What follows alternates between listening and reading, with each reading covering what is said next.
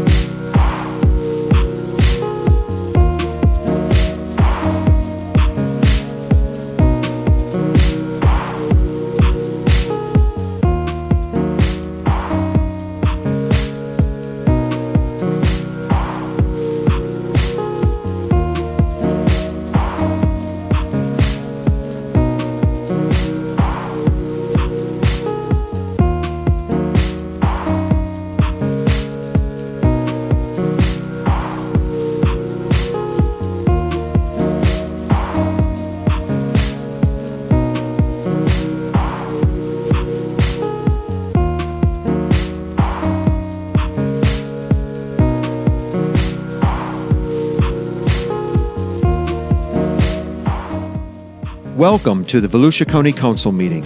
The meeting will begin in 5 minutes.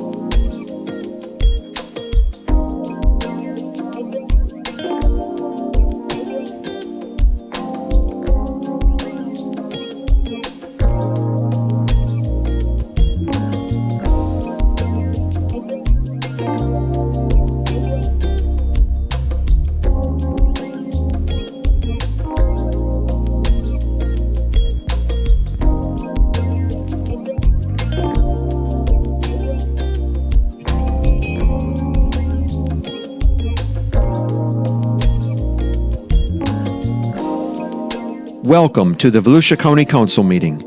The meeting will begin in 2 minutes.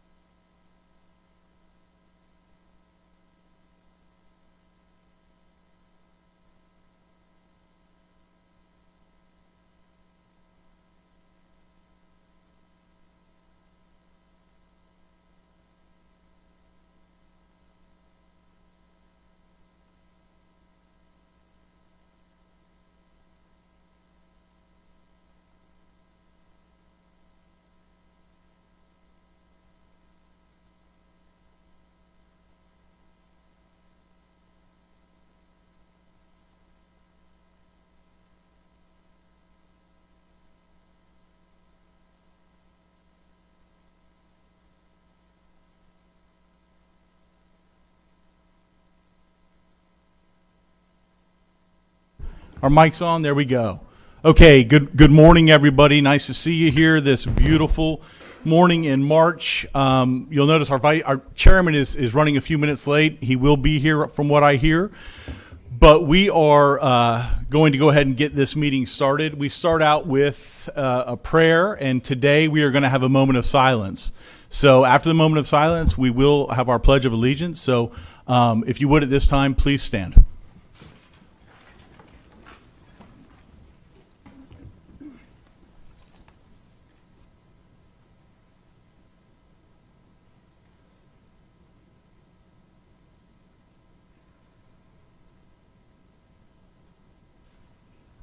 Thank you very much.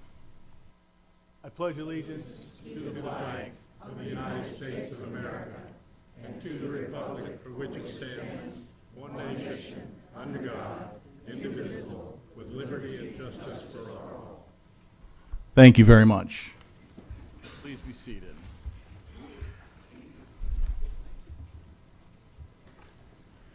Okay, Madam Clerk, at this time, if you'll please do our roll call.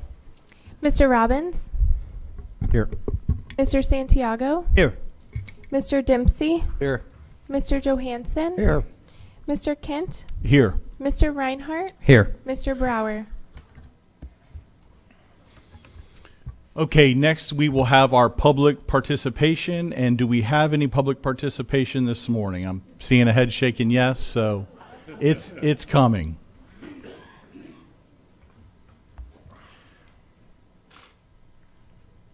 Thank you very much. I will read these in the order that they were received. Please know whenever you come up, you have 3 minutes to talk about anything that you would like to talk about that's not on the printed agenda. Please make sure your comments are directed to this entire council. If you need to raise or lower the podium, you can do that. Please speak directly into the microphone. And first up, we have Jack Entholt. When you come up, for security purposes, you do not have to give us your exact address, but please tell us where you're from so we know which district you're in. Thank you very much. Go ahead, Jack. My name is Jack Entholt. I live on Martin Street for the past 30 years, over 30 years. That's in northwest DeLand, Route 15A and the railroad tracks. We've had flooding there for about the last 5 years. The last 2 years it's been worse. I got old live oak trees dead. The first problem started when Heritage Place was built. That's got to be in like 2006. Then Mallory Square was next. Now it's Spring Garden townhouses. I put marker flags in my yard after larger rain events, and I would look a week later and the water would be a couple of inches higher, but it had not rained in all that time. All three developments have designed stormwaters to flow into retention ponds near our flood area. This practice is most easily explained with the last site development, Spring Garden townhouses.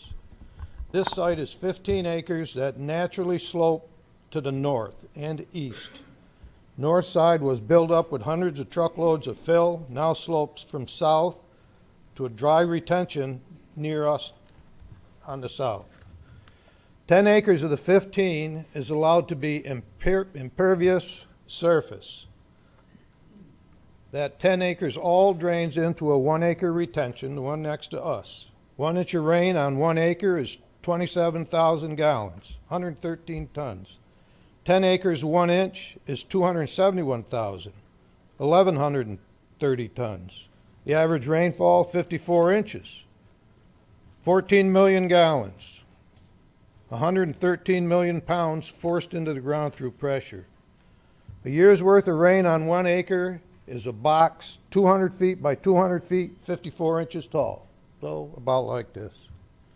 A year's worth of rain on 10 acres forced into a 1 acre retention is a box 200 feet by 200 feet, 540 inches. That's 45 feet high.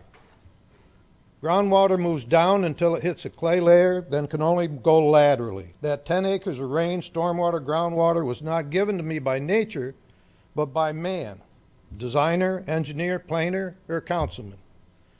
If we all get 50 inches, that seems fair. But why should I get some another guy's 50 inches because they don't think they should share? City and county engineers tell me the planning and development is all legal. Well, somebody is blowing smoke. How can it be legal to ruin somebody's property and dreams? About 12 properties are affected by this flood, including Duke Energy, CSX Railroad, Volusia County School, FFA Farm. We need help. Thanks a lot. Thank you, Jack. Next up, we have Lorna Larson.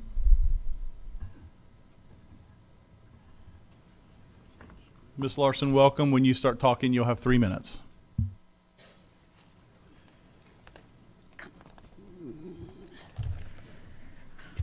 Hi. Good morning, Council. Volusia County Council. And my address is in DeBerry, but due to health reasons, I've been living with my son in DeLand. So I have both residents. This is about the one in DeLand. Now that my front yard isn't available to park in, the house doesn't have open windows to throw tires and waste in. The rotting tree that covered most of the backyard, creating a barrier for the neighbors to be able to throw human waste, human diapers. All of this I had to clean up in the back. Before I purchased the property, I had all of this, so I knew what the property was like. Someone has claimed that we need to abide by rules that even they don't abide by and don't seem to be required. The code enforcement notice on the front gate over the no trespassing sign posted there was addressed to Tanner Larson, an ADA and part owner of the property. Who is it that I should ask for harassment charges, county or state? This is Tanner Larson. He is my son, and he has been working real hard to do what is required for. Okay. Did somebody have questions for me? No, ma'am. Now's not the time for that, but I am going to direct your son, if you don't mind. Before you start talking, go over and see our county manager right now and get a card from him. He's going to raise his hand right now for you so you see who he is. Just head over there, Tanner, and grab a card because you're up next to speak. Thank you, Ms. Larson. You may have a seat. Thank you very much. Thank you. Next up is Tanner Larson.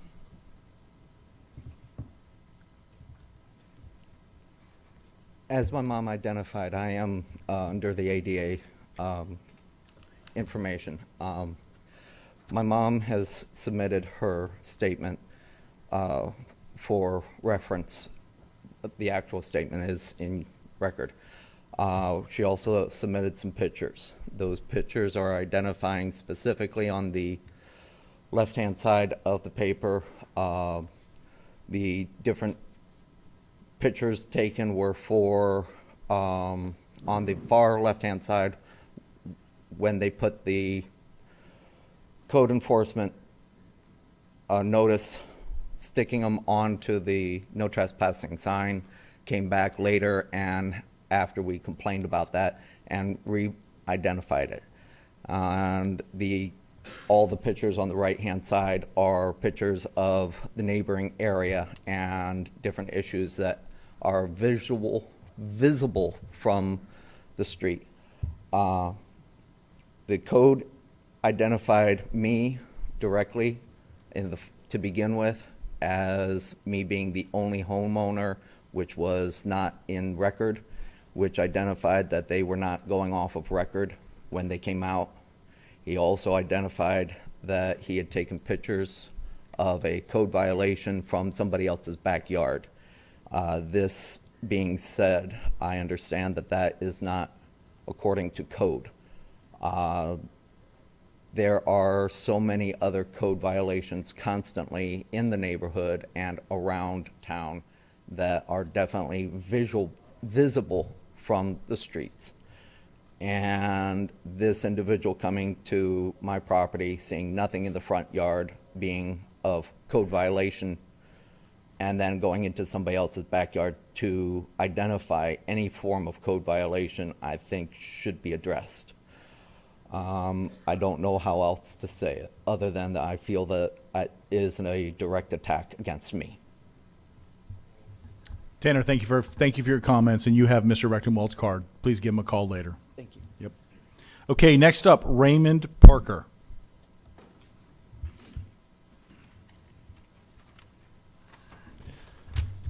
Council Chair, council members. My name is Raymond A. Parker. I am in District 1. I live at 1800 Glenwood Reserve Drive in DeLand. And I approach you today to request your guidance, assistance, and action to have our homeowners association leadership itself and others cease and desist posting off-premises signage in Glenwood Reserve. Repeatedly, I met with Volusia County Code Compliance on this matter.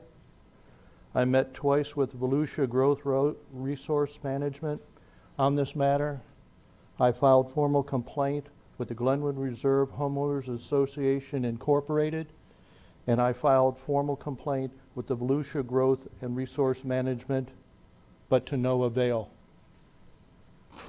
Last Friday, March the 1st, and then on Saturday, March the 2nd, 2, and then 4 off-premises sale signs were posted. These abuse Volusia's common violations as dictated by code compliance. Homeowner Association Corporation leadership itself asserts that they need not comply with the common violations guideline. Homeowners Association Corporation leadership maintains that Volusia County Code Section 72-298 releases them and others from compliance. I vehemently disagree with such. I ask our Volusia County Council to act to cease and desist this practice, this signage practice in our community. Please do so in accordance with Volusia County's common violations. Thank you. Thank you, Mr. Parker. Next up is Joe Tremens. And just so you all know, and for our recording secretary, our chairman has arrived. I'm going to pass everything back over to you so you can take over. Absolutely. Joe Tremens.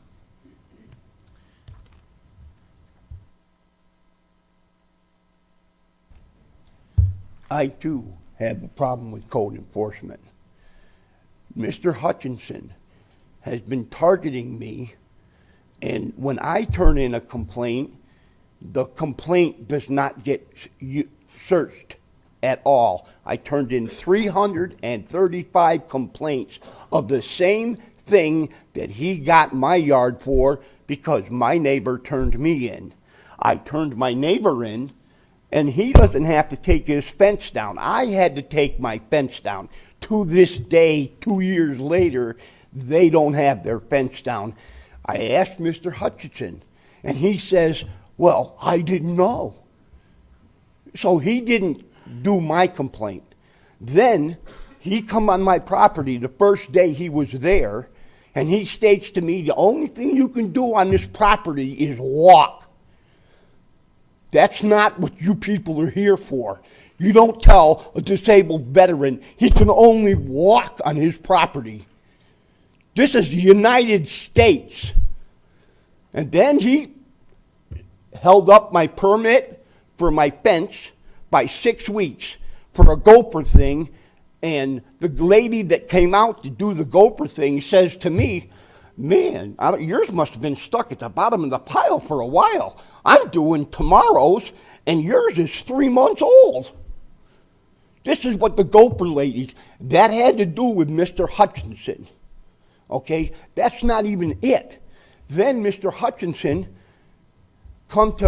I called him on the phone and asked him why they wouldn't approve, Volusia County wouldn't approve my solar panels on my roof. You know what he told me? Well, you have an open fence permit that is expired, and that stops us from issuing your solar panels. So my solar panel has been waiting for 3 months That's money out of my pocket because he wants to play with me. This is wrong. Then he sends, Freddie something, the code enforcement officer, to my property to find something on my property. And Freddie, I can't think of the guy's name. I got it right here. Give me a second. You've only got 30 seconds, so Yeah, well, make the best of it was one of the code enforcement officers, and he says to me, he's the one that wrote you the ticket. I was under the very thing they told me was they can't write tickets. They can't stop on the road and say, that fence is too high. You can't do that. But yet, he stopped at my house, and I got summoned to two court gates. Thank you, sir. We hear you. This is wrong. We hear you. Yeah, but nobody's doing nothing. And then... Thank you. Your time is up. Yeah, and then after that... Thank you. Troy, thank you for stepping in. This is why we have a vice chair. I'm going to try and plow through today. Next up is Joe Treminas. That was Joe.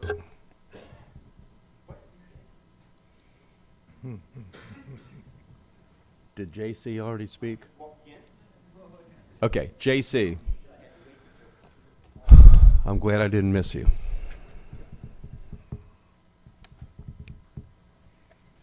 My name is JC Figueredo. I live on Jackson Woods Road in DeLand. So I actually printed a couple topography maps of the area, and I think what I have here is a pretty accurate warning to the council that they need to start taking action and start preparing.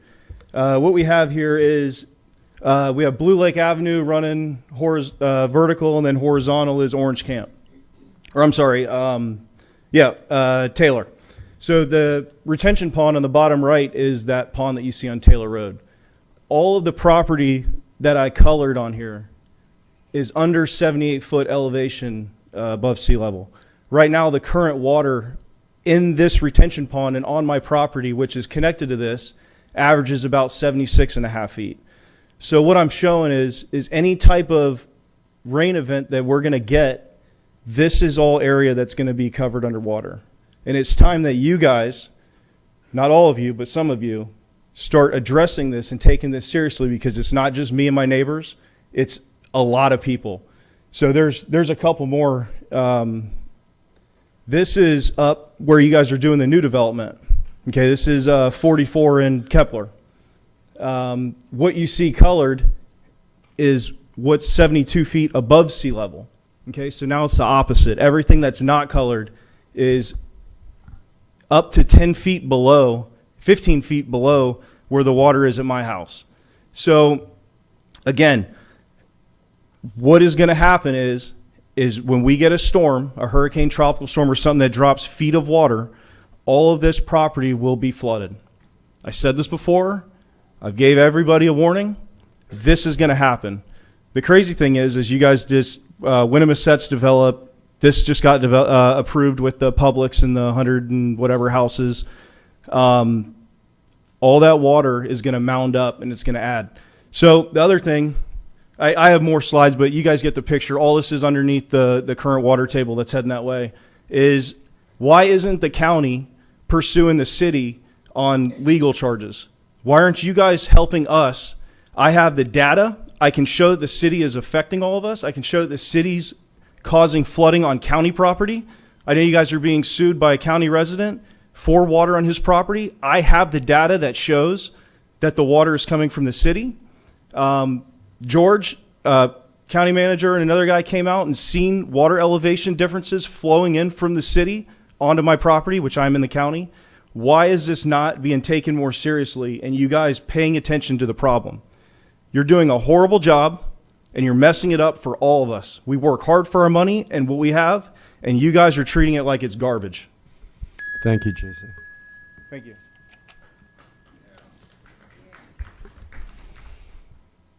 Skip Simmons.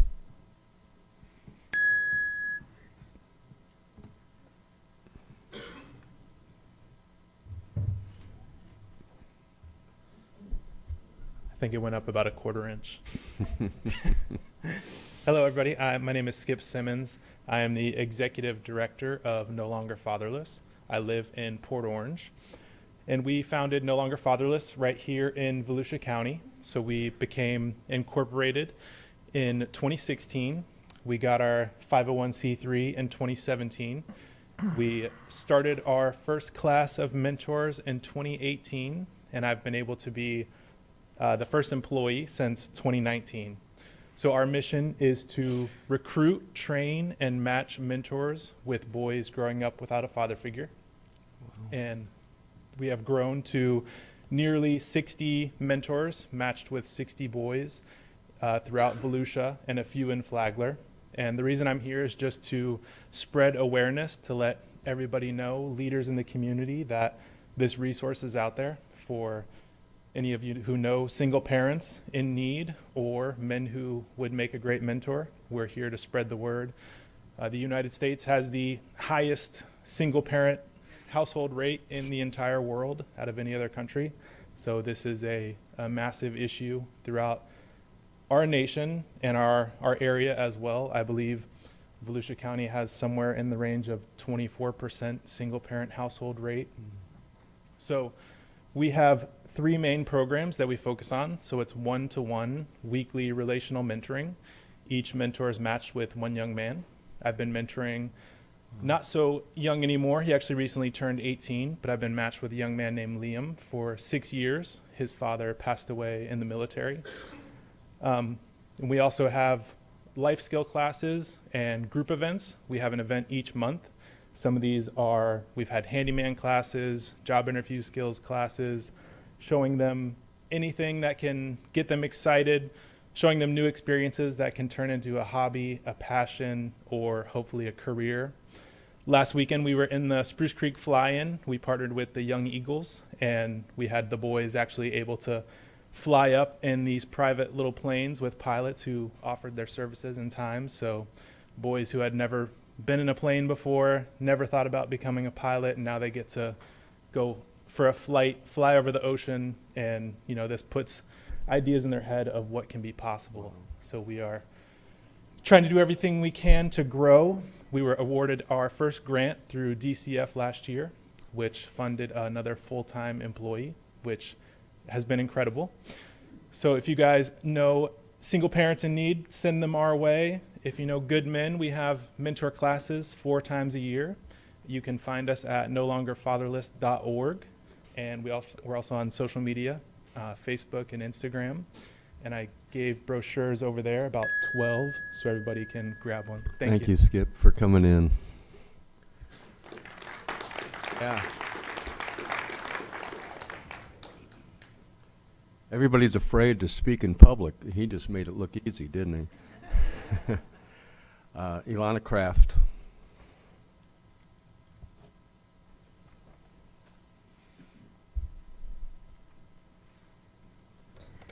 Hello, everyone. My name is Elena Kraft. I live in Ormond Beach. So today I just want to discuss what happened during the last council meeting.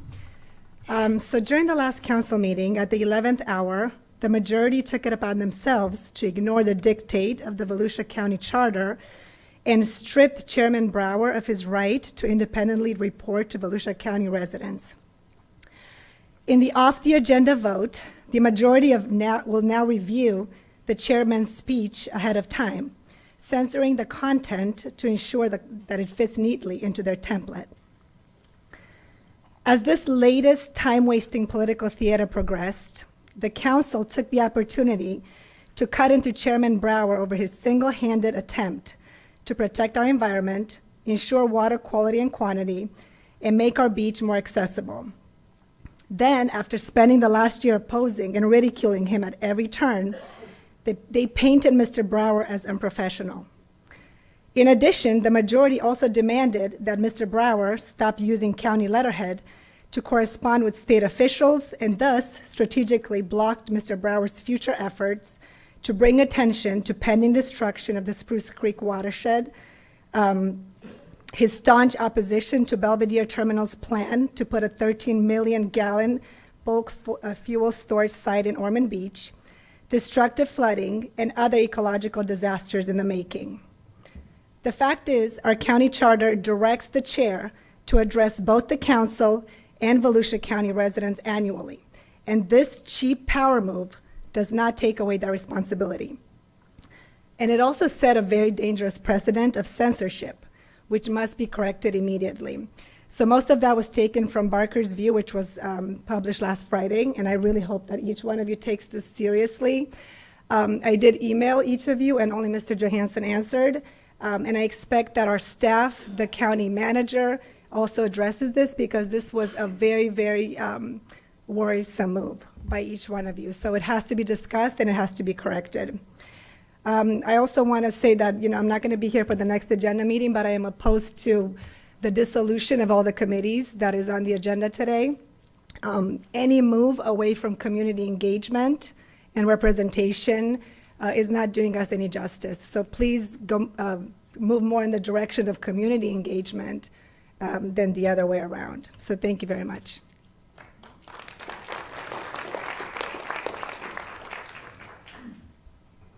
Thank you. That's the end of the list for public comments, so we will move to item 1, the consent agenda. Does anyone have an item they would like to pull, either for comment or for a vote? Move to approve. Second. Mr. Brower. Before you Yes. take a vote, there was a public participation Yes, for I this. see that for item O, and I will call Mayor Gibson up at that time. But first, this is unusual. George Rechtenwald, County Manager. Well, I was just going to reiterate that Mayor Gibson was here Yes. and wanted to speak, just Okay. speak to OU. Okay. I wasn't going to forget you. Thank you for coming all the way from Oak Hill. It's always good to see you. We have a motion by David Santiago to approve the consent agenda. Was there a second? There was, Kent. Vice Chair Kent gave the second. Before we vote, Mayor Gibson, would you please come and Ben real Bartlett. quick before the mayor speaks, I just want to introduce the item is a lease on between Volusia County Utilities and the city of Oak Hill to operate a new sanitary sewer collection system that'll serve 280 homes and will serve to remove all those aging septic systems that are right adjacent to Mosquito Lagoon. It was a cooperative project between the county, the city, the DEP, and the Water Management District, and I'll turn it over to the mayor. You didn't think the mayor could say that? He was afraid of what I'd say. County Chair, County Council members, Mr. Breckenwald. I'm here because I want to tell you this project cost $99 million. It'll remove 280 septic tanks that drain directly into the Mosquito Lagoon. Not only the citizens of Oak Hill, but the county that utilize the Mosquito Lagoon for recreation purposes is going to benefit from this, because we're removing the phosphates and nitrates that go into the lagoon. I'm a firm believer if we don't start, we're going to lose. This could not have been implemented, could not have been completed without y'all's help. I call out Mike Ulrich, Utilities Director, for his constant help.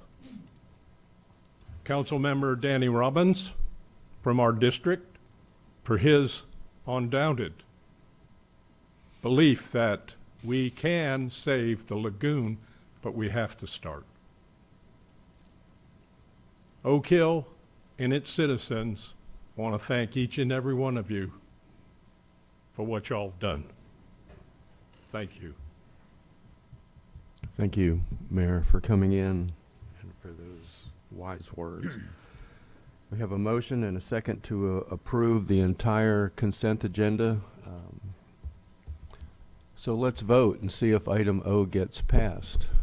All in favor, please say aye. Aye. Any opposed? Passes. Thank you, Mayor.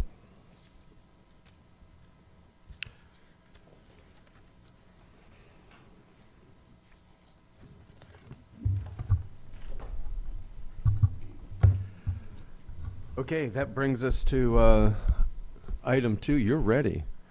Always, sir. Discussion motto. and direction of the dissolution, oh my, of advisory boards. Did you see these? Just now, yes, sir. So you're going to start, Yes, sir. and then we will move into public discussion on this item. Morning, Mr. Chair, members of council. I'm Russ Brown, Deputy County Attorney. At the December 5th, 2023 meeting, council directed staff to bring back a list of boards that could sunset or be combined with other boards. Many of the county's boards are statutorily required and could not be dissolved. The agenda summary contains the research conducted by staff and the impact sunsetting additional boards would have on the county depending on the board that is dissolved. I'm here as well as other members of staff to answer any questions you may have and await the direction you give the staff regarding the boards. So at this time, I'll turn it over to you. If you have any questions, I'm here to answer them. Thank you. With this many people that want to speak, 31, we should probably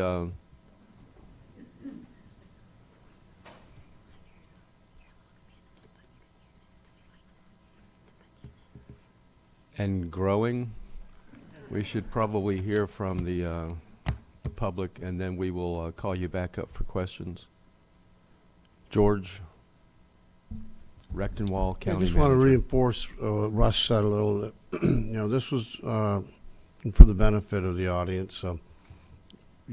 The ask here was to look at these boards and see about combining them, or which ones may have needed a either repurposing or their purpose had passed.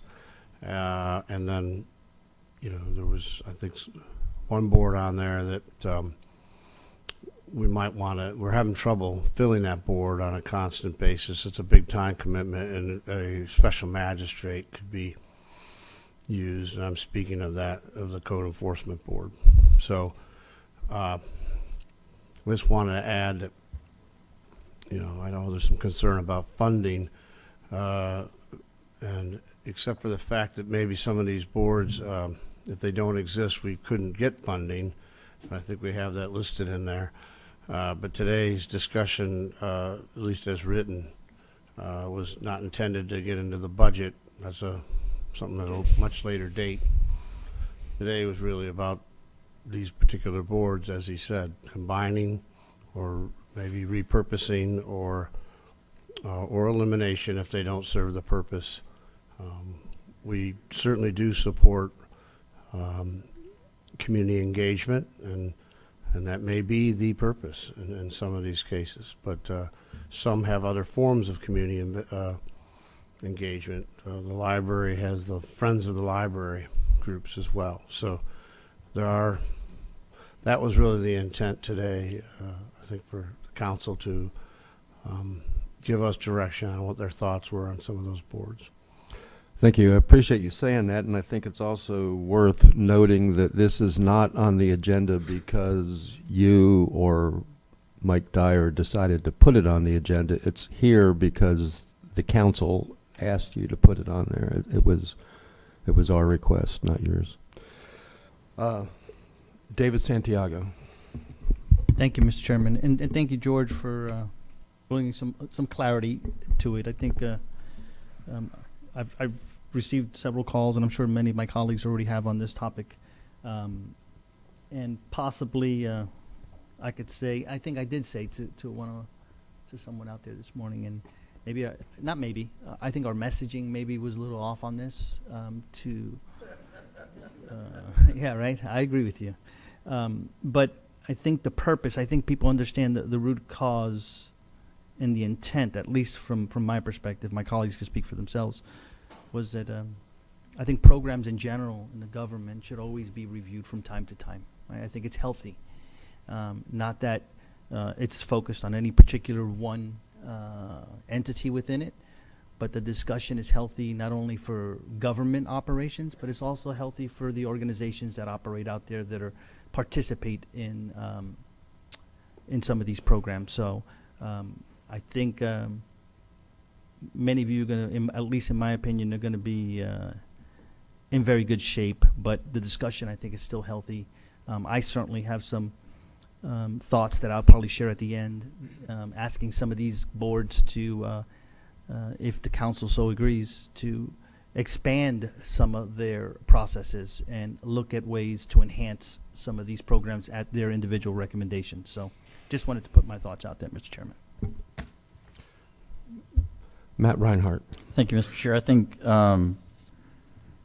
Santiago, you just clarified. I wasn't sure if we were going to approach, I guess, a little direction on each board individual, because I think a lot of these people are here about one board in particular, which I have answered. I think everybody knows where I stand with respect to that, and I didn't know if that would make the process easier, because there are a lot of people here passionate about every board, but there's one in particular, I believe. I didn't know what would make that easier to move this process along quicker.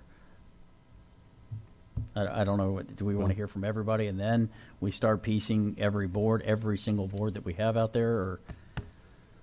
Yeah, I want to hear from the people that came in today, and then we will, I'll open it back up for discussion, and we'll see what questions we have. And I don't know that we need to do each board individually. I hope that's not necessary, but Pat, I'm sorry, but you're first. You want me to bury you in this stack? Pat Northey. So do I today. So we're going to be a good pair. Okay. Here I go. Okay. Council, I am here to encourage you to reject item 2. Frankly, as the former county council member who sat in your chair for 20 years, I call BS on this agenda item. Advisory boards are an important part of Volusia County government and represent the most engaged citizens in our communities. They give up their time, provide their talent, and they seek no treasury for serving. Over the years, they have done important work and provided great insight into the county and for the council. I am particularly concerned about the status of the Volusia Forever and Echo boards being combined. Part of the success of these programs is that they operate with full transparency and oversight of a Citizens Advisory Committee. In both instances, each ballot question spoke to a specific advisory board. In the matter of Echo, here are the words directly. In order to ensure the proceeds are used solely to finance acquisition, restoration, construction, and improvement of recreation, historic, and cultural facilities for public use, the county council shall appoint electors to an advisory oversight committee to provide for ongoing review of all projects under consideration and to make recommendations to the county council. Language in Volusia Forever followed closely the Echo language. It reads as follows. In order to implement a program to finance negotiations, acquisition, protection, restoration, access, and management costs, the county council shall create an advisory oversight committee. It further states the oversight committee shall recommend a land acquisition program with policies, procedures, standards, and criteria for the purchase of endangered land and conservation lands and water resource areas.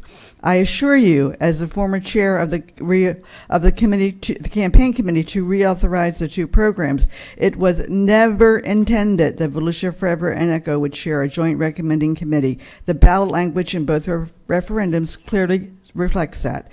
The work is important, it is hard, and it is different for both boards. To combine them would break faith with the public, who clearly wanted to continue the good and independent work required to meet the obligations of these boards.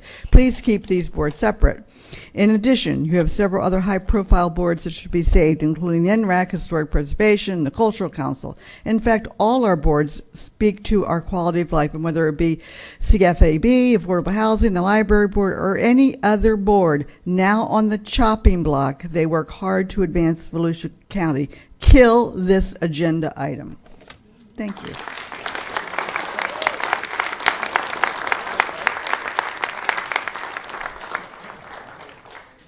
Thank you, Pat, for a speech impediment. That was pretty flawless. We now have. Mr. Chair, can I get a point that personal privilege that might help the council, if I may? You may. Thank you, Pat. By the way, great job in that. But I think it's important, Mr. Chairman, in case there's some others in the audience. I don't recall ever this council discussing about combining those two boards. I don't think that's ever been on the agenda, and I thought it was important, Pat, for you to know it, and maybe others. Okay. Okay. Mayor Chazet from the beautiful city of DeBerry, and well run. You have 30 seconds. Thank you very much. I am here as a resident and taxpayer, not in my official role. I do live in DeBerry. I am going to speak to two of the boards listed in this agenda item, specifically because they are high priority for me, but it does not mean that I wouldn't have a feeling about the other boards being disbanded or combined, because I do believe that we need to hear from the residents. The first one that I would mention is the Cultural Council. Traditionally, according to your website, around $600,000 is directed towards the art for the county, and that is a discussion for another date, as the county manager has said. However, that's roughly $1 a day per person in Volusia County.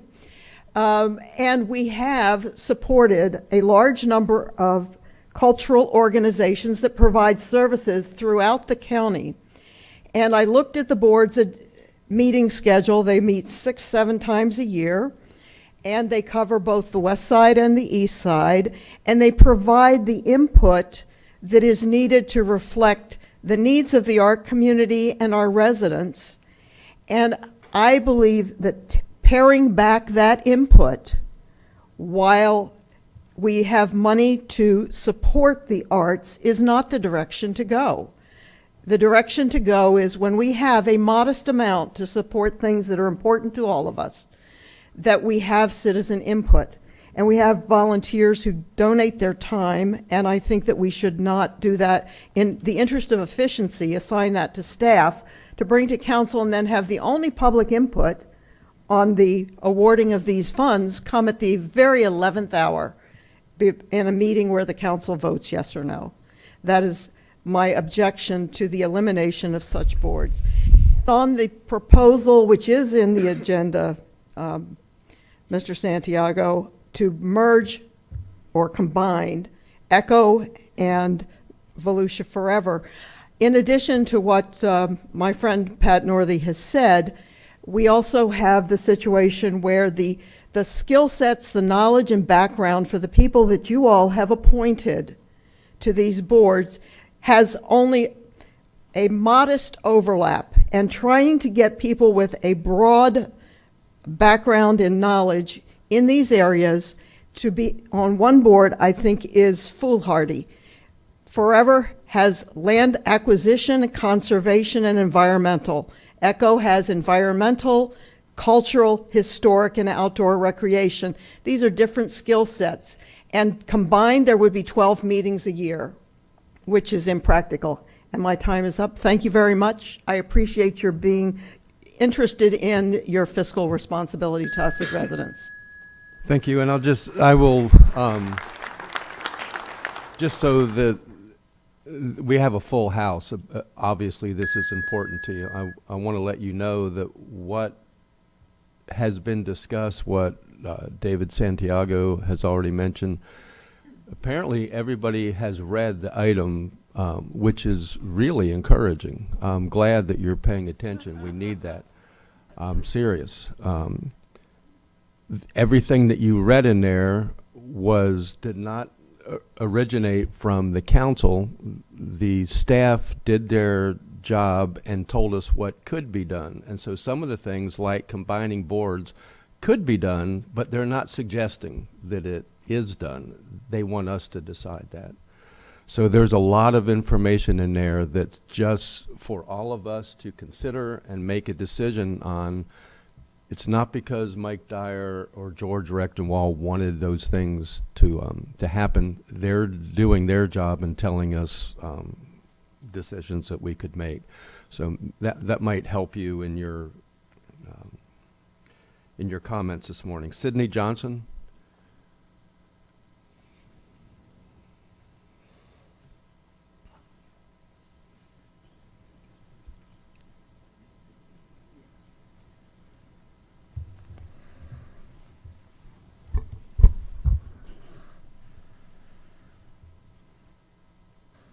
Sidney Johnston, 535 North Clear Avenue, 32720. Thank you for your service to Volusia County residents for maintaining our advisory boards and committees as currently organized. As a fifth-generation native of DeLand, my ancestry includes early settlers who arrived before there was a city of DeLand and when Enterprise was still the seat of county government. Over the past 150 years, my ancestors have enjoyed and contributed to Volusia County's economy and our arts, cultural, historical, and nonprofit organizations, and paid taxes to support our government. Next, I paraphrase founding father and second president of these great United States, President John Adams. I must study politics and war that our sons may have liberty to study mathematics and philosophy in order to give their children the right to study painting, poetry, music, and architecture. From politics and war to architecture and music, President Adams understood the deep value and hard work to be able to prioritize the arts in their many forms. President Adams was also concerned about his place in history and the storytelling of history accurately. Thousands of Volusia Countyans agree with our founding father about the intrinsic and economic values of art, culture, and history, and I would add to that list the environment, as witnessed by the many thousands of persons and millions of dollars that flowed into Volusia County each year due to events and festivals associated with the arts, culture, environment, and heritage. The Volusia Echo program has supported the design and construction of millions of dollars in buildings and sites for government agencies and nonprofit organizations engaged in the arts, environment, history, and outdoor recreation, exactly the way the electorate voted on Resolution 2020-79 with an approval by over 70%. Please do not combine Echo and Forever programs because they have different funding sources with very different missions, objectives, and requirements, and were voted for as separate entities. H is historical for the ECHO program and a key feature of Volusia County's heritage. The Volusia County Historic Preservation Board represents one of the longest serving and most significant of our advisory boards and reflects our history. Constituted in 1992 and reorganized in 2007, its roots run deeper to 1951, when the Florida legislature and county government created the Volusia County Historical Commission. The Historic Preservation Board is vital to the county's qualification as a certified local government. Since 2009, our CLG status and certification have given the county preferred status in applying for historic preservation grants and review authority for properties to be listed in the National Register of Historic Places. Please do not eliminate or otherwise diminish Volusia County's art, culture, environmental, and historic preservation boards and committees in the name of good government. Thank you for your service. Thank you, Will. Okay, I'm going to call several people up so that you're ready. You can come up one at a time, but next will be Gary Swanson, followed by Nancy Vaughn, followed by Melissa Lammers, just so you can be prepared. My name is Gary Swanson. I live in Bethune Beach. I want to thank you, council members, for the opportunity to speak to you today on behalf of the Southeast Volusia Historical Society. You've all received a letter from our board of directors yesterday via email, a copy of which is being provided to you today at this meeting. Our board of directors appreciates your efforts to streamline our local government processes as it relates to the Volusia County Citizen Advisory Boards. We would, however, ask that you consider the fact that some of these advisory boards work on Volusia County's behalf to facilitate processes tied directly to the county budget's fiscal year. The Volusia County Cultural Grant Workshop grant submission and review process was due to begin by the end of January. Grants are due in May, reviewed during the midsummer, and voted on by you prior to the end of September as the fiscal year ends. By suspending the activities of this particular board, along with others, you have eliminated the county's process that initiates, reviews, and awards these grants. Though it may not have been the intent, the action of suspending all advisory board activities has the effect of jeopardizing the funding that would be available through this program for the coming fiscal year. The Southeast Volusia County Historical Society would ask that a motion be brought forward at today's meeting to reinstate the functions of all the citizen advisory boards that have activities related to funding in the upcoming fiscal year. It is not necessary to suspend the activities of these advisory boards in order to review the work they do and make changes in the coming years. Suspending the activities of citizen volunteers also does not save Volusia County money. It does, however, put harmful stress on the budget processes of the many cultural entities that count on these yearly grants.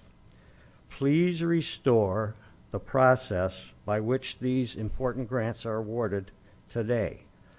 Again, we thank you for your time and the work you do on behalf of the citizens of Volusia County, and thank you for your support of culture and arts in the county. Thank you, sir. Thank you. Nancy Vaughn.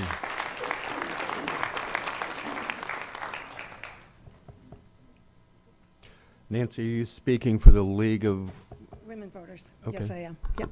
Thank you. Good morning, Chair Brower, council members, and County Manager Rechtenwald. My name is Nancy Vaughn. I live in Port Orange, and I'm representing the League of Women Voters of Volusia County today, a nonpartisan organization that has been educating voters for 104 years. The League believes strongly in citizen engagement in government at all levels, but especially locally. We respectfully ask that you not disband the Environmental and Natural Resources Advisory Committee. The purpose of NRAC, basing their work on provisions in the Volusia County Home Rule Charter, is to recommend minimum standards to protect the environment, recommend corresponding implementation ordinances, and taking these recommendations to you, the council. The NRAC committee is made up of engaged, thoughtful, intelligent members of the community who have long-term experience in their field. From professionals in engineering to environmental law, city planning to real estate development, they can and have worked collaboratively to address some of the many issues this county faces. Among those include, but are not limited to, wetlands protection, low-impact development, river and waterway protection, stormwater management, and protecting our designated sole source aquifer, which I know you all know means that the aquifer is our only source of drinking water in the county. Much of what this committee does ultimately protects our water. The council, as a body, has the opportunity to ask this advisory board to explore these topics and others that are within the scope of NRAC.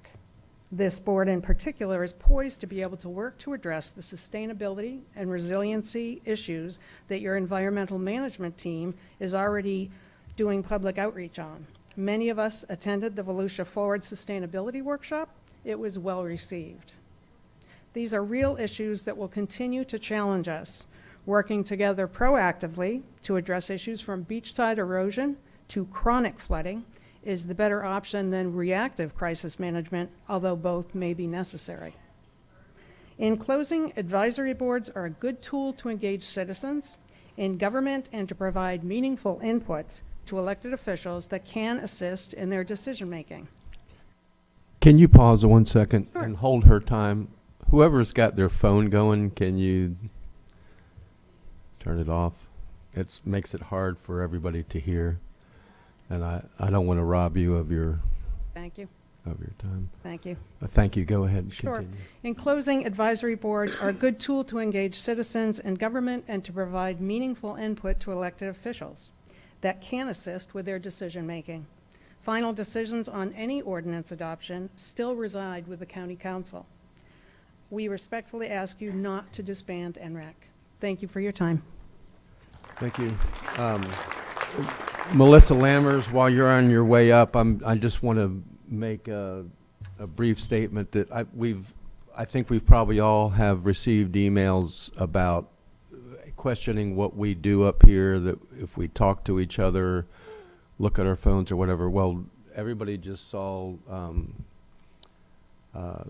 Mr. Reinhardt speak to me and leave the room. I'm not going to tell you exactly what he said, but I'm going to let you know he wants to be here. He's got a family emergency that he's dealing with. Good.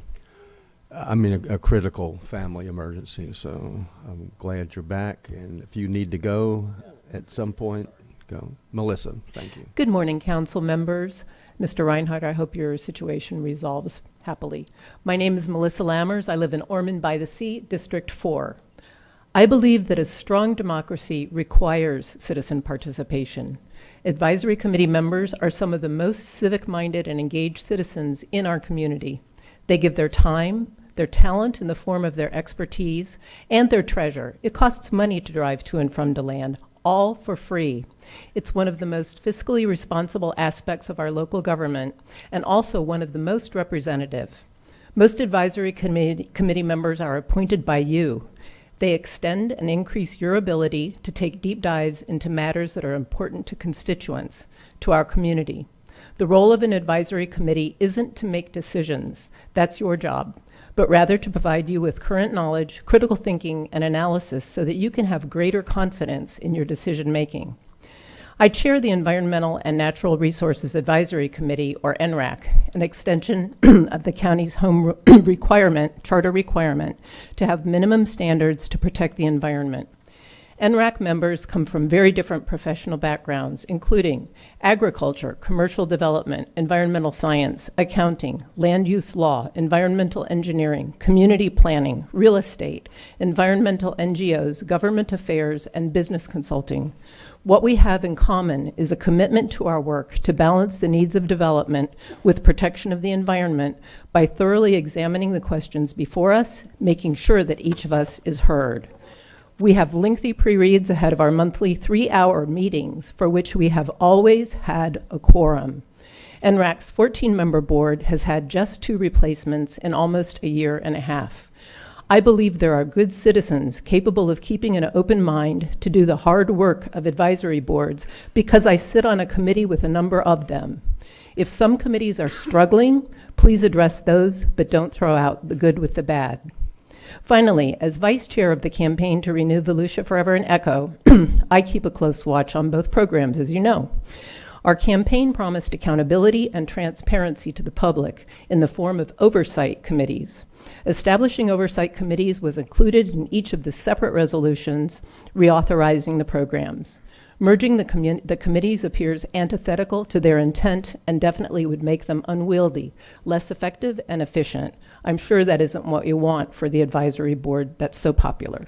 Again, advisory boards do important work for free that helps you get a handle on the many, many issues you must decide. Members give free expertise to the county and represent our citizens. Please continue to work with them. Thank you. Thank you. Paul, is it Paul Croce? And then you will be followed by Patricia Miles, and Patricia will be followed by Kathleen Thompson. Thank you for the opportunity to address you on this important issue. My name is Paul Croce. I live in DeLand. There are costs for groups like this, like NRAC and others, but the benefits in planning ahead make the investments worth it. Now, Chair Brower, you're a better teacher than I am. You actually got all of your students, or most of your students, to read their homework. So well done. As a teacher myself, I notice that we can't all study all issues. The advisory committees will do that homework for us, and if you don't like their findings, they're advisory. You can rule past them, but they are citizen voices. So please don't silence them or divert them or divert their work. The voices of the advisory boards offer potential not to be political. That's not the point. It's good democracy and it's good government. Carry on and do the right thing.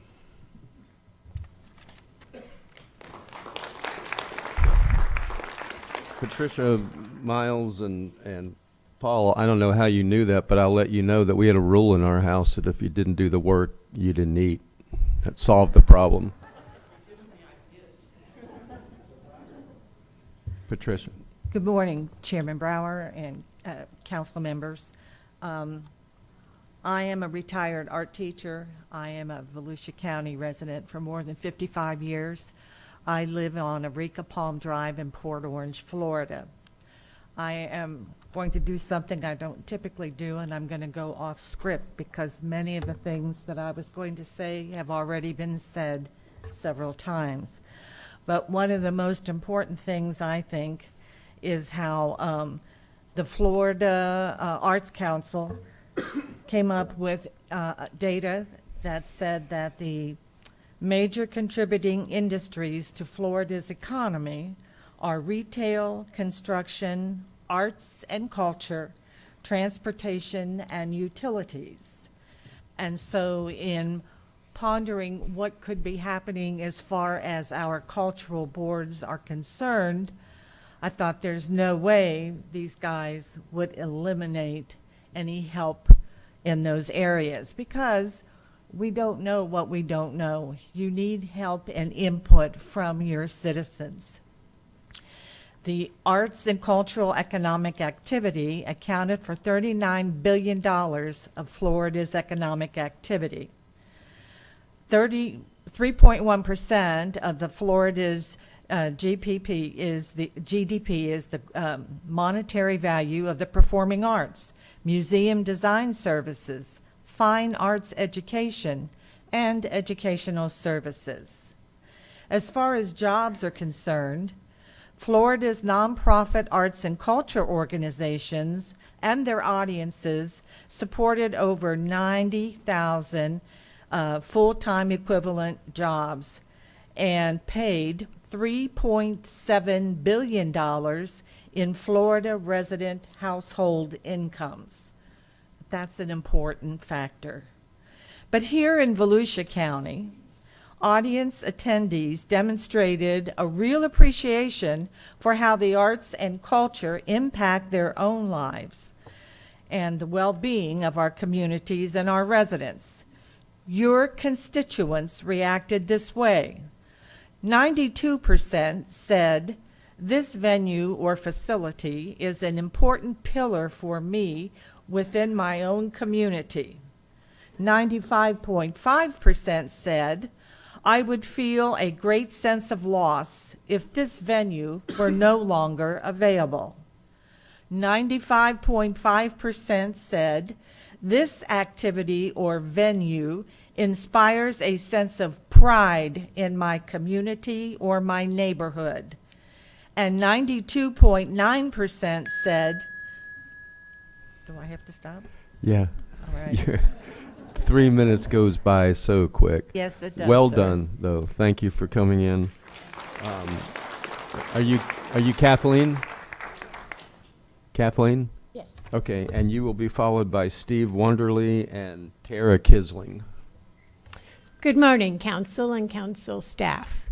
Kathy Thompson. I live in Ormond Beach in Mr. Kent's district, but I am president of Daytona Playhouse, luckily in Mr. Reinhardt's district. I had planned to attend your meeting today to actually update you on our ECHO, which we hope to complete in April.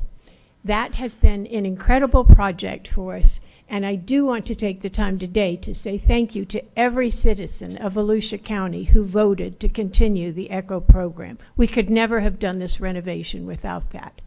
But I will take the time to remind you of what you can and cannot do with an Echo. It is a brick and mortar only expansion of your building.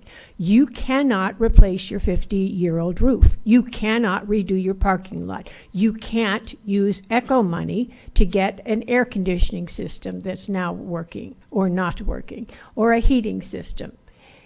Echo requires you to sign a 30-year contract that you will stay open, offering your services to the community, but they don't offer you a dime to accomplish that.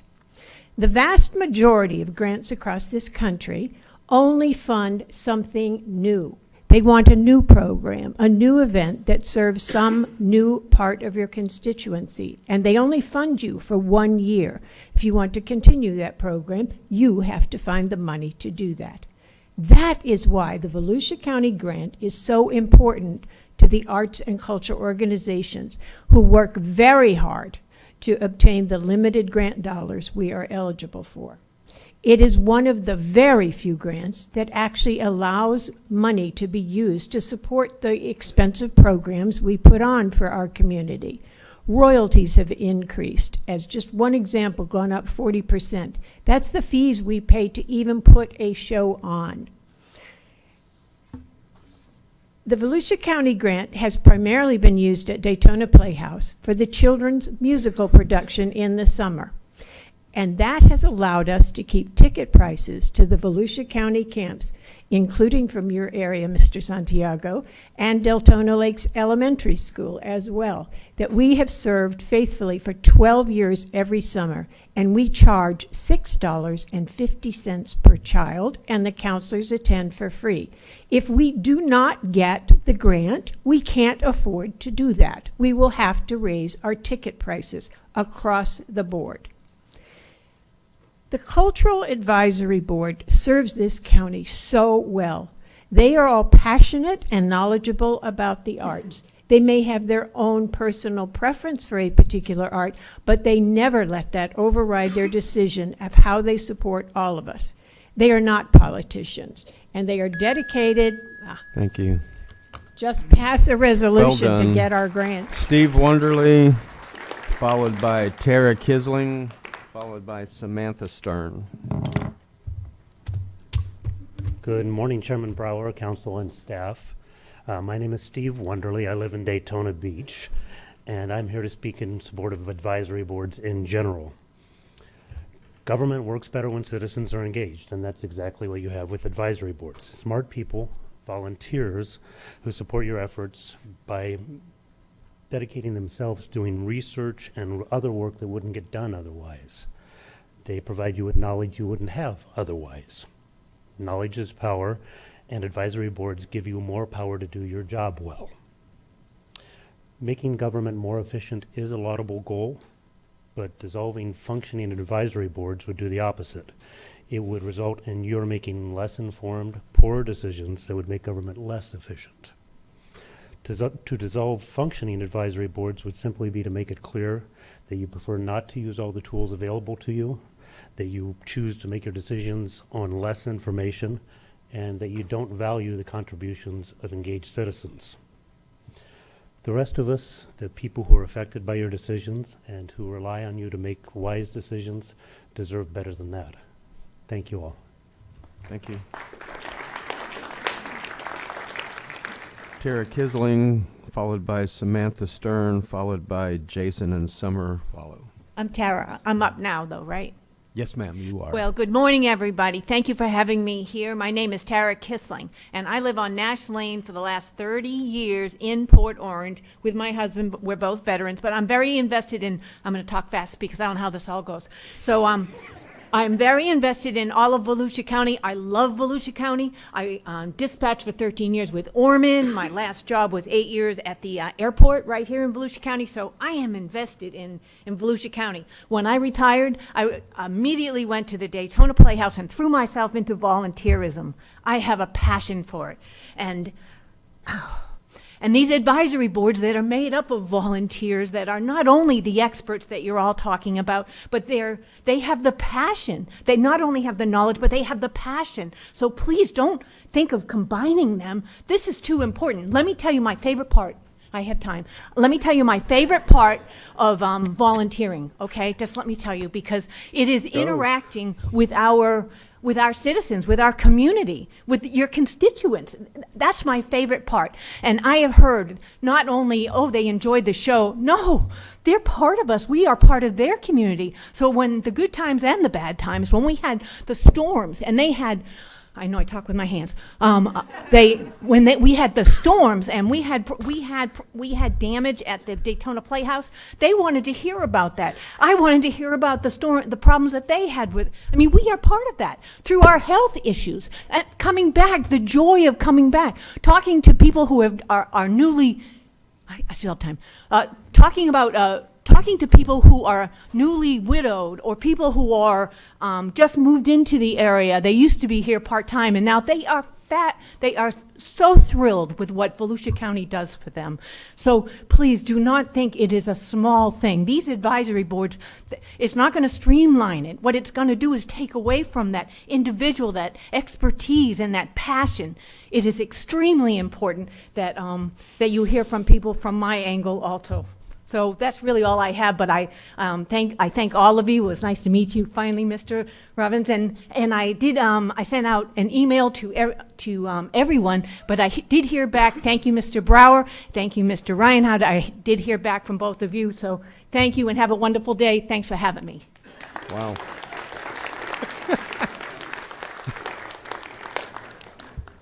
Samantha, I'm sorry, you have to follow. Okay. Good morning. My name is Samantha Stern. I live in DeLand. I am the director of theater at Daytona State College and an assistant chair of the Mike Kerb College of Music, Entertainment, and Art. Thank you for hearing just a bit of my perspective today.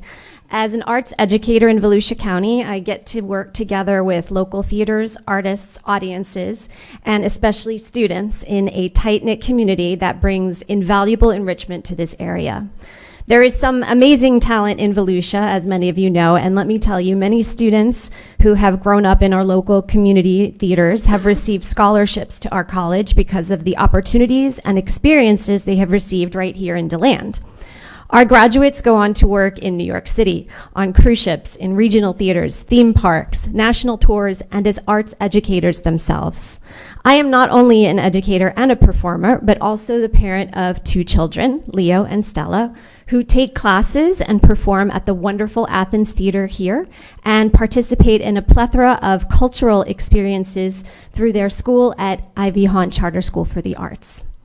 These opportunities come directly from the support and input of the Volusia County Council Cultural Advisory Board. Their roots in our community serve as part of our lifeline. As I drove into downtown DeLand this morning, I passed our sign that says Arts, Culture, and Entertainment District, and I had an incredible sense of pride and gratitude come over me. Support from Volusia County Cultural Arts Council and Advisory Board makes an incredible difference in so many people's lives. And while it may not always be quantifiable, I see it every single day in my work, in my community, and in my family. I hope you will continue to allow our experts on the Cultural Council Advisory Board to help make decisions that make Volusia County an amazing place to live. Yay. Jason and Summer Vallo. You will be followed by Craig Uppercue, and Craig, you will be followed by Ruth Ann Fay. Good morning, Council. Thank you for having us. My name is Jason Volo. We live off of Glenwood Hammock in DeLand, and my daughter Summer is 11, who attends Athens Theater. She is here with me today because we homeschool our children. Mrs. Baldwin and Ms. Angelin and their staff are absolutely incredible, and cutting their funding, sunsetting, dissolving, or combining this group with another would be a detriment to the program. Tuition is already expensive, and cutting their funding would likely result in further increases. This could result in lower participation due to the current economy. They have a record number of kids joining, and the kids are awesome at their craft. Many children are not in traditional sports, and this is their passion. We should not be looking at children's activities and art as a way to cut expenses. The tax impact per household is estimated at about $1.25, which is minimal. Athens brings value with all of their productions. Patrons come from all over to watch these performances, which in turn drives revenue for our downtown business owners. I am asking that you please reconsider an alternative measure rather than impact the children. Good morning, ladies and gentlemen. I am Summer Volo, and I am 11 years old. If it were not for Athens Theater, I would not have the courage to stand up here and address you today. I love to do theater, and this is what I want to do when I grow up. I want to follow this through to my college through these years and beyond. I love the entire staff at theaters at Athens, as they are sweet, kind, and positive influence for all of us. I would hate to lose any funds for the program that would cause organizations, the Athens Theater. Today, I urgently address the potential elimination of the advisory council boards, particularly the Cultural Council. As you know, these citizen-staffed, volunteer-driven committees, including the esteemed Cultural Council, are not just bureaucratic entities. They offer invaluable input and serve as a vital bridge between the government and the public. The Cultural Council is unique among advisory boards. They play a crucial role in the direct distribution of funds to arts organizations and applicants. These intricate processes involve careful review of extensive documentation, interactions at public meetings, scoring applications, and serving the public face of the granting process. On average, each council member invests considerable volunteer hours, contributing to the consensus-driven decision-making process. Now, let me emphasize the direct impact on our students and families. Arts organizations heavily depend on the annual cultural grant dollars provided by the Cultural Council, which in return allows the organizations to pour additional resources into our public schools. Disbanding the Cultural Council would severely jeopardize these essential funds and consequently hinder the holistic growth and development of our students and schools. Recognizing the economic impact through our Arts and Economic Prosperity 6 study, cultural grants are critical. The AEP 6 information specific to Volusia County was hand-delivered to your clerk this morning, and she promised to give you that at the end of today's meeting. The dismissal of the Cultural Council risks losing the state designation as the local arts agency. This designation enables the county to access funds from the Arts License Plate Program and apply for state funds specifically designated for local arts agencies. Losing these income sources would not only hurt our cultural organizations, but directly impact the programs and initiatives that benefit our students and families. I urge the County Council to carefully consider these consequences this morning, prioritizing the well-being of our community, as you always do, the educational experiences of our students, and the vibrant cultural landscape that defines our public and beautiful Volusia County. Thank you so much for your attention this morning. Thank you, Craig. Ruth Ann Fay, followed by Tracy Flumer, followed by Jessica Gow. Several of the groups that I belong to open with the American's Creed. I believe in the United States of America as a government of the people, by the people, for the people, whose just powers are derived by the consent of the governed. We are a bottom-up country, not a top-down country like Russia and China. Without cultural events, you will kill the town. When people come to theaters, museums, art fairs, they go to our restaurants and stores, they eat dinner before the theater, and they visit all the booths at the art fair. Without cultural events, the only entertainment will be jumping out of airplanes and hoping the parachute opens. When I moved here 30 years ago, Stetson had a carillon. It played beautiful music. It was destroyed by a hurricane. Now there's only a mausoleum with President and Mrs. Hulley buried there. I'm looking forward to it being rebuilt. Tiger the Tugboat is not a cultural venue. It's more like the Liberty Bell in Philadelphia. It is an important part of the role Volusia County played in World War II. Tiger does not belong on your list, nor does the Naval Air Station. I was treasurer of the Shoestring Theater for 7 years. Your grants do not begin to cover the needs of a 105-year-old African-American schoolhouse that was turned into a theater, but they do help. Never forget our history. People won't want to move to DeLand if there are no cultural venues. Good. We've overbuilt, killed too many trees, the traffic's horrible, the roundabouts are challenging, there's hardly anywhere to park. Go ahead and kill the town. Make it a mausoleum. Thank you. Tracy, followed by Jessica Gow, followed by Bill Wright.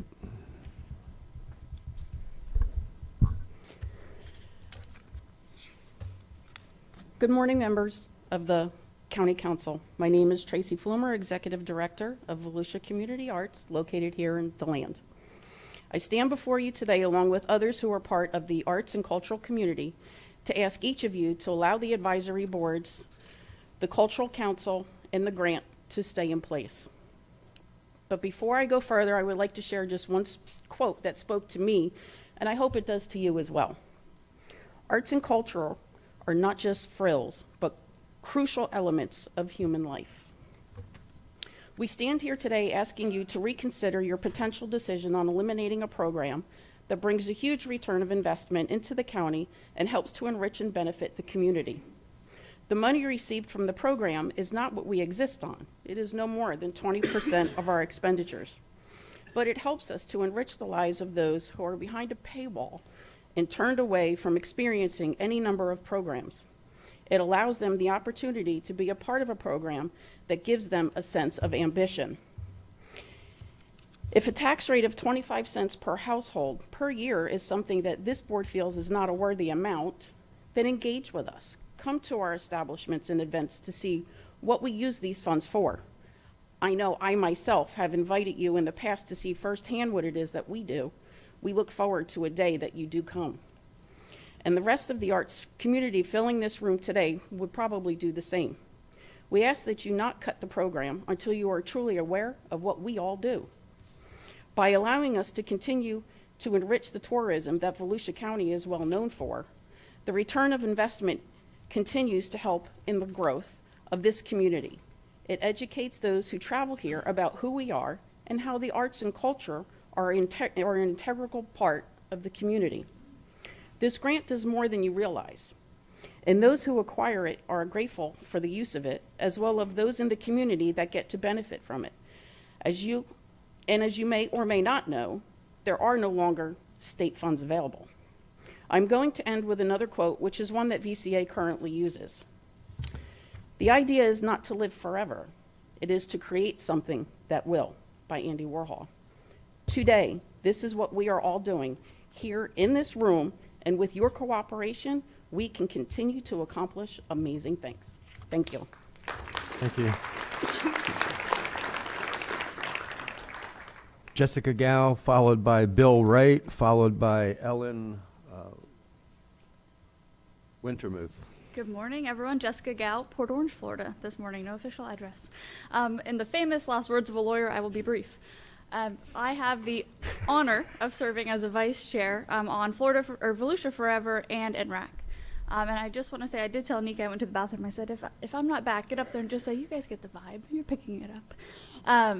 But I will say that I think the number one thing, the benefit of advisory boards, is that the people who are on them and the people who are going to comment there are the same people who are going to fill this room if an item comes up. But it gives us the opportunity to have a collaborative discussion, not 3-minute sound bites kind of arguing with each other. So bringing that collaboration, negotiation, and bringing forward a proposal that is not always perfect, and that's why we have you guys, but that kind of brings both sides together to kind of say this is our best shot. So thank you. Thank you. Bill Wright. Is Bill Wright still? He had to leave? Okay. You want to speak for him? Ellen Wintermuth, followed by Alexa Baldwin. Good morning, and thank you for the opportunity to let me address you all. I'm talking about item 2. Retaining advisory boards in government serves several important functions, providing valuable contributions and expertise that enhance the decision-making process. And here are some of the reasons that you need to keep all the advisory boards. They typically consist of experts in specific fields relevant to government policy areas. These individuals bring a depth of knowledge and specialization that may not be readily available within the agencies. By retaining advisory boards, governments can tap into this expertise to make more informed and effective decisions. The boards often operate independently of political or party politics, and this independence allows them to offer unbiased, evidence-based recommendations that prioritize the public interest over short-term political considerations. And this helps to ensure a more robust and balanced decision-making process. Complex issues often require a multidisciplinary approach. Advisory boards can provide a holistic perspective by bringing together professionals from various fields to analyze and address complex challenges. This ensures that decisions are well-rounded and consider a wide range of factors. And involving external experts in the decision-making process can enhance public trust. Advisory boards contribute to transparency by providing insights into the rationale behind certain policies or decisions.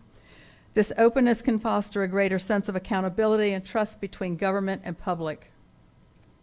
Advisory boards are well suited for long-term strategic planning.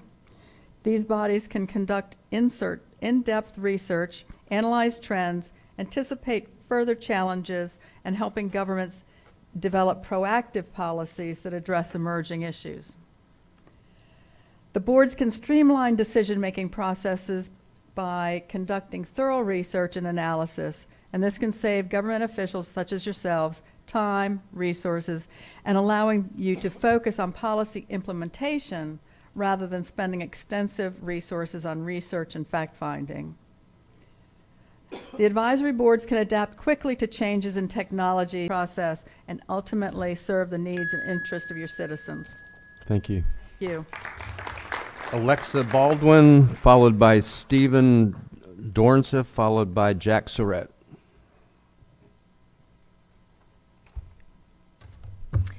Good morning, everyone. My name is Alexa Baldwin. I am the executive director of the Athens Theater. I live here in DeLand, and thank you very much for being here this morning and for allowing us the opportunity to speak. There have been quite a few different variations of the numbers. I believe this to be correct, that it actually falls somewhere around $1.25 to $1.95 per year per household. Is what we are talking about for these funds. So that comes to about 16 cents per month towards the grant program based upon the $611,758 allocation. Now, just to give you an idea, my grant every year runs roughly around 100 pages. Sometimes it's been 97, sometimes it's been 112. It's a lengthy document. There are 32 different entities that come through here. Now, it is the job of the Cultural Arts Council to go through and review all of these documents from these different organizations. I would like you to imagine upon all of your jobs, then putting that on you or on your staff, because of course if it's on your staff, then you're paying your staff more money, which means more tax dollars. So there is that to think of, first off. Secondly, you can say that, well, dissolving the council doesn't really affect the money, but actually it does. Because again, you're looking at tax dollars that either A, would be spent on paying staff more to do that, you spending more time, and I would like to know how many of you guys have actually attended different events at some of these different organizations. I took a look into our ticketing system, and only, two, maybe three of you showed up. Mr. Dempsey, it's been so long since you have actually attended, it doesn't show when the last event was, so it was definitely more than 5 years ago. There are several, David Santiago, so I cannot tell whether it was actually you or not who had attended. And let me see, wait, I have it right here on one of my many things. Let's see. And Mr. Reinhardt, I applaud you. Thank you for coming twice in the last 4 years. So this is part of my thing. But just to give you an idea, within your district, I did do a breakdown per district of how many tickets were sold to people within your districts. So in District 1, in our last fiscal year, we sold 9,498 tickets to patrons who lived in District 1. In District 2, we sold 17,026 tickets to people who lived in District 2. District 3, 11,713. District 4, we had 12,700, and District 5, 6,311. That also leaves over 810 tickets from people who lived outside of Volusia County, bringing money into our county. Thank you very much. Stephen Dornsiff. Don, I think you and I ought to take our wives to Athens. What do you think?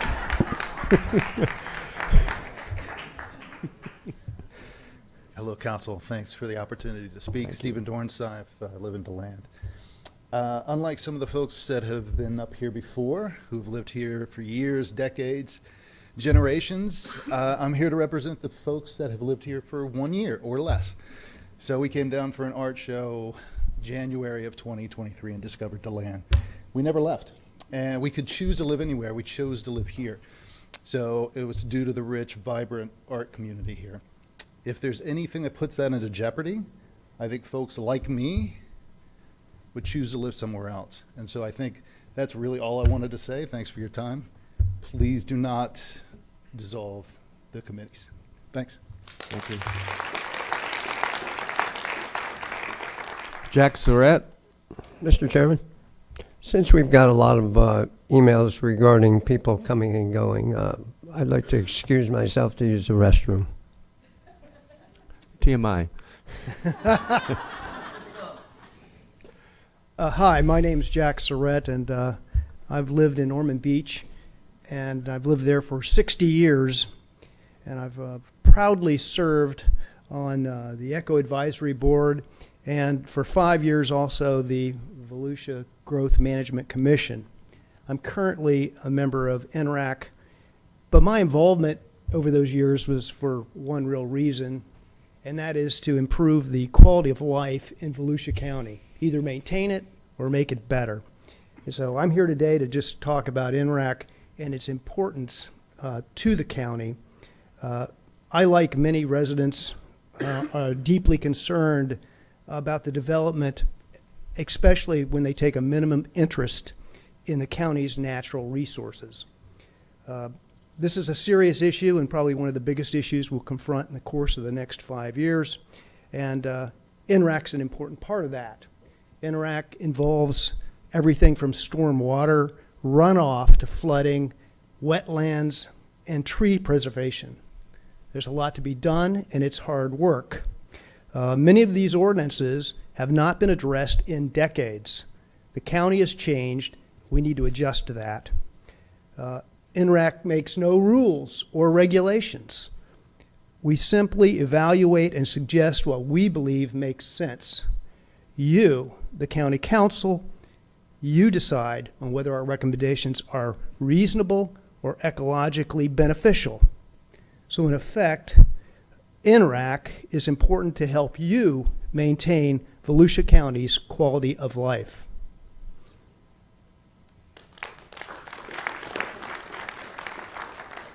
Deborah Wright, followed by Patty Pardee, followed by Wendy Anderson.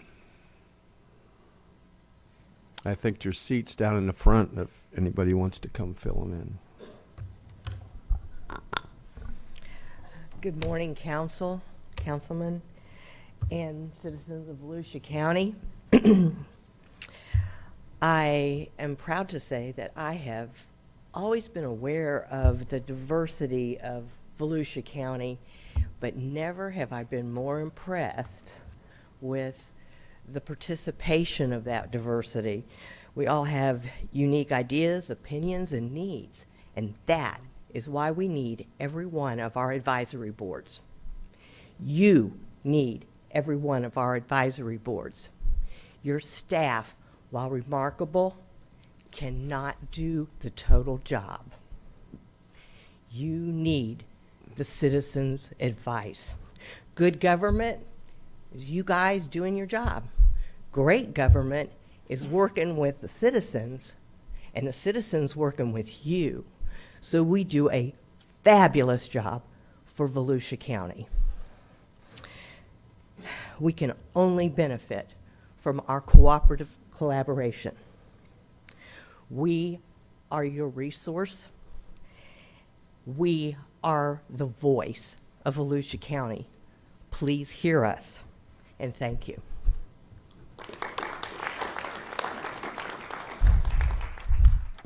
Patty Pardee, followed by Wendy Anderson. Thank you. followed by Patty Nancy Pardee, District 1. I live in DeLand. I've highly edited my little 3-minute speech, so you're getting off light today. First of all, I want to thank David Santiago for taking my calls. I reached out to a few of the others of you during the course of the past few months, and there was no reply. I won't call out names, but David knows what it's like to talk to me on the phone, and yet he still calls me back, and I appreciate that very much, not even in his district. My first reaction to seeing this item on the agenda was that the optics are terrible. The cultural funding concern has been going on for almost a year when the arts and cultural community came out in full force in support of the county grant process. Assistance was offered for clarification of any concerns the council may have had. I do not believe it was taken seriously in any way. Then, fast forward to December, it came up again. Once more, no move was made to access the CCVC or any leadership of arts orgs for clarification. Then the mandatory county grant workshop date was pulled and not rescheduled. Last year's process was slow-walked on the front end, which meant funding granted to qualified orgs was late in coming. Our budget process is detailed and laborious and carefully planned around awarded grants. Then I'm going to skip a whole bunch of bad stuff. I ask you, please access those who could best provide the information you're seeking, primarily the CCVC Advisory Board, and break the stranglehold and let us get to work serving the Volusia County as we have for decades. Thank you very much.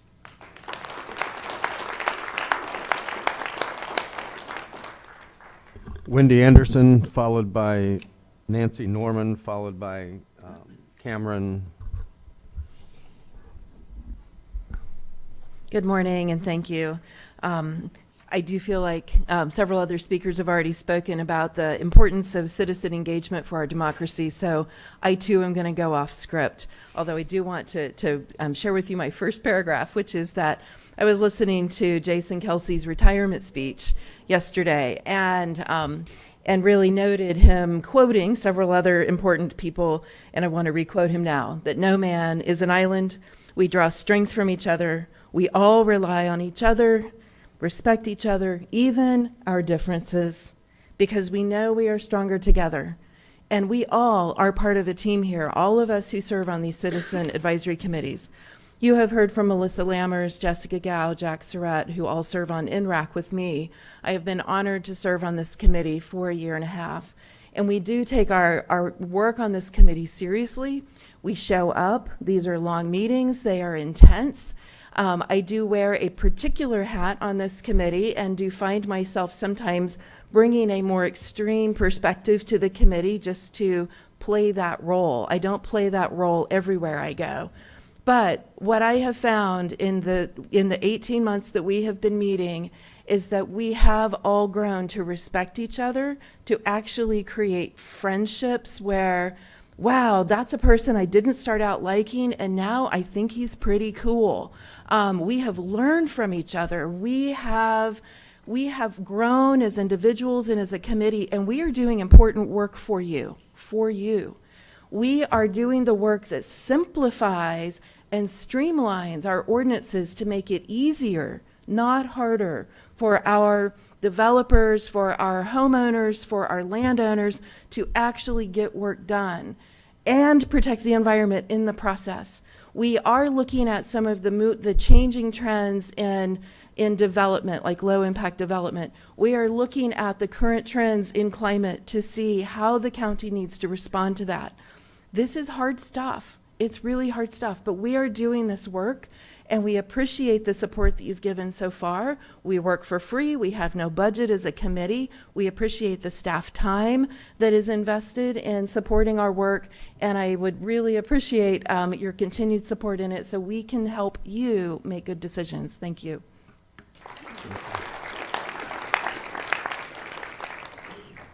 Nancy Loudon Norman. Thank you. Good morning. I'm Nancy Loudon Norman, Executive Director at Atlantic Center for the Arts in New Smyrna Beach, where I have served for 28 years. I want to thank you for your time today. I also would like to recognize the Cultural Council. I know many of the members who are here, and thank them for their work, for the questions that you asked during our grant reviews, for making us better organizations, and for your support. Today, I just want to briefly bring up something that could be an unintended consequence if the Cultural Council was to be dissolved, and that is that Volusia County would lose its status as a local arts agency. As many of you know, Robert Redd is our staff support person. We appreciate the work that he does. Next month, Atlantic Center for the Arts, for the third time, has been selected by the Department of State Division of Cultural Affairs as the workshop retreat space for local arts agencies from around the state. If we lose our designation as a local arts agency, I doubt that's going to happen. This meeting next month gives the opportunity for all of our nonprofit cultural organizations to have face time with those in leadership positions from the Division of Cultural Affairs. In addition, we could also lose our license plate money, which has been used to fund many seed projects for organizations here. So I just wanted to bring those two things up. You will all be receiving an invitation to meet with the folks from the state, and I look forward to seeing you all there. Thank you for your time.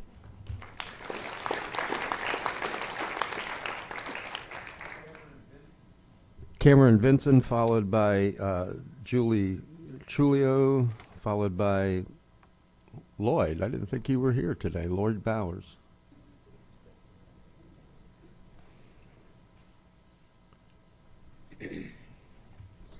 Good morning, Council, staff. My name is Cameron Vinson. I'm Executive Director of Art House Foundation. I'm a member of the Board of Directors of the Volusia County Cultural Alliance, and I sit on the Echo Gallery Advisory Committee. I come to you today to not reiterate what many of my colleagues have done such a beautiful job to advocate for us, but to give you the numbers, because you're men of numbers, correct? Correct, you have to be. Starting off, the Volusia County website, under the Advisory Boards and Committees page, states citizen participation is vital to a democratic government. The County of Volusia recognizes the unique contributions made by volunteers and encourages involvement and interest in the policy-making process through service as an advisory board member. The definition: a county advisory board is created by ordinance, resolution, and Florida statutes to provide advice and recommendations to the Volusia County Council on diverse matters of public concern. On average, our advisory committees, we have over 33 of them with 274 participants.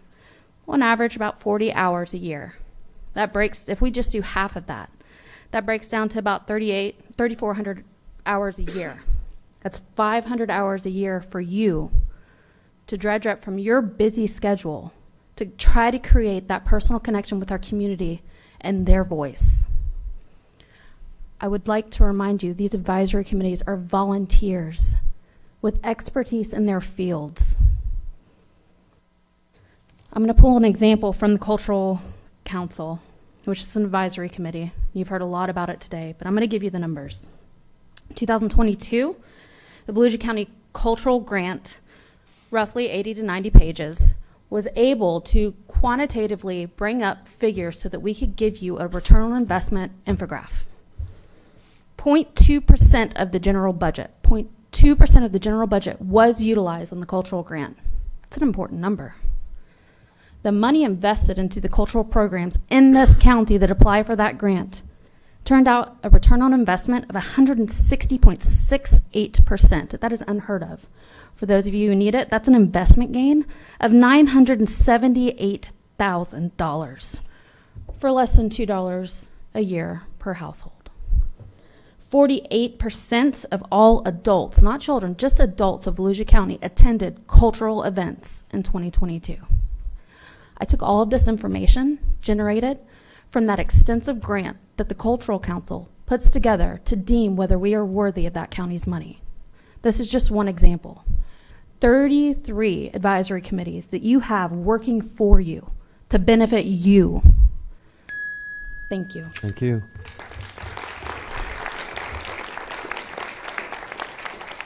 Julie Trujillo, followed by Lloyd Bowers, followed by Chris Kemp.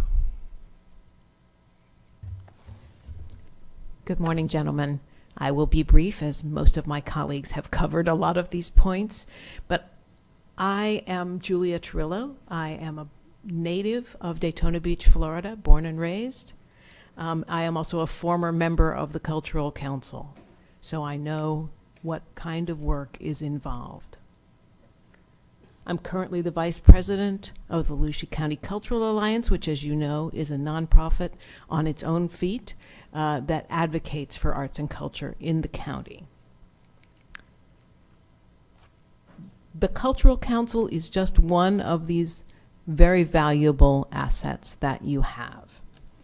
In case you don't know, when the Cultural Council receives these lengthy grants, each member must read the hundreds of pages involved, interact with the applicants at the public meeting, score the applications, and work as the public face, your public face in the arts community.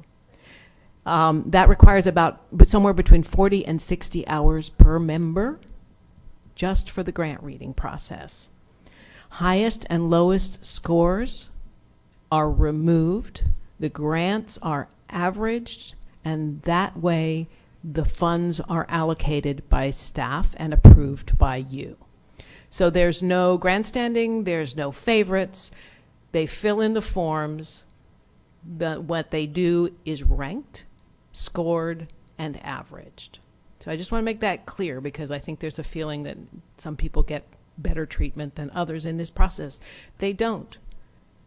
I also want to point out that there's in that volunteer time, those 60 hours, it's about $1,700 per person using the average cost of a volunteer hour. A lot of these guys and women are professionals. Their rates are considerably higher than that. So $12,000-ish a year just from Cultural Council in-kind gift.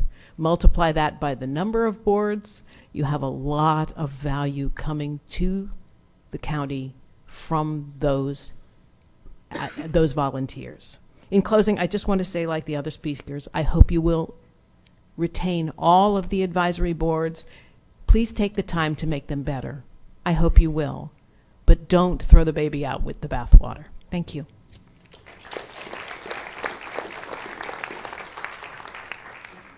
Lloyd Bowers, followed by Chris Kemp, followed by Steve Tonjes.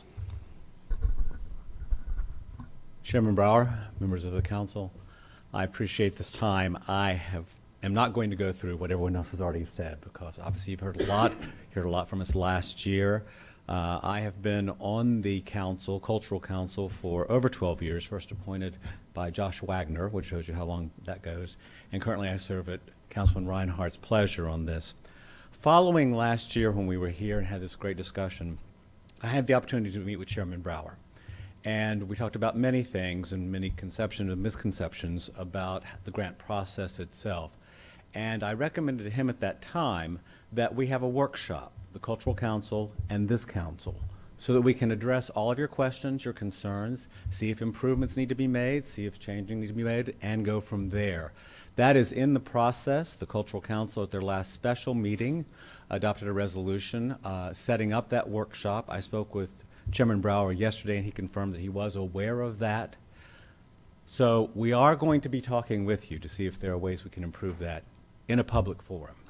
However, we are already way behind the 8 ball for the second year in a row in reviewing these grant applications and even receiving the grant applications. Before an entity can file a grant with the Cultural Council for consideration, they must attend 1 of 2 mandatory workshops to discuss the grant process, qualification, how it works, and the timeline. That was scheduled for January. We're already in March.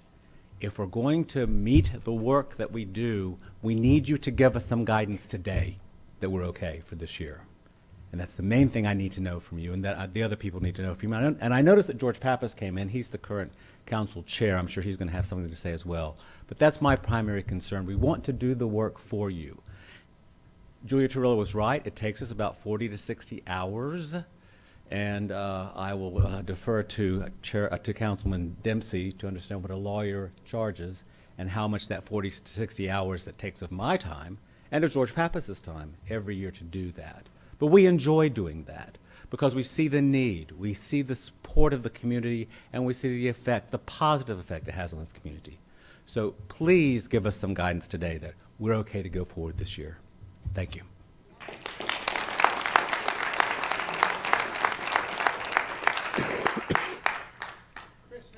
Chris Kemp, followed by Steve Tonjes, followed by Susie Peace.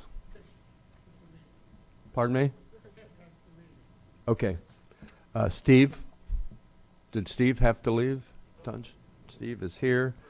And Susie, if you want to come take a seat at the front, followed by Doug Bishop.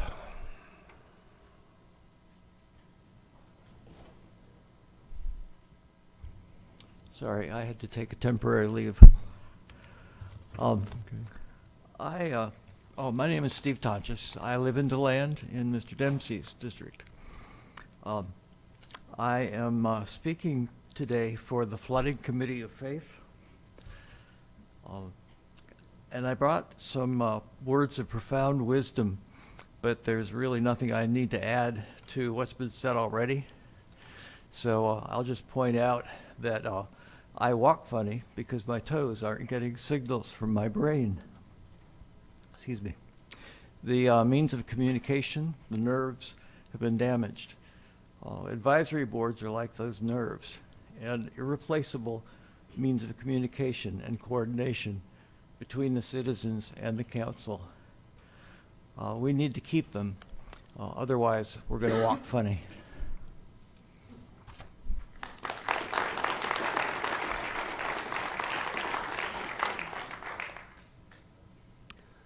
Susie Peace. Hello, hello. Thank you for giving us this opportunity to speak our minds. My name's Susie Peace. I live in DeLand for 30 years.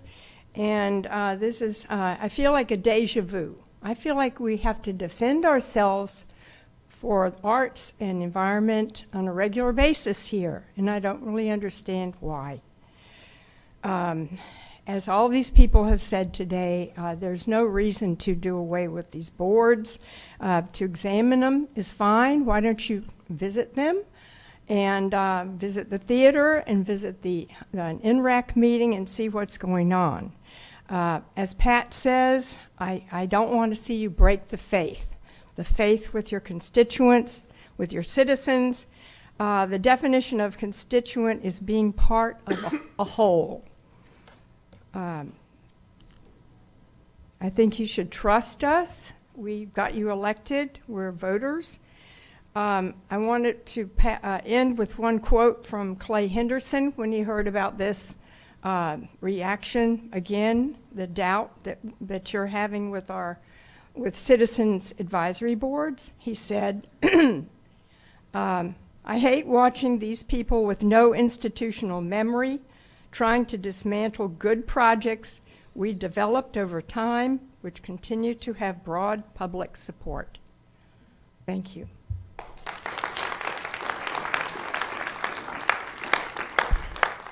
Doug Bishop, followed by Donna Craig, and George Pappas, you will be the cleanup guy.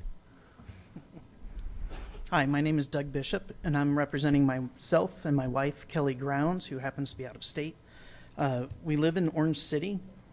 My wife is a board member for the Little Theater of New Smyrna Beach, and I'm a former professional lighting and scenic designer. We are asking you to reject item number 2, and I had a whole long speech, timed everything. It's been said. I could go over it and over it. The numbers are the numbers. The one thing I would like to add into this is trying to merge or dissolve the Cultural Council a year after making an attempt to defund the same program is unacceptable. It makes it feel like after being told no, someone is trying again at one level higher. As a voter, that hits me. So I would urge everyone to vote this year, get your voices heard. Any notion of cutting funding for the arts under the guise of being fiscally responsible is in essence a disregard for the economic well-being of our community. So that's all I need to say. Thank you very much. Appreciate it.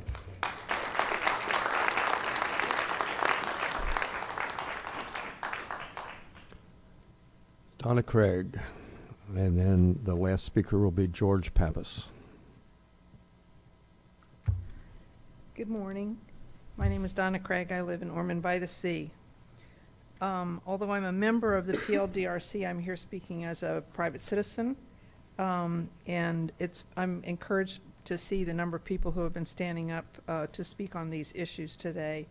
I've heard a lot of support for the arts, which is certainly very important.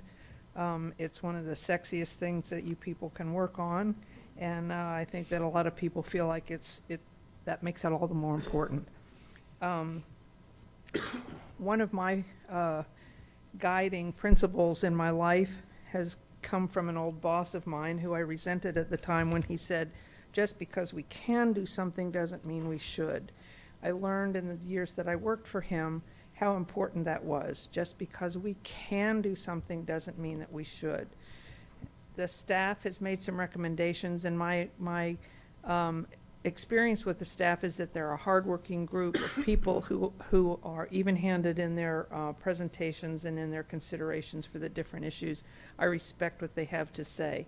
I also think that they should include in their report, just because we can doesn't mean we should. The PLDRC, for instance, serves, in my opinion, a very important advisory group, bringing to the council important considerations and recommendations on certain issues having to do with variances in the county. We listen to not just the applicants, but also the people who are immediately affected by the decisions that are made on the board. To me, it's the individuals who are affected by these decisions whose voices speak the loudest to bring things to the attention of the board that we might not otherwise know about or consider. So I think the input of the citizens is important in considering what goes on by all of the boards, and I hope that you will retain all of the boards, because the citizen voices speak loudly and in an informed way that you would not necessarily have. So thank you very much.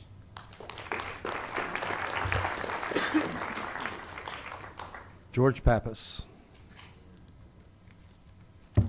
Thank you.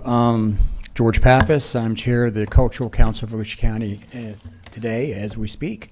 And I also was born and raised in this area. And ironically, Donna and I went to kindergarten on up through school. Anyway, I'm here to speak about the Cultural Council. I have a feeling sometimes some people think we're just handing out packets of money, which is not how it works at all. To be able to apply, you've had to be an organization for 2 years. You have to be a nonprofit. You have to have a board of directors. You have to reach out to the community. Every single one of our grants has a portion of the grant that talks about what you do in the community. These grants are extremely extremely detailed. We get about 31 a year, I guess, something like that. I've been on the committee for, I don't know, 8 years or so. And when I get them, I spend one grant per day at the end of my work day, looking them over, studying them, and spend about an hour and a half to 2 hours on each one. On weekends, I might do 3. And that's the time I put in to make sure that we are doing our fiduciary duty for the money we're giving out, to make sure that we are protecting our taxpayers' monies. And it's around a little over $600,000 that we give out. And I want to give you my glasses, right here. The Americans for the Arts, along with the Florida Division of Cultural Affairs, did a study for Volusia County in 2022, and they were as follows: $17.7 million in spending by arts and cultural organizations, and an additional $31.3 million in event-related expenditures by their audiences. The economic activity supported 945 jobs, provided $31.2 million in personal income to residents, and generated $9.8 million in tax revenue to local, state, and federal governments. Not a bad return on the money spent, I don't think. The grants provide is operational expenses. That's it. And some of the smaller organizations might not be able to open their doors because they won't have enough money to have an event come. And the larger organizations, even the Museum of Arts and Sciences, I mean, they're not going to get hit bad, but they might have to get rid of an employee, for example, that they need. They might have to divert those funds so they don't bring in the Megadon. They might bring in the Microdon. So I hope, and I agree with everybody here. I apologize for getting here late. I was in court, so I listened to judges first. Anyway, thank you very much, and I hope you listen to everybody about the other advisory boards, and I hope we stay a viable board with the grants to keep the arts going in this community. It's a wonderful thing for this community. Thank you very much. I appreciate it. Thank you. Thank you all for coming in. Some of you need to consider running for office. Mr. Chair. It's always, yes, ma'am. I apologize, but I'd like to take this opportunity to note that there are currently 3 vacancies on the Cultural Council. So we do have it up on the screen where all of these lovely individuals can apply. They would need to live on the west side in District 4 or in District 5 in order to serve, but those are all vacancies that are currently on the Cultural Council. They would click on that big green Apply Now button and it can be signed electronically and everything. And that was Kay Green. You hear me mention all the time. Carissa Green, her email address, you're going to hate me, is kgreen@volusia.org, and she can help you but that's pretty self-explanatory. Thank you for that timely announcement. Rather than go through every one of them here, I'll just ask the council if there are specific boards that you would like to talk about. David Santiago. Thank you, Mr. Chairman. I'll first list the ones that I think are, that I'd like to talk about and then hear what my colleagues have to say. I'll certainly give my individual comments. I think we should consider discussion after talking to staff and getting some historical perspective on this. The Library Advisory Board we should have some discussions on. Also, I think we should have some discussion on the Code Enforcement Board, particularly because of the struggles we've had in obtaining volunteers to properly facilitate that board. Possibly consider a special magistrate, as many other government entities have looked at, to streamline that service and make sure we're providing the proper service, because I think it's struggling now. I think conversations that I'd like to have specifically around NRAC and its tasks, and maybe I have some ideas on things that we can have them work on.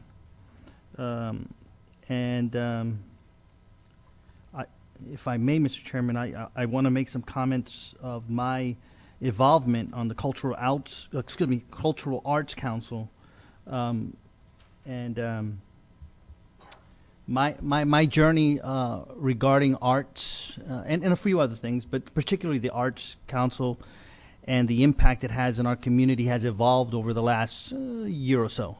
I want to thank the conversations I've had with many people on various levels. And what was most impacting to me in that journey, because I made it clear that I didn't have all the answers, so I think the drive that we got here is important for me as a policymaker and a budget approver, because the historical perspective was the one that really hit me the best, and then tying that with the economic impact that it has, it was very moving for me. So I'm actually turned into, I guess you could have said, a critic. I'll take that label originally. Not necessarily that I didn't think the program had problems with it. I think somebody had mentioned a comment that the way you awarded or was being questioned. It never was questioned for me. To me, it was like, do we need these programs and what the impact is? That certainly has changed my position. So much so that I think I made a comment in this council. I think there was support from my colleagues. Was how do we find ways to enhance it and bring new entrants into participating in the program? The chairman's here. I made that comment probably like 3 months ago, I think, or two months ago. And I was particularly focused on finding ways to allow other entities that may not have the sophistication or the skill set or capabilities to enter the program and lift them up. So I'd like to, as we discussed this with my colleagues, is maybe task that board to saying, how do we enhance that program with a premise of encouraging new participants in that. So, and I'll just add this, Mr. Chair, and then we'll go from there. Regarding NRAC, the reason I want to discuss NRAC, my historical perspective on that was when the board was created, they were tasked with some specific areas that we wanted them to look at and come up with some recommendations to the council. That was the original council that did that. I think we're a year and a half in, or a little bit longer, somewhere into that. I'd like to find a way that we can guide that board to maybe wrap up that work. Sometimes a little pressure will help get them to where they need to be. However, over the last week, for me, reevaluating stormwater and issues around stormwater and the topic and the conversation and the heated discussions around stormwater have brought me to consider maybe we can task and redirect NRAC with a specific task. And, one of the questions I had in our last committee meeting, I asked about the standards that are being applied for development. And Clay did a great job of clarifying that. And I'm open to looking at other methodologies or technologies to implement to avoid any flooding if we can, right? We can't predict all storms, but I'm open to saying, how do we bring Volusia County to a standard that is viable? That's the key. I don't have the answers. I'm not an engineer. I know we have some good professionals that serve on NRAC. So I, as an individual council member, I would like to repurpose, get them to wrap up what they're doing with a time frame, but repurpose them probably with one of the potentially biggest priorities when it comes to development. How do we handle stormwater? And for us to implement something possibly in the future that's feasible. If you followed me over the years, I like to follow the rule of law. So as long as the rules are printed for everyone, I like to apply them to everyone equally.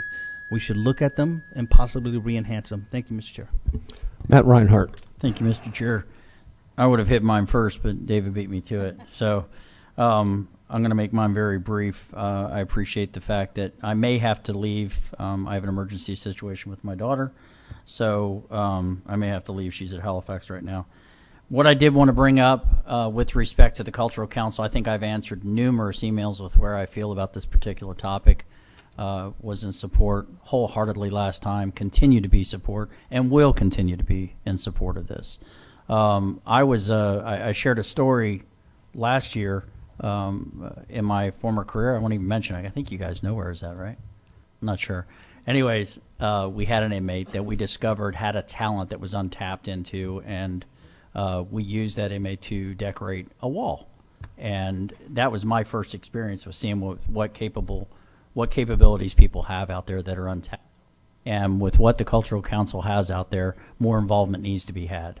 And Carissa, thank you for sharing that, because there's a lot of people here in support of it, and they continue that support, and I will advocate for that support with, fortunately, we don't have anybody in District 2 that was needed, right? See? That being said, just where I stand, so that's out there, I was really taken with the young lady Summer. Is she still here? So I was really taken with that. That, you made me think of my situation right now. So good job on that, and well done. I have to agree. Code enforcement, I served on the code enforcement board for the city of Daytona Beach and worked code enforcement for New Smyrna after I left corrections. So I see the benefit of having a special magistrate handle those issues. I can tell you right now.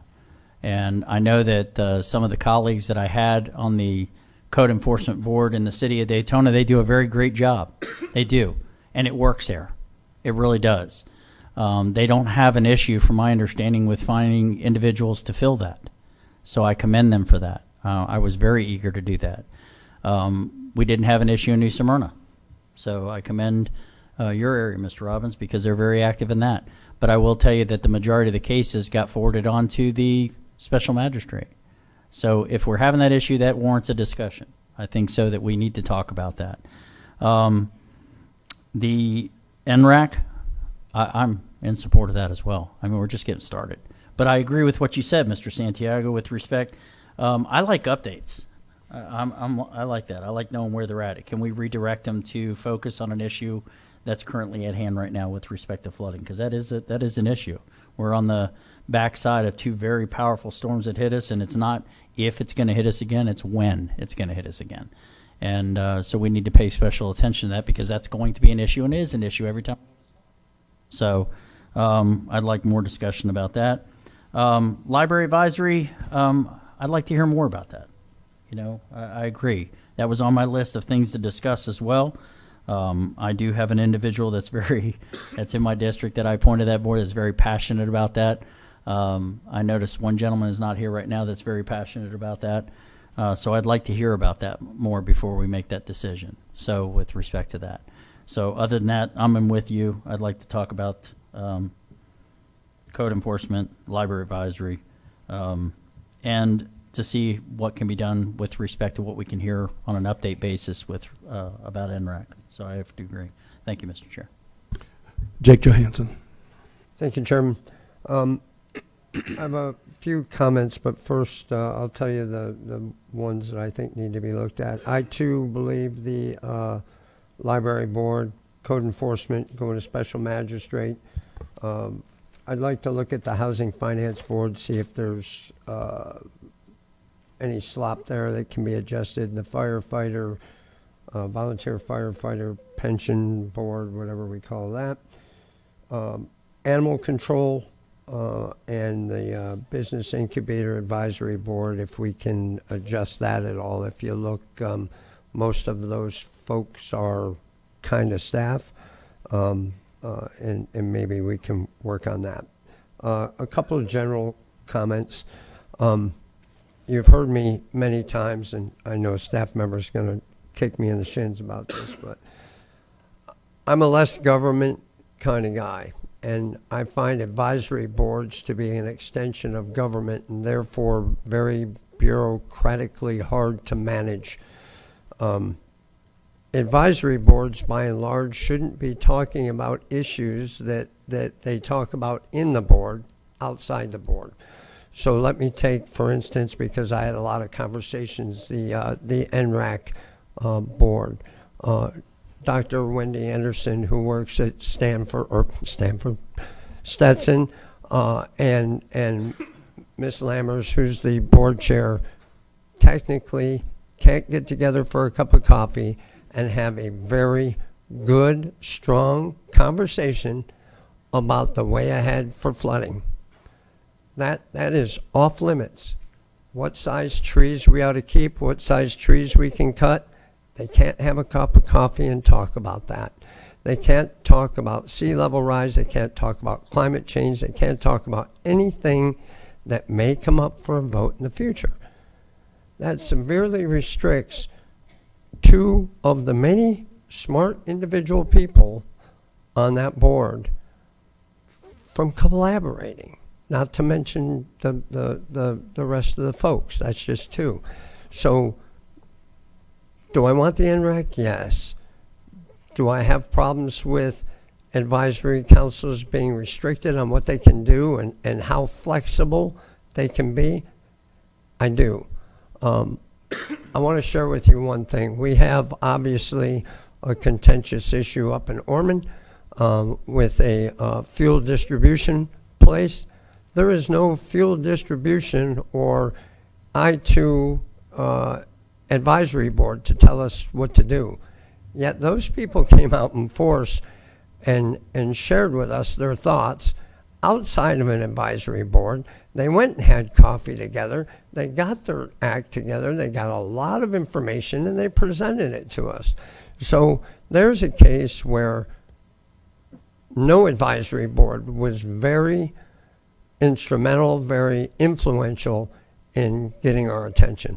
So I don't want advisory boards for the sake of advisory boards, but I do understand that our community has a voice in a lot of these things. And there's a few folks that mentioned that we ought to strike down item 2. But item 2 is not just about the board you're on.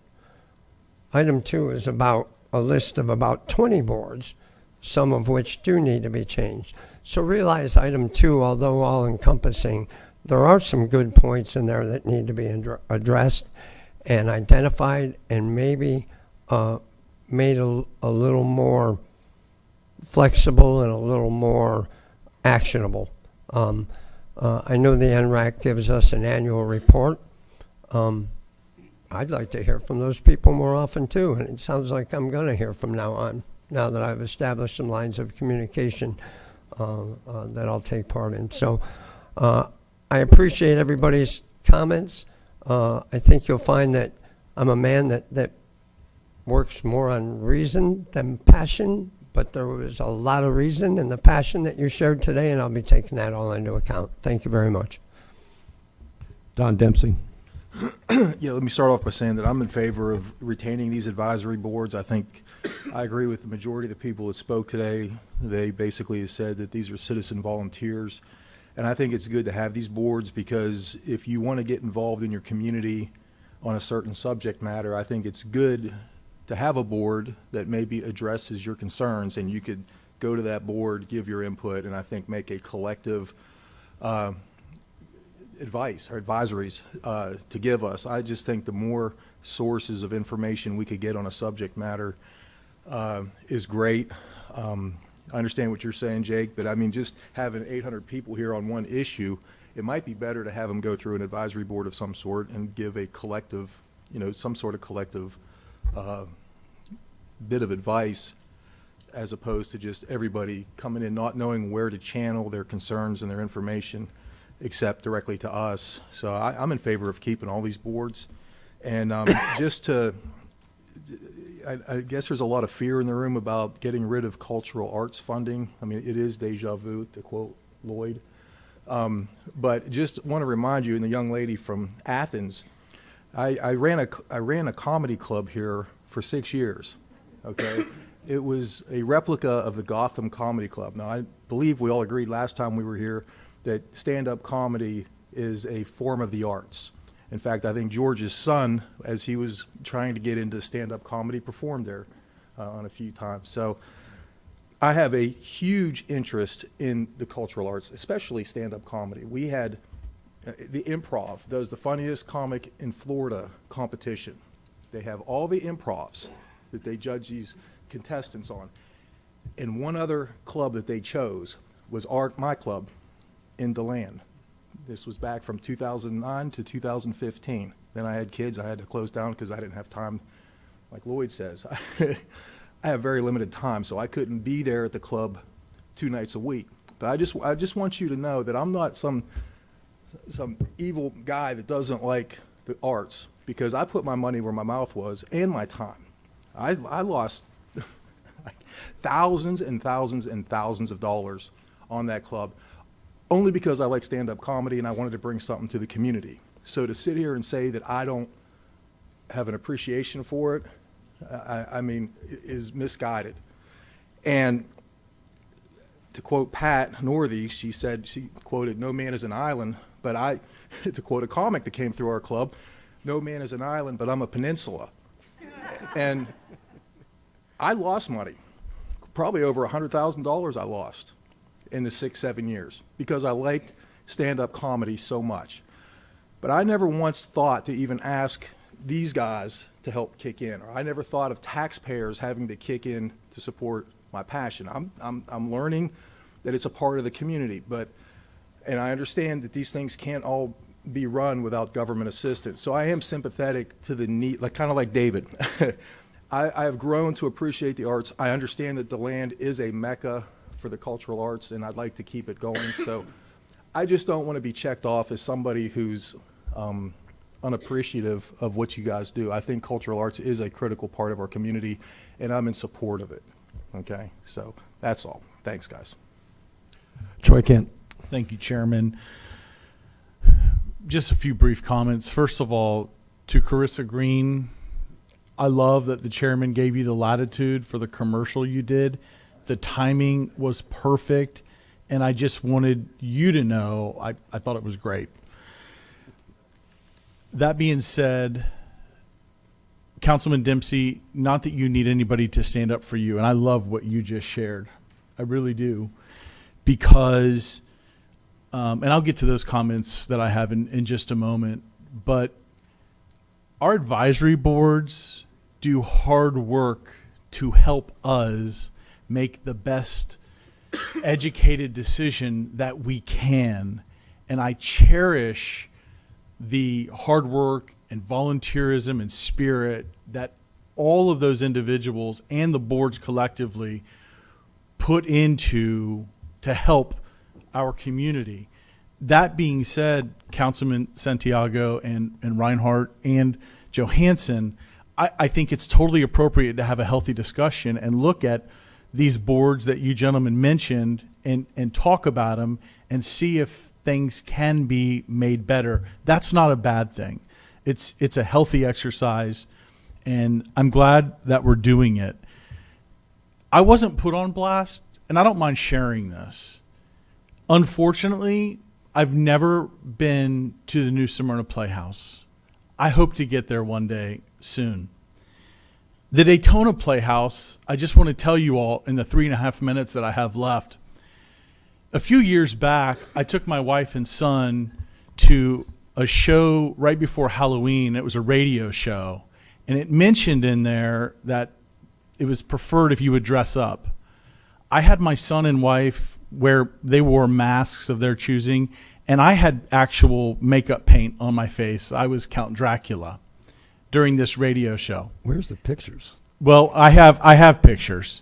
And the interesting thing about this was it was packed, and there were 5 people dressed up. And myself and my wife and son were 3 of the 5. But there was only one that had makeup on his face that couldn't take the mask off. And at times we giggled because I thought I looked like Count Dracula, but others might have said Uncle Fester from the Addams Family with, the white on my face. It was a great moment that the Kent family has locked in our brains. And then the Athens Theater, I live in Ormond Beach. I don't get over to DeLand nearly as much as I'd like to, but I've bragged about this town. But I took my family to the Christmas Story play because we love live performances. And I wanted to see if Ralphie was going to shoot his eye out. And, you know, we have a leg lamp at our house that goes up every December 1st and comes down on December 31st in our front picture window. That's how serious we are about it. I recently took not only my family, but my mother and father to see Misery because I wanted to see Paul Sheldon and Annie Wilkes go at it. And it was a great show. The reason I bring that up is I was going to talk about Don Dempsey and what he did in this town because I didn't know Don before this election. I didn't know Jake. I didn't know Danny. I didn't know Matt, and I didn't know our chairman. The only one I knew was David Santiago because he brought home the bacon and great things for Volusia County when he served 8 years in the state legislature representing Deltona, but you helped many cities. So you're the only one that I knew. And my heart was heavy when someone decided to put several members on blast about what they attended or what they didn't attend. I wish that wouldn't have happened. Free will, do what we want. She can put me on blast for attending 2 events there. Regardless, I love the place. In fact, my notes that I had were that it's a wonderful, quaint, first-class venue, and I'm talking about the Athens Theater. I just think the way of getting there and calling people out, not my style. I wouldn't have done it. But publicly, because I didn't know you, and I learned this sitting up here on the dais with you, that you opened that comedy club in downtown DeLand, and you put your money where your mouth was, and you didn't ask for any assistance. And for that, publicly, I say thank you, sir. Danny Robbins. Thank you, Chair. Real quick, Troy, I'm trying to picture you with the face paint. I've got the picture. Okay. Listen, cultural arts identifies communities. I won't get into everything that everybody said. I think it's all been said already. And I definitely think it's worth keeping, not just for now, but for a very long time. With that being said, Councilman Santiago and Johansson made some excellent points. My focus was NRAC and really getting our message through to the members of NRAC in terms of our goals. You know, we had a goal-setting session, and I'd like to make sure that we definitely transmit those goals to NRAC. That way we're working in the same direction for the betterment of this community. And as well, you know, our staff put in a lot of time on top of the volunteers for that board, like every board. I just want to make sure we're working together and on the same page and not against each other, but going in the right direction. Other than that, everything else has been said. Thanks. Okay, I want to make sure that I have all the boards that have been brought up. I've got the for discussion: Library Board, Animal Control Board, Code Enforcement Board, NEDRAC, Cultural Arts, Volunteer Fire Fund. Was that one that you brought up, Mr. Johansson? Who brought it up? I thought 3 or 4 people did. To discuss? No. Okay. Well, Mr. Chairman, I think to bring up clarity, I think the chairman is partially right on that. I think I had suggested the possibility about discussing how we can task them with looking into how we can enhance their program to allow for more entrants to enter into participating in the program. That's what I had said. So. Yes. Volunteer Fire Fund and the Business Incubator Advisory Board. Was there anything that I missed that anyone wanted to discuss? Okay. I do believe Mr. Johansson also wanted to discuss the Housing Finance Authority.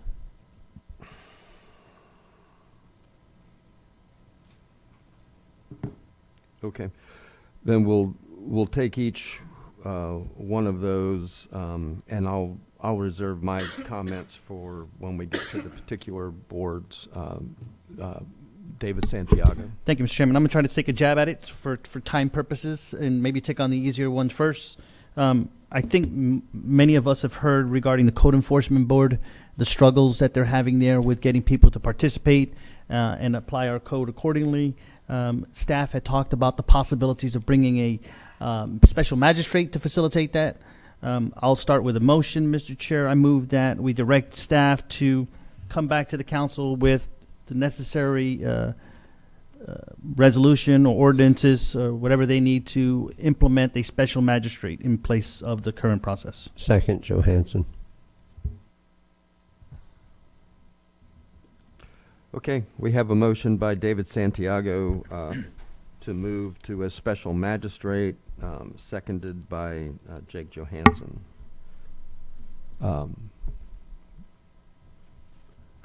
Do you have a comment, Mr. Attorney? No, sir. You're just here for questions? Okay. I see Jake and Don up. Is that to discuss this? Okay. Jake, go ahead. Thank you, Chairman. Just so you know where I come from on this, when I was a city manager in Port Orange, we moved from a code enforcement to a special magistrate for this very reason. And in my research the past couple weeks, a majority of our counties and many of our cities have a special magistrate. Some have both, and a few have what we have, just the Code Enforcement Board. I feel that although we have to pay for a special magistrate, it adds another layer of impartiality to the code enforcement cases. Usually a lawyer or a retired judge or somebody who is not as tied to the elected officials as maybe our appointed code enforcement people are, if we can even appoint them. So I strongly believe that the special magistrate is the way to move forward here. I appreciate the time. Don Dempsey. Yeah, are we talking about making a vote to actually switch to special magistrates now, or are we asking staff to come back with an Yes. evaluation? Come back. Staff would have to bring it back. Right. Okay, because I still would like to know how the appellate review standards of the Code Enforcement Board versus a magistrate would be different, and how a person could seek. They would, the appellate review standard would remain the same. Florida statutes provides an appeal to circuit court of decisions of your code board or your magistrate. State law requires the code board to have an attorney, which you do have in place. So from a cost standpoint, I don't see a huge difference because you're already paying for the attorney and who also serves as a special magistrate for the county in some other areas that you've already, prior councils have designated, such as dangerous dog hearings and beach trespass appeals. So I don't think it would change the review process at all. It would be just a hearing officer instead of a code board making that decision, which would be subject to appeal. Okay, but what we're voting on now is to have staff come back and. That's give us- right. We'd bring back an agenda item with a proposed ordinance for you to consider. Okay, all right, thanks. Is that, you're done? Yes. I think that Jake has a motion to send it to staff to bring back an ordinance. I think this does need a lot of discussion, and I think that's probably the way to do it. And then we can vote on it then instead of running through it all right now. There's a lot of considerations. I'm not happy with the Code Enforcement Board process. That doesn't mean I'm unhappy with any of the people. It's just it's a cumbersome process for our residents to deal with. I would like to see it improved. I'm not sure if that's the best way or not. So we need to hear about it. So I think it's a good idea to give it to staff to bring back and give us more information. I would like to ask staff just one question on that board. Did I learn yesterday that that's the only board that gets a stipend? I need to defer to Clay on that. Good morning, Clay Irvin, Director of Growth and Resource Management. Have other boards such as the Construction Licensing Contractor Appeal Board, which also gets a stipend. I would like to, we don't have to do it right now, but when it comes back to know how much that is, because one of the things we're considering is cost.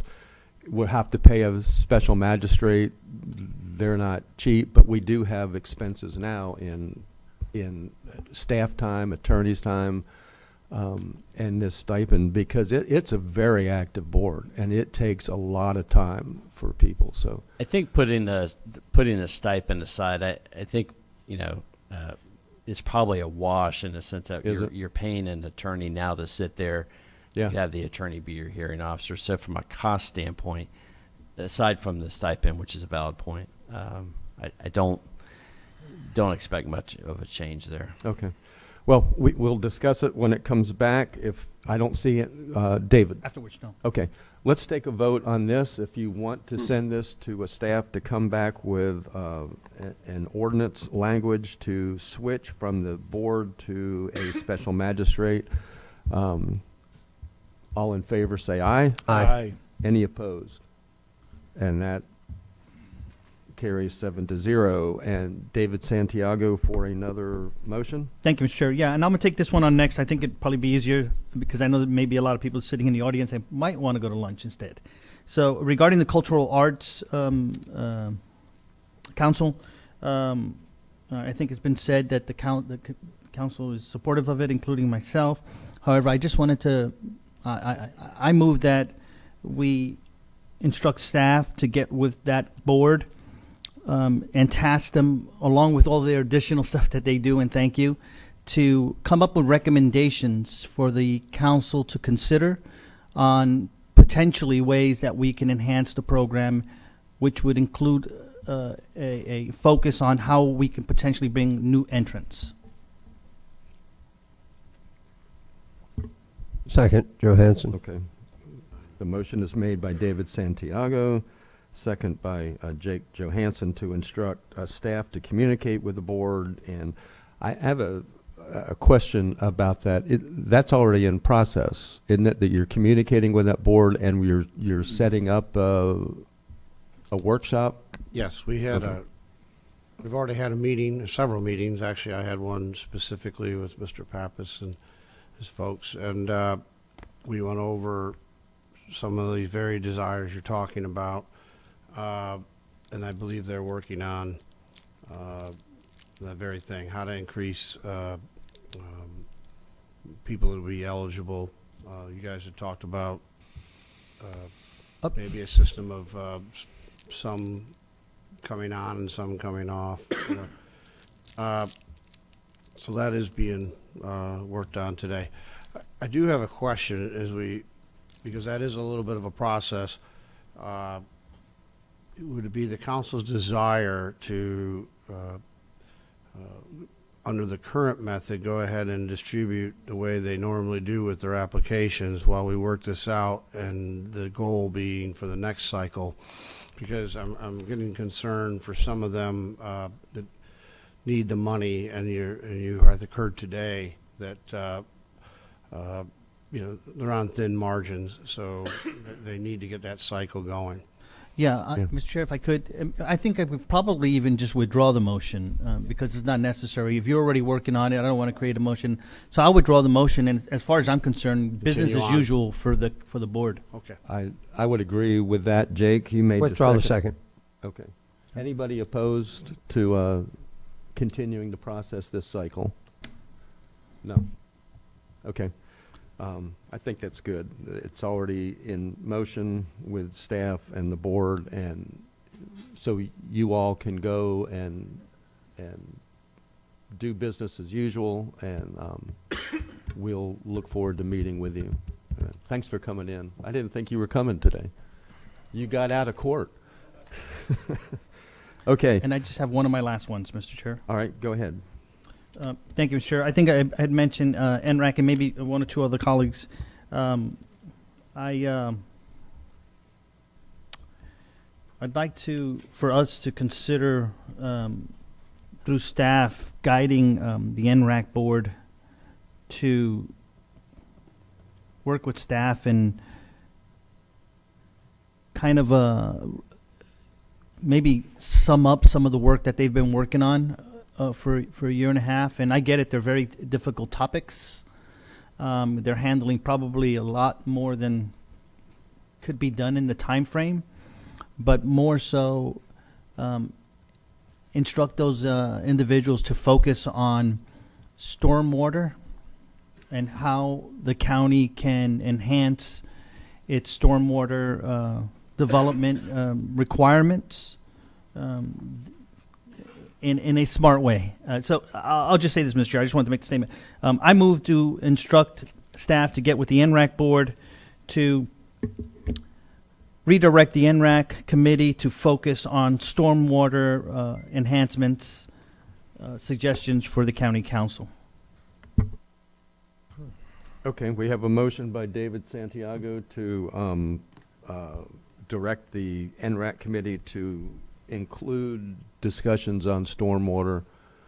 I mean, prioritize it. I want it to be their priority. Focus. Okay, to make that their priority. Is there a second on that? Second, Johansson. And the second is made by Jake Johansson. Is Ginger still in the house? Can you give us a quick update on, I don't know if anybody, I've attended several NRAC meetings, and you have a full plate. You have a lot of things that you're dealing with. Is stormwater part of it now, or is that something that you need to add in? Ginger Adair, Environmental Management Director. We've been working on a suite of issues that were tasked by the prior council that established the committee. Stormwater is on that list. In fact, one of our priorities was low impact development, which is of course a stormwater issue. That came before you, and you voted on that. Staff is now working on the low impact audit tool that you directed us to do. That work will come back to NRAC, ultimately to you. So that's stormwater related. Specifically, the stormwater code that we have right now is on the list, but it was further back in the list of priorities. There's no reason we can't change that list of priorities, right? So we absolutely can do that. I think we have one more meeting tomorrow dealing with the tree ordinance. It would be probably really great for the committee to wrap that up at tomorrow's meeting, and then our next meeting, we meet once a month. We could jump into the stormwater with the folks from our development engineering team, obviously. Okay. I'm seeing members of the committee all nodding their heads, so I think the your motion is appropriate to make that a priority. Any more discussion on this? Danny Robbins. Thank you, Chair. Councilman Santiago, would you be open to adding to your motion or modifying it, like we heard from a constituent out here today, easier processes, right? Simplifying the process and possibly eliminating codes and reducing, just in line with the direction that this council, I believe, as a whole, in terms of reducing this bureaucracy and some of this. I just want to make sure, we're all less, and I haven't seen anything less come from the board. That's why I'm raising it. It's all been more. So would you be open to exploring some of those other avenues? May I comment? Thank you, Mr. Chair. I think, Danny, that's valid, right? I'll just speak for myself. I'd like the board to explore all options, including that, right? So, if you recall, going back again to our last meeting, there was a lot of discussion on the code and how does the code, stormwater code, affect different storm events. I want them to look at that and find reasonable methodologies or new technology that's reasonable, right? We can't overprice the market, I'll just say that, but things that maybe Volusia can be a pioneer, a reasonable pioneer to address some of these things in the future. I don't have those answers.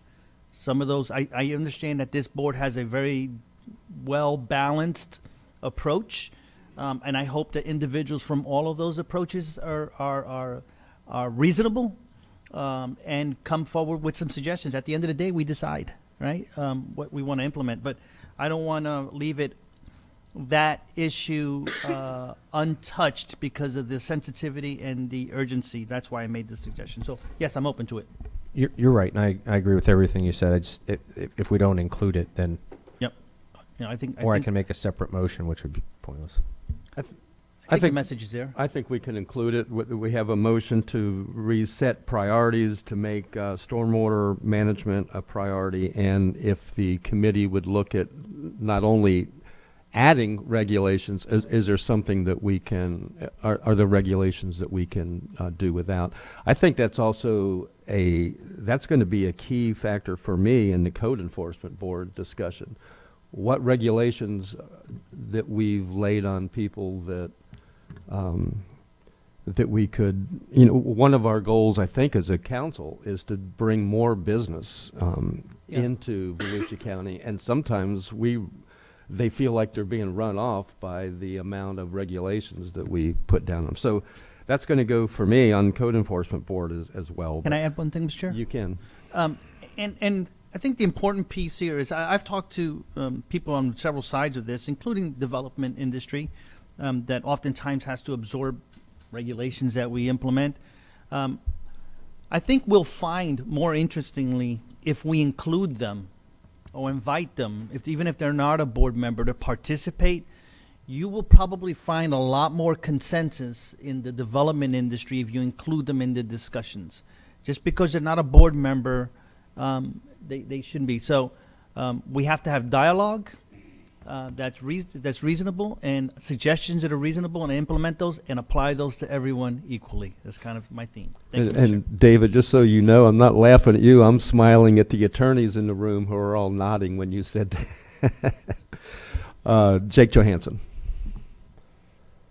We're talking about flooding, and we're talking about urgency. We're talking about sensitivity.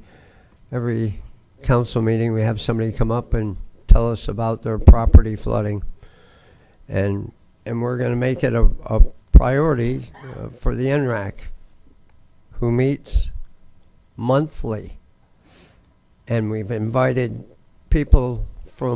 smart people from that advisory committee to meet once a month for 3 hours to come up with ways to cure our urgent problem. This is what I'm talking about with advisory boards. We have no better way to do it right now, so give it to the advisory board. But if you allow these people outside the sunshine to collaborate, you could get it done a whole lot quicker. So when you're wondering why the government's so slow, it's because we just gave a very important issue to you all, to an advisory committee that meets once a month. They do great work 12 times a year. I urge you all to consider taking a more flexible and collaborative approach to getting things like this done. The tree ordinance, let them grow, figure it out. Flooding, probably not. If we want to solve that problem in the next 3 years, we got to have a more flexible, agile approach to it. That's all I have to say. Thank you. David Santiago. Good point, Jake. I agree with you on the timing, but is there anything that prevents us from the board meeting more often if we can get a quorum, Clay or Ginger? I mean, maybe they can meet twice a month. That's all. Clay Irvin, Director of Growth and Resource. It's a matter of maintaining a quorum and being able that these volunteers being able to attend 2 meetings a month. It's and also just to be very honest, the workload on staff and preparing for that as well. Yeah, and maintaining a quorum is up to them, right? They've defended making sure we have these committees in place. So the viability and the success of it is dependent on the volunteers. So I would be okay if staff can coordinate meeting more often. Yes, there is staff time that is incorporated, and I think the flooding issue is an important one, right? And working with staff to come up with some recommendations, I'm open to it. I don't have the answers. I need suggestions from others. I would just add to that there's also nothing that prevents us from going to their meetings and listening to what's being discussed, and for any committee member to set up a meeting with any council member and tell us things that that's no violation of sunshine law. Tell us things that you think we should pick up on here at the council to discuss. I would encourage you to do that. Some of you do that now. I hear from you regularly. George Rectenwald. Yeah.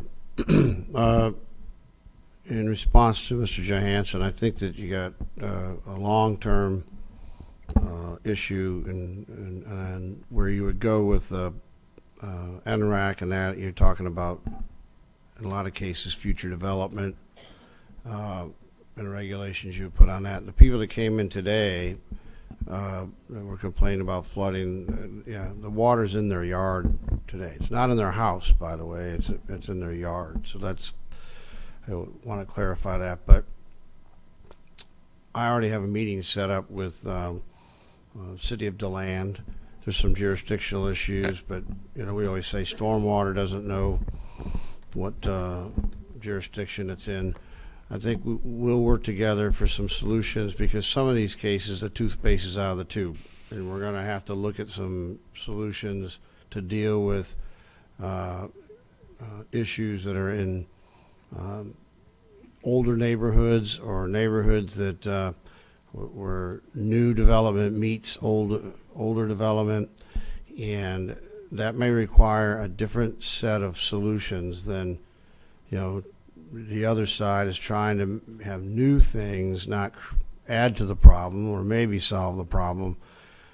But some of these things that I'm dealing with now are now. So to your point, that's going to be more staff driven with our engineers, city engineers, possibly some consultants that we'll have to look at, are there things we can do to help in some of these situations when you have high water table around the land. So, and then you have other work being done by the cities and other areas with these upcoming grants that we're going to have for infrastructure through the HUD program and other FEMA mitigation programs. Those are actual projects that will be coming forth to try again deal with the flooding as a now project versus the long-term planning type things that I think you're talking about with NRAC. Jake Johansson. David Santiago. All right. I just wanted to add, and George, I'm glad you chimed in on that, because the intent is not to stop anything staff is doing. Staff continues business as usual as we have until we change the process. The suggestion is for NRAC to look at long-term or whenever they get done, which we probably should put barriers around that, in my opinion. This part they may not like, but I used Mr. Chair. Somebody had a famous quote that I looked at here, and I think it was Ronald Reagan said, "Nothing lasts longer than a temporary government program." Right. And I'm specific to NRAC. They were tasked with something, and I get it's very difficult tasks. But that's why I think this council should realign it to be more focused, to be reasonable on outcomes and timely. And then maybe at the end of this meeting, we can have some suggestions on that particular, the length and time on that particular committee, if this council so chooses. But continue business as usual, task them with probably one of the biggest issues that we can address and come up with recommendations. Thank you, Mr. Chair. Thank you. We have a motion and a second on the floor. I'll just add to what you said, Councilman Santiago. When this first came up, I think it was Ben Johnson who proposed this this board, and I didn't support it for all the reasons that you just said. Now that it's in place, and I have gone to their meetings, I think it's an essential board. it's pulled together people who are not hateful to one another, but are usually on opposite sides of the issue, from attorneys who are hired by developers, by engineers that work with developers, by the educational people from our universities, by environmentalists, and just by normal citizens. And I watch them get together and have conversation and actually form friendships and work together. I think that's essential for our community going forward, and so nobody's disagreeing with that, and I'm certainly not saying that, but I want the people in NRAC that are sitting here today to hear that, to know that what you're doing is helpful to our whole community, to have these kind of conversations. The motion on the floor is to look at your priorities and brings stormwater treatment up. You really just did that with what you brought us on low impact development. I know it's a priority, but as George said, there's a lot of work to be done still. And I think part of that motion was added to look at things that are required that might not need to be required. So big task to a big job already, Ginger. Job security. So if I don't see any other discussion, if that's an adequate explanation of the motion, all in favor say aye. Aye. Any opposed? And that motion carries 7-0. We've got NRAC, we've got the Code Enforcement Board, Cultural Arts Council done. Okay, we'll take the Library Board next. I'll make this one simple, Mr. Chair. I move that we advise staff to come up with a recommendation, ordinance to eliminate the advisory board and explain how it would be governed going forward. Okay, the motion is to send that to the staff to bring back a proposal to eliminate the library board and any impacts that would have. Is there a second? Seconded by Danny Robbins. Discussion?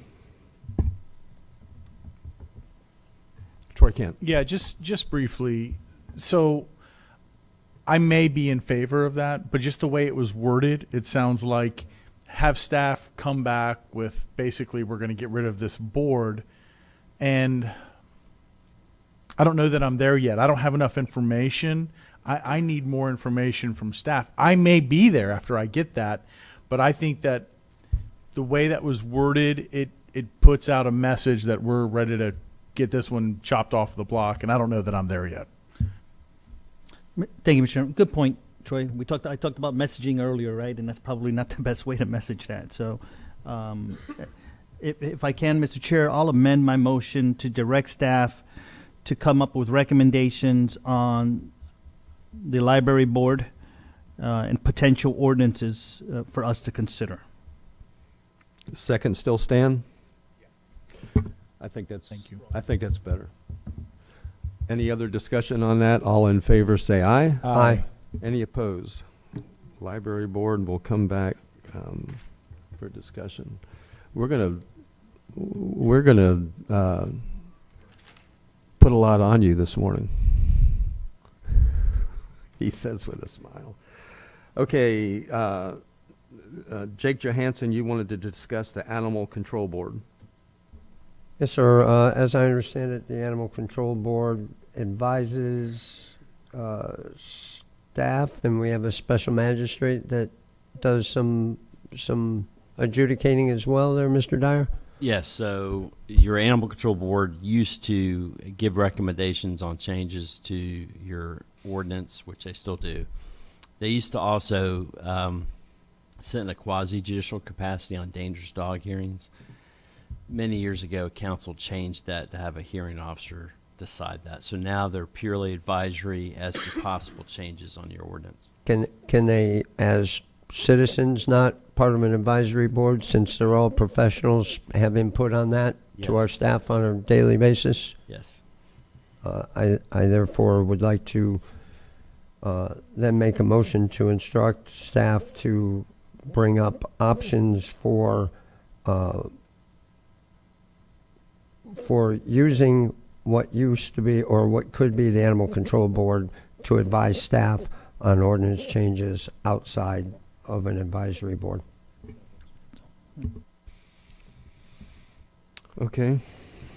I'm not sure I understand that. Oh, options to Options use the to board. get rid of the board or otherwise Okay. come up with reasons or options for getting the expertise without being part of an advisory board. Okay. The motion is to have staff bring back options including to eliminate the board and get that information by other means outside of a board. Correct. Before I call for a second, staff is good with that? Yeah, You we understand? understand. Okay. I would add, I think you would have the option of an ad hoc committee if we were going to rewrite the ordinance like we just did about 2 years ago. Okay. Or, and of course, we would do outreach into the various animal community groups that are out there, humane societies, and veterinarians, and other people in the industry. Okay. Is there a second on that then? Second by Danny Robbins. Any other discussion? The vote will be to, as you just heard, have staff bring back the options of eliminating the board and how do we get that information outside of a board. You're not voting to eliminate the board today. You're voting to have it come back and then discuss it fully. All in favor say aye. Aye. Any opposed? And that carries 7-0, and that leaves several. Let's do the volunteer fire fund committee.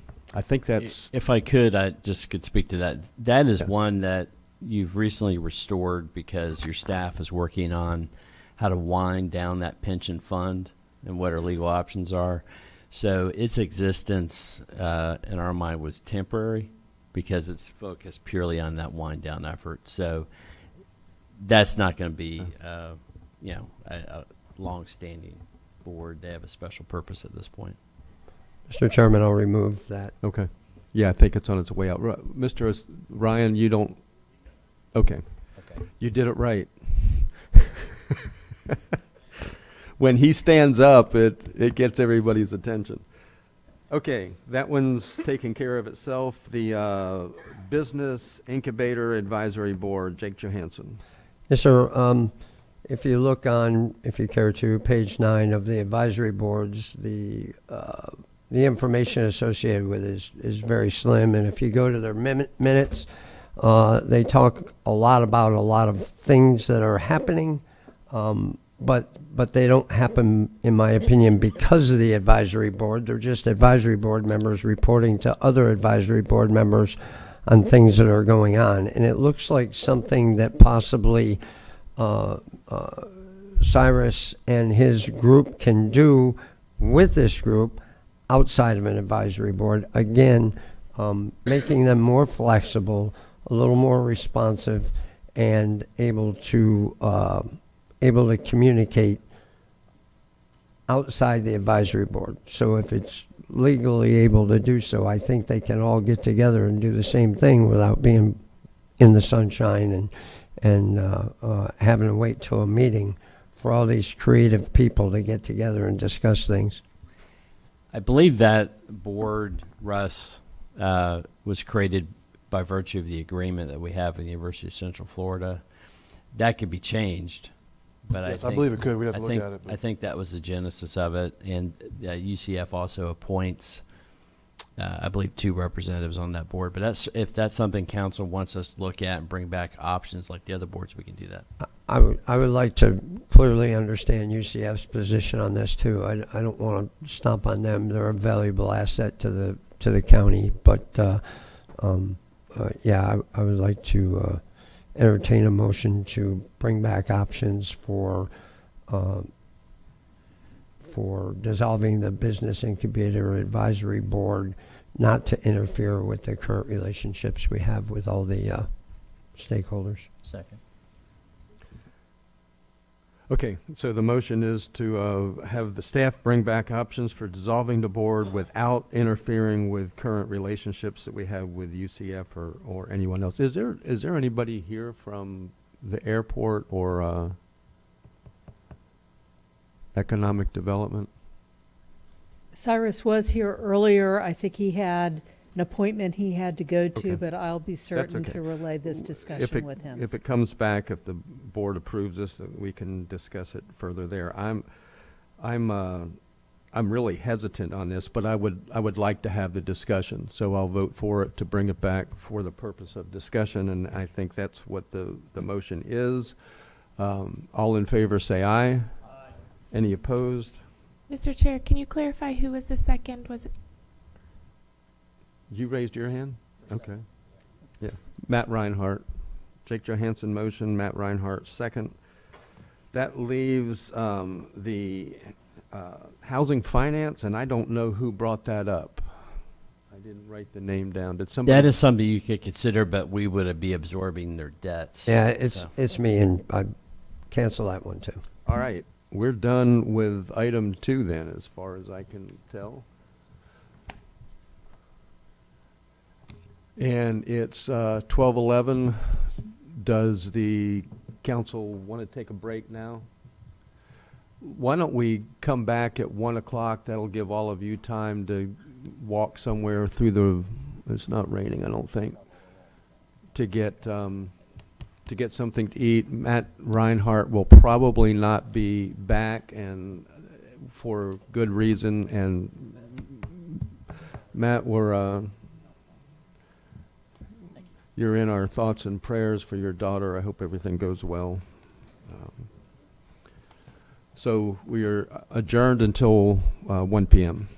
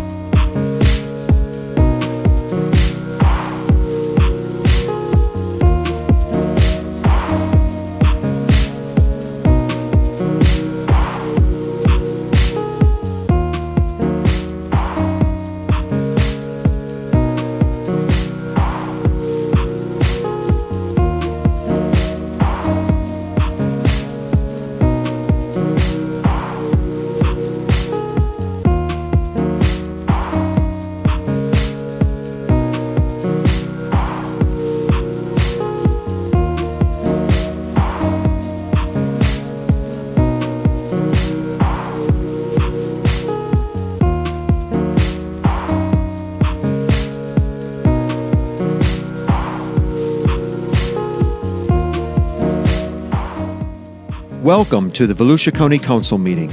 The meeting will begin in 5 minutes.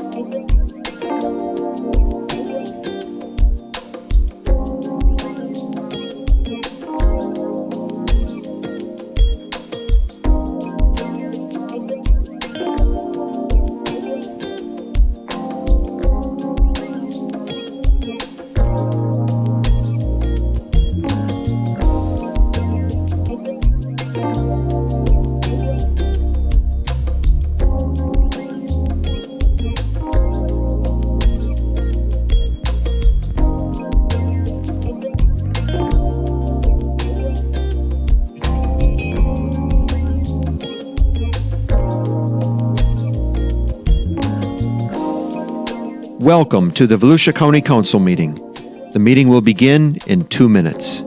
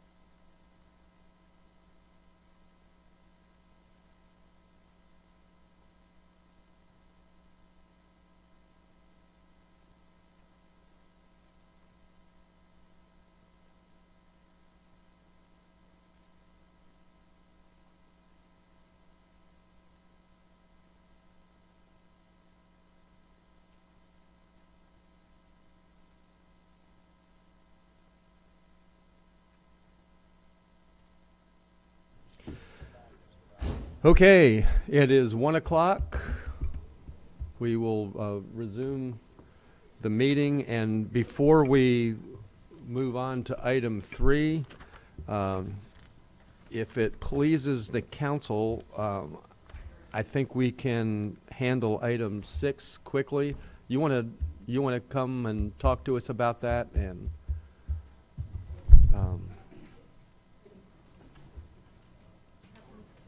item 6 is the amendment to a special exception for a non-exempt excavation. Good afternoon. Thank you for entertaining us at this point. My name is J. Christie Wilson III. I'm the attorney for Chemcho, and we are item 6 on the agenda. We would prefer to have a full commission hear that item, and since Commissioner Reinhardt has had an emergency, we would like to have a continuance. I believe it's until April 2nd. Okay. And that's fine with staff? Yes, sir. No problem moving it to... If, based on the request, if council is inclined, could extend it to the April 2nd meeting at 9 a.m. or after. Mr. Chairman, move to extend item number 6 to the April, what date did you say, Mike? April 2nd. April 2nd meeting. Second. Motion by David Santiago and seconded by Danny and Jake. We'll give it to Danny Robbins. All in favor, say aye. Aye. Thank you for Any your... opposed? Thank you. Yeah. Okay. So now we'll go back to item number 3. Resolution finding public purpose and approving issuance of Housing Finance Authority of Volusia County Housing Revenue Bonds. Yes, sir. Good afternoon, Mr. Chair, members of council. Russ Brown, Deputy County Attorney. Item 3 is approval of 2 resolutions approving the issuance of bond financing for 2 projects solely for the purpose of satisfying the requirements of the Internal Revenue Code. And your purpose today is finding a public purpose for the project to be financed by bond proceeds. The bonds do not constitute a debt, liability, or obligation of the county. If you have any questions, Ms. Metz, attorney for the Housing Finance Authority, is here with me today to answer any questions you may have. Was that pre-recorded? Quick. David Santiago. Thank you, Mr. Chairman. This is just procedural, so I move to approve item number 3. Okay. Motion to approve by David Santiago, second by Danny Robbins. We have 2 members of the public that want to speak. Would you still like to speak on this? Tom Johnson and Glenn Reba. Is Tom here? This says item 3. Item 5 on both those names?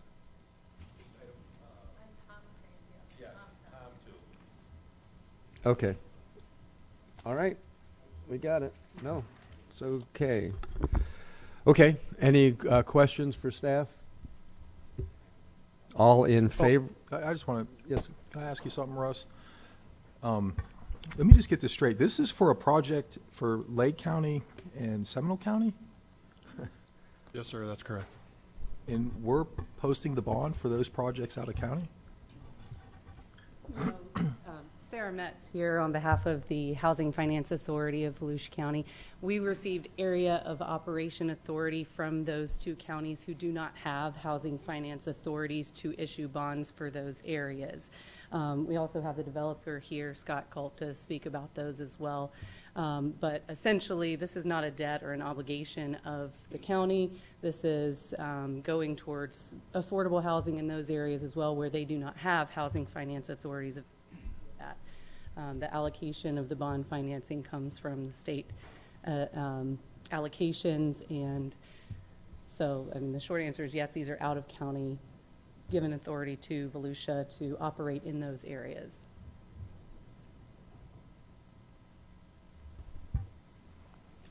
I see the lawyer wheels. It's just procedural. It sounds weird that we're doing it, but it's just the way the program is set up. It allows us to have a say in how those funds, how the bonding is done, right? Essentially, this is just for the public purpose to say that there is a public purpose in having affordable housing So the bond process, as we've gone through it, we get the application, it's induced by the Housing Finance Authority, just simply saying we're interested in allocating bond funding for these if it's available through the state allocation of those funds. And in this case, there was no other Volusia County project in the pipeline, and this does not come from Volusia County allocation. This would come from allocation in those other counties. So the only thing that really touches and concerns Volusia is that we have an active Housing Finance Authority, whereas Seminole and Lake County do not have those. All right. Okay, I understand. Okay, no other questions or discussion? All in favor of the resolution finding public purpose and approving issuance of Housing Finance Authority of Volusia County Housing Revenue Bonds, say aye. Aye. Any opposed? And the motion carries 6-0. Which takes us to item 4, adoption hearing ordinance number 2023-23, ordinance amending the comprehensive plan affordable housing policies, chapter 1. Clay. Good afternoon, Clay Irvin, Director of Growth and Resource Management. Before you is the adoption hearing for a set of changes to our comprehensive plan to enact in changes that are based on our previous efforts to improve our overall policies and strategies for providing for affordable housing. As those members who were on the council previously, this was a project that took approximately 3 years to go forward, and in July of 2022, we adopted the Path Forward Strategies for Success. Part of that was identifying what we would call critical changes in the regulations and growth management policies we have to help serve as incentives for affordable housing. So staff initiated changes to the comprehensive plan, specifically the future land use, housing, and other elements. We went through the process. In other words, we drafted it, brought it to the Planning and Land Development Regulation Commission and the Affordable Housing Advisory Committee. Both of them recommended approvals. It was transmitted to the Florida Department of Commerce and to the Volusia Growth Management Commission. Both certified that as being consistent. We brought it forward for adoption at December 5th. There were concerns identified specifically for favoritism and potential negative impacts on private market operations with the specific policies tied to expedited review. So we went back from staff perspective and looked at the policies. We discussed the option of possibly going and redoing all of them. If we did that, that would cause us to have to restart the comprehensive planning process because, again, we've already gone through it. This was the final step in getting these adopted. So what we looked at is what could be altered so that way we would address the majority of the concerns identified by the county council. And we made some changes to policies, and rather than just doing away with it, we reverted back to the current policy that's in the adopted comprehensive plan. So there would be no modification. It's maintaining the same standards that we already had. But there was concern in regards to the expedited review. Volusia County participates in the State Housing Initiative Program. It provides funding for many of our programs. One of the things that you'll see is that the Affordable Housing Advisory Committee and the County Council has approved a strategy in that group that we would be utilizing the expedited review process as one of our necessary elements for compliance with SHIP funding requirements. So we need to maintain those policies in our comprehensive plan to ensure that we're consistent with what is required for us to continue to receive these SHIP funding. So this kind of just went over the policies. We also have in there there's a table that identifies all of the changes that were originally proposed and what we identified as either reverting back or going forward with the recommended changes. So we're bringing this forward to you. We hope that by adding these policies in, we'll be able to meet the requirements of the state by also implementing the previously approved housing initiative that were approved by the county council, and also addressing the concerns that were identified at the council on December 5th. Staff is here, is available to answer any questions you may have. Thank you, Clay. David Santiago? Thank you, Mr. Chair. Move to approve ordinance number 2023-23.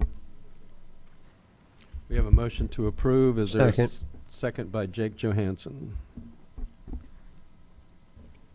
Danny Robbins. Thank you, Chair. Just a couple questions, Clay.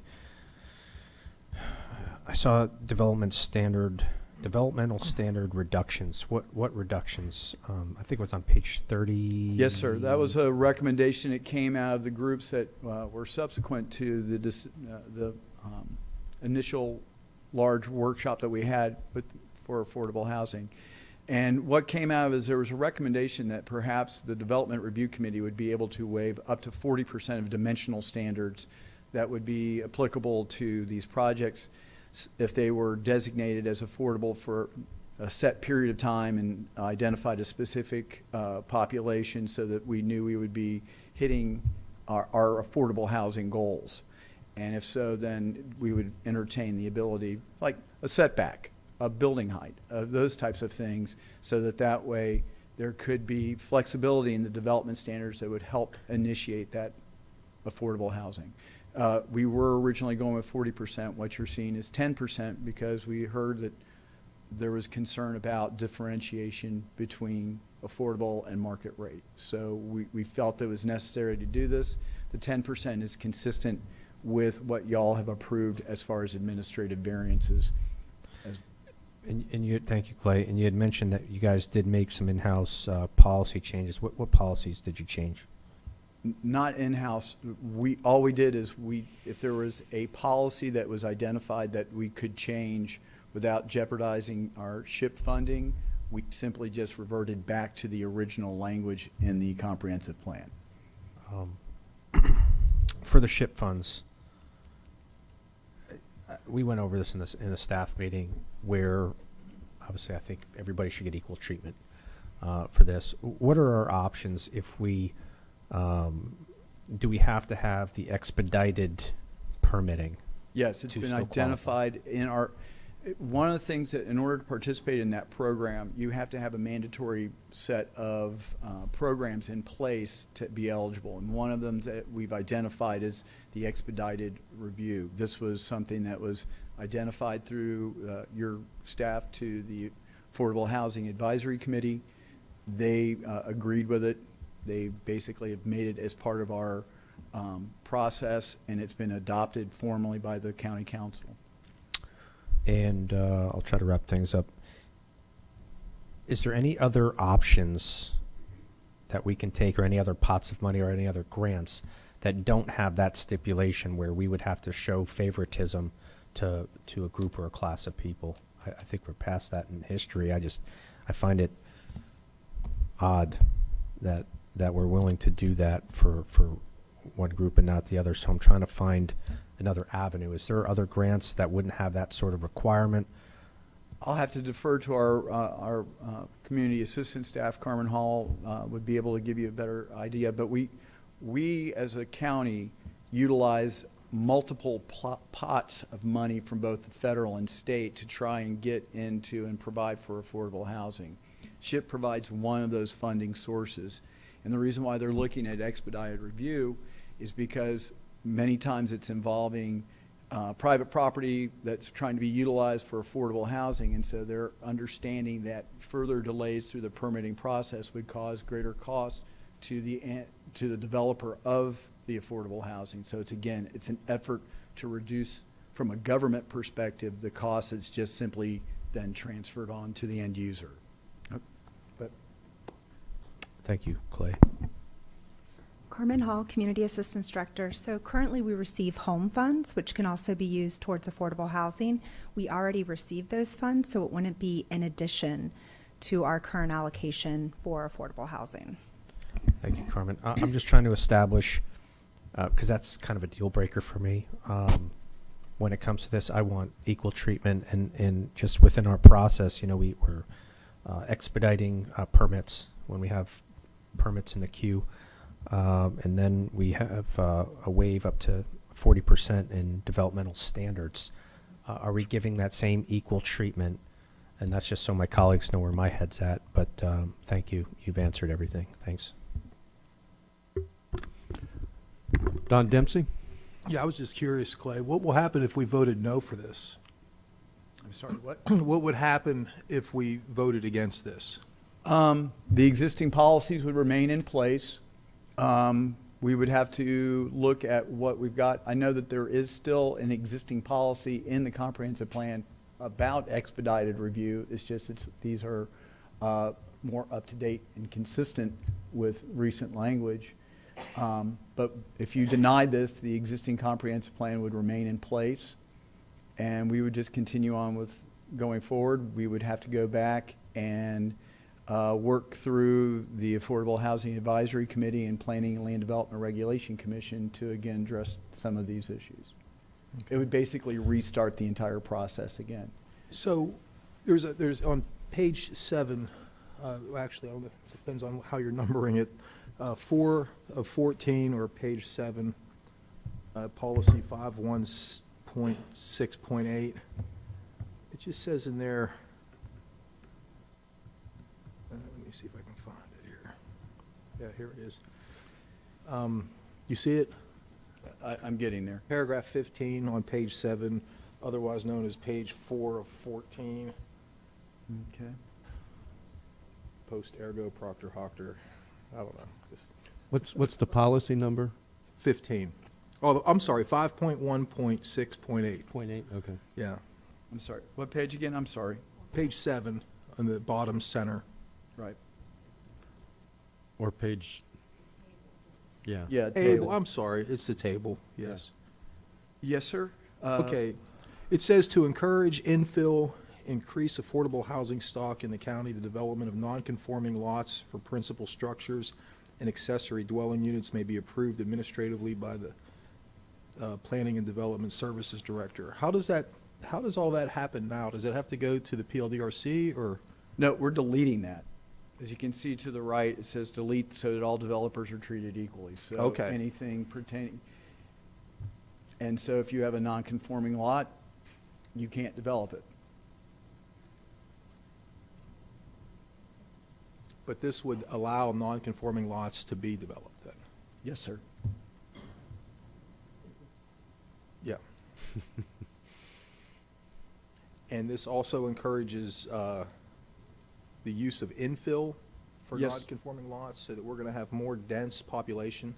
No, sir. The term infill means what you do is you identify existing urban areas and where you have vacant land and land that's being underutilized, you try and put in encouragement so those properties are used ahead of anything going out in the green field or trying to basically leapfrog out of the urban area. And then otherwise in here, it says there would be density bonuses. Is that for higher density residences get some sort of spiff? We currently have density bonuses allocated in our comprehensive plan. What it is that it's based on the type of land use, and so therefore it could allow for, say, duplex and single family. It could allow for multifamily in some of the duplex or triplex areas. So again, it's giving the opportunity for folks who are developing affordable housing to get additional density. Okay, that's all I have. Thanks. Jake Johansson. Thank you, sir. Clay, I just want to verify that policy we just talked about to encourage infill, you are deleting that, so that's no longer a factor. And we had this conversation at our staff meeting the other day. I'm kind of with Mr. Robbins on this, that I want everybody to be expedited. I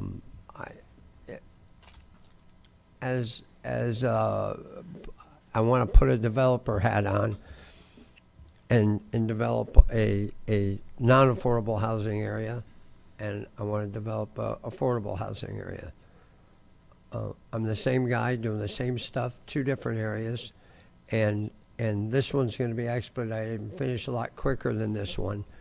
But the rules that we're using to decrease the cost of affordable housing also apply to what might be non-affordable housing, because it's over the cost of 120% of AMI. I want to encourage the county and staff to help keep the price of every house as low as we can get it by expediting our permitting process as best I can. And I understand we have some challenges with our department in getting things out, not in a timely manner, but in an expedited manner.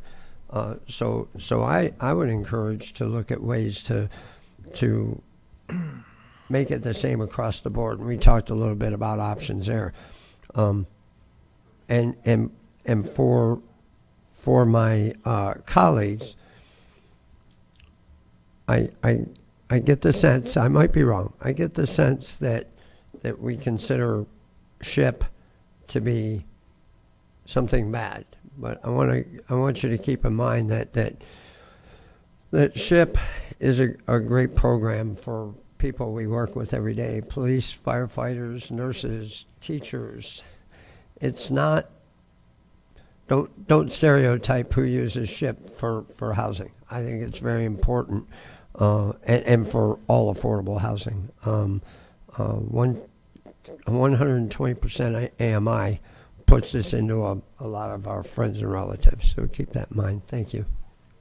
Just real quick. Go ahead, please. In response to about the time frame, please be aware right now there's pending legislation which is going to dictate how quickly we have to get out specifically single-family building permits. If some of those requirements are made real, the cost will go up because we will have to get multiple staff in order to be able to meet a 3 to 5 day time frame to get a single-family building permit out. So we will be expediting all permitting for single-family if what is in some of these different bills gets passed. So as that goes forward, we'll be able to report back to you as to what's going on from that perspective, because right now that's something we are looking at very seriously, because it has a severe impact on our staffing or contracting for assistance in getting the permits out. So we will be addressing that, but again, the policies that you're seeing were developed over a 3-year period that culminated in July of 2022. So if the council does not agree with those, that's fine. We would just need to know that, because right now, that's how your staff is proceeding. The findings from that July 2022 decision on a pathways forward, the strategies for affordable housing, is what we are basing our day-to-day operations as it pertains to affordable housing. If that's not where this council wants to go, we just need to know that. One further comment, Chairman, on my time. This is an unfortunate example of a staff working hard to do something the council told them, and the council's kind of changing the direction of the wind a little bit and knee-jerking maybe in another direction that's unfortunate, but maybe needed, maybe not. But it's important for us, I think, to move slowly, constructively, and a little bite of the elephant at a time to get where we need to go, if that's where we need to go to keep staff on mission. Thank you. David Santiago. Thank you, Mr. Chairman. Clay, just want to, for clarity purposes, irregardless, correct me if I'm wrong, irregardless of the pending legislation, in order to participate in the SHIP program for Volusia County residents, we have to, by state law, have some type of expediting process. Is that correct? Again, the SHIP program identifies expedited permit review as one of the requirements. Right. So in order to participate in that program, we have to have that. Yes, So sir. I We've know we may identif- not like it, but in order to, we're not going to eliminate SHIP funds or turn SHIP funds away. Our council has approved that as the policy. On Currently, December 5th, 2023, the council approved the strategic housing Okay. policy. I just want to make sure that, because we have to do that in order to participate in SHIP. Yes, sir. Going back to number 15, Clay, on page 7, as Don brought up, that you're proposing to eliminate that section. What is the effect of that? Where we were trying to go there is picking up some of these remnant parcels that are within Volusia County, say around the Derbyshire area, some of the areas in New Smyrna Beach, some of the areas in, say, Spring Hill, where we have vacant lots, or some of these other properties which have fallen into disrepair, where they can't be redeveloped because they're either not a good lot or don't meet the minimum requirements for that zoning. This would give them the opportunity to be reused for affordable housing. Any type of, or if we eliminate it, it will allow for any type of. That my understanding now. I just want to make sure I'm clear. To encourage infill and increase the affordable housing stock, so it would have to be tied to affordable. Okay, that's the purpose of the elimination. Okay. And I'm the clear. thing is, if you want to make it open for everybody, we could sit there, but then why would we have the non-conforming standards? Yeah, no, I get it. So this it's another tool.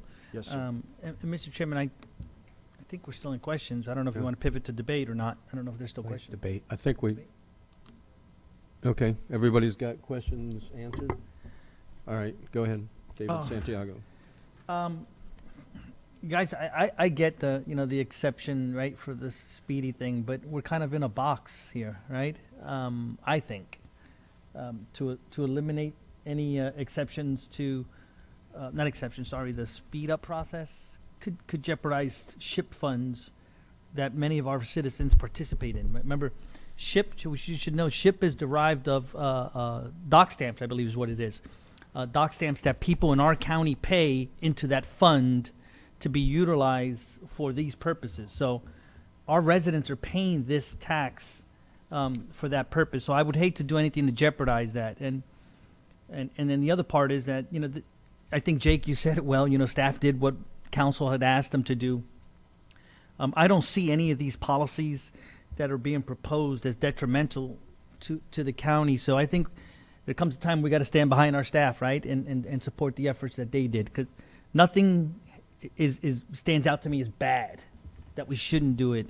They did what we asked them to do, and sometimes we just got to step up and accept their work, absent something really being bad. I don't see or hear anything that would be bad. So I would encourage us to support our staff, send the message that affordable housing is important. And we used to have a gentleman that would come here all the time. I forgot his name. Yeah. But he would often talk about the price of housing, especially for young people, right? How they're so priced out of the market, and a lot of it has to do with policies that state and local government do that affect that on many levels, not just this. So I think we got to do what we can to make it reasonable. Thank you, Mr. Chair. You're welcome. Before I call on anybody else, we have 4 members of the public that want to speak. Do you want to hear them first before your debate, or I'll leave it up to you? 5. I was going to throw out a little proposal, bounce it off you guys. Okay. Go ahead, Danny Robbins. Thanks, Chair. David, I agree with some of what you're saying there, but I kind of want a sure thing for everybody. I'll take a bite with you on that, under one condition, is that we create right now the same policy to mirror for our everyday people, to mirror the same standards as in line with the SHIP funds, in terms of the 40% reduction, and in terms of expedited permitting, and also whatever else goes in there. And when it comes to, if we do have to hire more people, guess what? The permit fees and all that other stuff, if we get this stuff cranking, it's gonna pay for itself. Mr. Chair, if I may respond, I like it. I like it because and then it's reducing bureaucracy for everyone. So if this council, I can accept that, Danny. I have no problem with accepting that, right? I'd like to hear what Don has to say.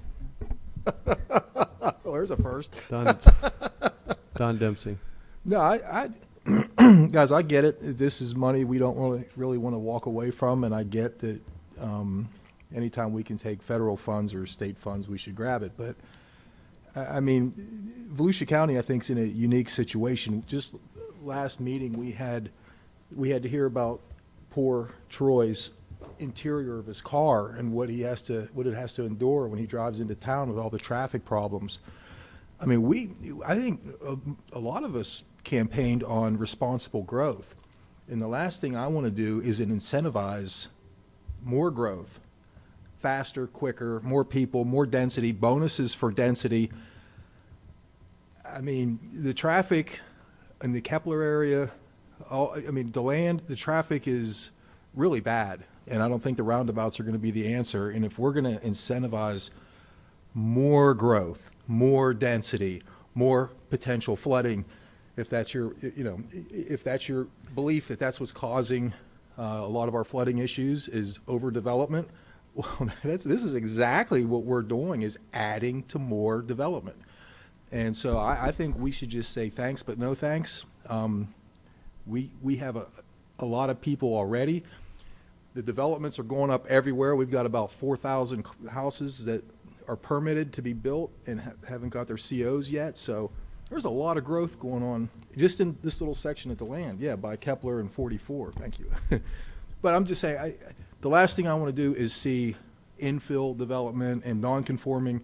It's just, guys, I think enough's enough for a while. Let's just let things kind of play out and stop this mass development chase that I think we're heading towards. That's why I'm a no on this. Thanks. Okay, Clay. I need to clarify, Carmen pointed out, and this is coming from the document that the council has approved and is part of our strategy for affordable housing that's been submitted to the state. Strategy A, the processing of approvals of development orders for permits for affordable housing projects are expedited to a greater degree than other projects as provided for in Florida statutes section 163 3.177. So we've already adopted and have in place as of December 5th, 2023, a policy that would prevent that motion, part of that motion. Okay. Yeah, before I ask a question, Suzanne?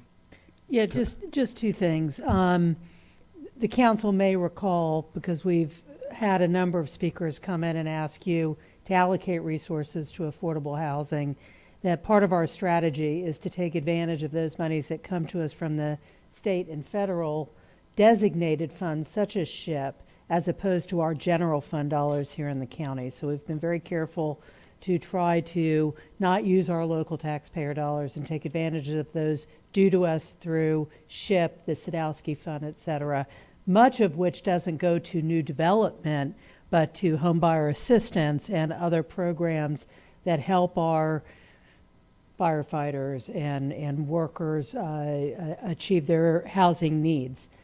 So I just wanted to put the SHIP funding in some context. The other context that I feel compelled to make sure we understand is most of the development occurring for affordable housing and just housing in general in the county is happening in our cities, in our urban areas where I think we might agree that is the appropriate place for it to occur. I think I asked Clay earlier this week how many affordable housing projects have we offered the expedited permitting to in his 8 years of time in his role in Volusia County. It's been the equivalent of one project. So I know it's getting a lot of discussion from a philosophical level, but the number of projects seeking that, are practically non-existent. We do have some Habitat for Humanity homes and some homes Bring Hope that have come forward. They've not asked for expedited permitting, and they'll be entitled to it because they're really at that single-family building permit level. But to the extent that helps put some perspective to the discussion, I just wanted to make sure that we mentioned it. I'm glad you did that, and I had a question for you. She just dealt with it, though. I think David might have a question for you, but one was just going to say that, Don, your argument is really tempting, and if I thought that it was true, I'd join you. But I don't. There is not a rush of developers trying to build affordable housing.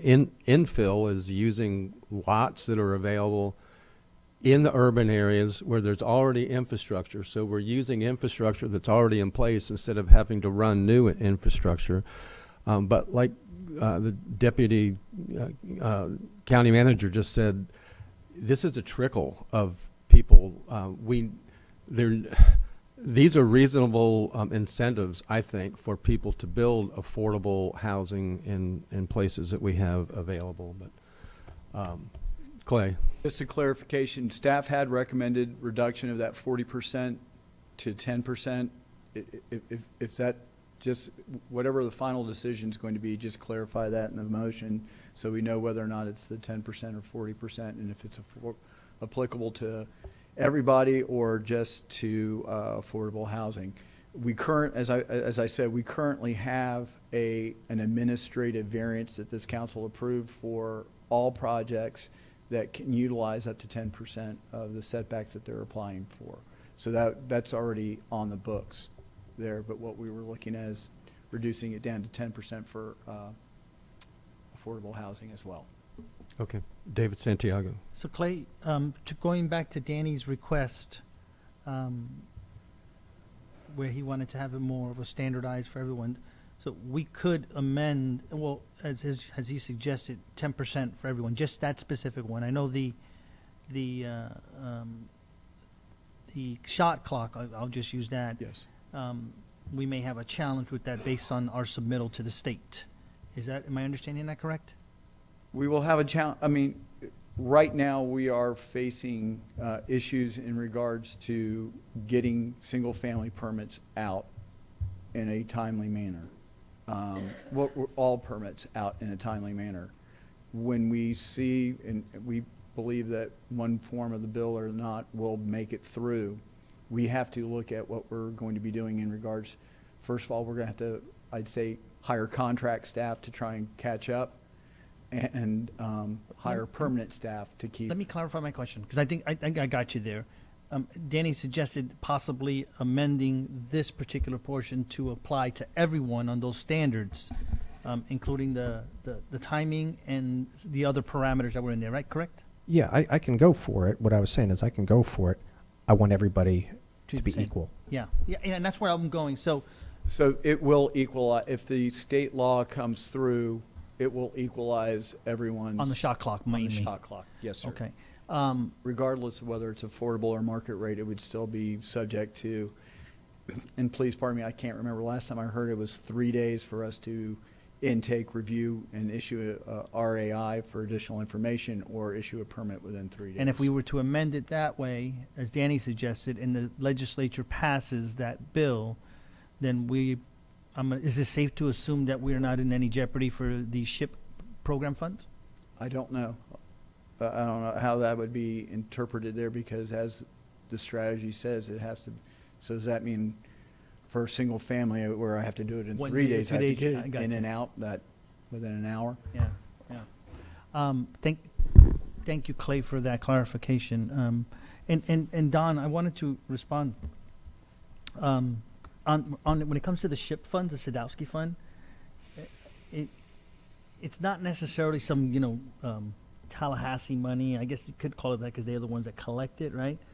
But our people here in our county pay into that, and when they pay it and they're at closing, they're told that, well, they should be told that this is a tax that you're being assessed for this particular purpose, which your county benefits from. So I worry jeopardizing that and then sending a message to Volusians that, yeah, you're going to pay this tax, but no one in Volusia County may ever get to participate in it, generally speaking, I'm kind of with you with turning down federal or big money, but this is money that people pay for a purpose. So I just want to make sure. Which is it? Oh, it's the total's in the over $100 million a year. What's the total? I'm talking about for the state. I don't know what our portion is. She can answer that. So our current 23-24 allocation is about 4.5 million. We're anticipated to receive a little over 3 million next fiscal year Gotcha. for Volusia County. Gotcha. And I think Susan, thank you for clarifying too, because the majority of those recipients are for existing homes, so it doesn't force what you're concerned in. The problem I think that you're mentioning is the bigger developments, right, and how that sprawl is happening. But on the infill side, I don't know, at least for the county, I haven't seen many of those come through in the county since we've been here. So I don't see that as the major issue. And my last point, Mr. Chairman, Danny, I want to see how we can get there. I think I like what you said about applying all the other standards to everyone. I think that jives with the mindset of this council. Can we get there absent that shot clock until, here's a question for Clay. Can we adopt Danny's suggestion absent the shot clock change and then adopt a change later on, Danny? Like amend that in later on, applying that to everyone after the legislature acts? We have a April 30th workshop where our staff will be coming and talking to you about permitting, zoning, and the whole kit and caboodle then. By then, state law would have shook out. By then, we can speak to you more intelligently about what options we can offer and what we can't offer. So the simple fact is this: there's not a limitation on the number of comp plan amendments we have to do anymore. So therefore, after the April 30th, you would like us to go back and review our comprehensive plan to make amendments to this to equalize the process.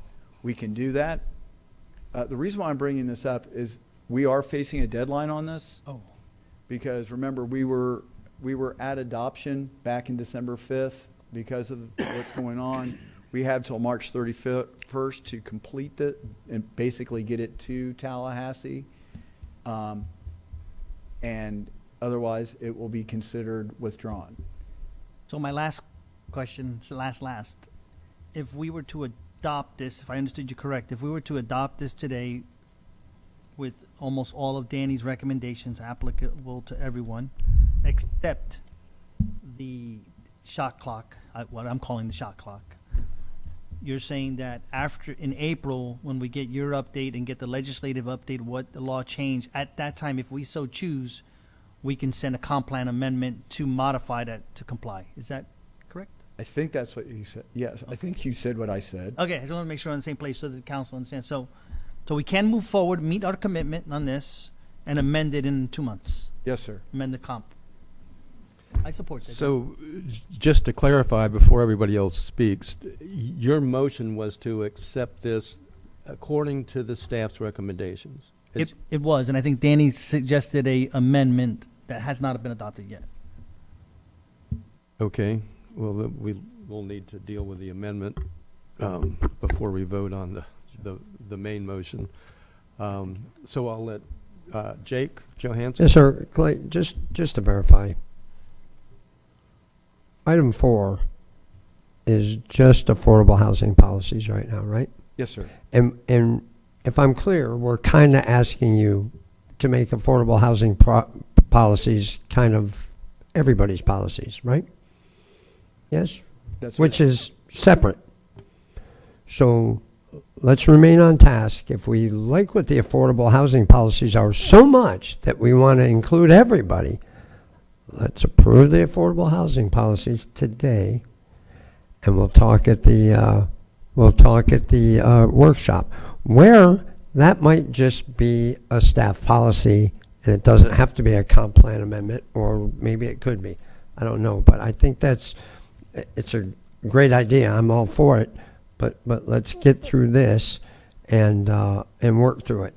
And if we're kind of in debate, I heard something I want to ensure as a elected official I'm clear that our general thought here is that we're going to manage development, not stop it. And if we're managing development, the best place to manage it is not to continue to sprawl, but to use infill. And I heard that I don't want infill. I think infill is the best idea. It's part of clustering. It's part of reusing infrastructure that already exists. Oh, by the way, it's in the cities, not in the county, by and large. Something we have limited control over. Lastly, I want to point out that time and time again, counties and cities are unilaterally agreeing on things that may make sense to them, but our state officials take a look at it and go, oh, hell no, and they preempt us. So every decision we make here regarding development and growth in Volusia County, of which our state currently enjoys the development, enjoys the people coming here, we have to deal with. We need to deal with it responsibly. So if we're all up here trying to maintain Volusia County in its current state without development, we're going to get preempted. We already have with the Live Local Act. We already have with other affordable housing things. So let's take control of this and do it right the way we want to do it, and not the way the state wants to do it by shoving it down our throats as they have with other issues that have preempted us. Thank you. Danny Robbins. Thanks, Chair. You know, it's hard not to be philosophical. Don, I hear what you're saying, Jake, David. You know, but something we got to also remember, too, is like, you know, for instance, you had mentioned Kepler Road and DeLand. That wasn't out of the ordinary. That wasn't by mistake. That was planned for that area in every plan imaginable under God between DeLand and Volusia County. But Clay and his team did a good workshop or a presentation, I want to say a year and a half ago, maybe even 2 years ago. And we talked about the trickle of development in unincorporated Volusia. It's absolutely true. I know there's several pictures that are being painted out there that just aren't true. But his presentation hit the nail on the head when it came to our growth in the county at 1.9%. It's about 6,000 people per year countywide. About 99% of development is happening in the cities, not unincorporated Volusia. And also, too, probably in the last, since I've been sitting up here, the chairman and I, maybe 5 developments or less projects, several of them were already pre-approved prior to us, have happened. So, you know, I get what you're saying, but also, too, I don't want to give DeLand, who's been a good partner, a black eye for something that was in their vision, and it still is in their vision, but I just don't want us to slug them and beat them down as if they're doing something wrong, even when our opinions are there. So at the end of the day, it's hard not to, in my opinion, put some strings attached to this vote. Where I do agree with you, Don, is I want a sure thing. I don't want to depend on the state. Like Jake said, I want us to take the bull by the horns and make a decision that we can make, even though it is a separate item, but my vote's going to be contingent on that. I want to support this and vote up on this, but I need a quality to get me across that line for my people and the people that I represent. I just don't think it's fair at this point. And I didn't know now. I didn't know what I know now, what I did in the past, and that's on me. I'll eat that. So I want to get us there. I really do.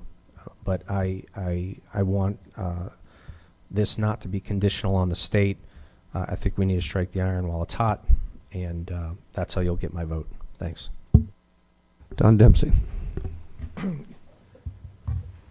Yeah, Danny, I'm not saying all this flooding, I do believe it's real that's going on Kepler Road. Like I've told you before, I've ridden dirt bikes all through there before there were even subdivisions in those areas, and I've never seen flooding like I see it now. So I don't know what the cause is. I don't know if it's nature or overdevelopment. I don't know, and I'm not here to take sides, but I know there's an issue. And JC was here earlier today talking about his property, and I believe everything he says is sincere. And affordable housing, I guess, is a relative term because, I'm heavily involved in the real estate market, and I've been active in the real estate market for over 20 years now. And I've seen condos in the same location range from $30,000 a condo up to $180,000 to 110, then back down to 30, now up to 180, now they're back down to 140. I just don't like when government sees a problem or perceives a problem and feels like it has to get involved. Just to quote Reagan again, he said, government doesn't solve problems, it subsidizes them. And if we would just let laissez-faire do its thing, let capitalism do its thing, supply and demand do its thing, and just let it all play out. But if we're going to start picking and choosing winners and losers and who's going to get extra here and from this pot of money or this pot of money, the government needs to stay out of this stuff and just let the market do its thing. We do have 4,000 houses on the queue that are about to be built right in that same area where we just had a chamber full of people complaining about traffic and flooding. And even if you don't believe in the flooding, the traffic is a real problem. That's why I voted against it, because I see the traffic. Troy sees the traffic driving into these meetings. It's a real issue. And if we're going to incentivize more development, and pat ourselves on the back because it's affordable housing and try and feel good about ourselves because we're helping the less fortunate, I get it, but we're still increasing density. We're still adding to the problem. We need to just let the market play itself out and quit letting government pretend that we're the cure-all for all the issues. So I'm a hard no on this. I think whenever we have an opportunity to stay out of people's lives and a free economy, we need to. So that's where I am. Thanks. David Santiago. Promise, last bite. Nice move, trying to use Reagan again, huh? I used him earlier. I like it. I like it. You almost caught me for a second. And the reason I say almost caught me is because your arguments, given the fact that government in general hasn't overreached in policy making, in rules, in procedures when it comes to, I'll just use the development topic we're talking about, right? So we have all these rules that have been placed out there from us and other agencies that raise the price of development, right? That's part of the cost drivers when we've had subdivision projects that have come before us and they say, well, you have to do this, and this, and this, and that. Well, guess what they just did? They just added $20,000, $15,000, $30,000 to the cost of the lot, right? Well, not everybody can afford that, and those are drivers. Those are not free market drivers. Those are in response to government requirements. I'm just speaking to that. That's why the way that this is written, and I'm okay, Danny, with reducing, like you said, reducing those for everyone.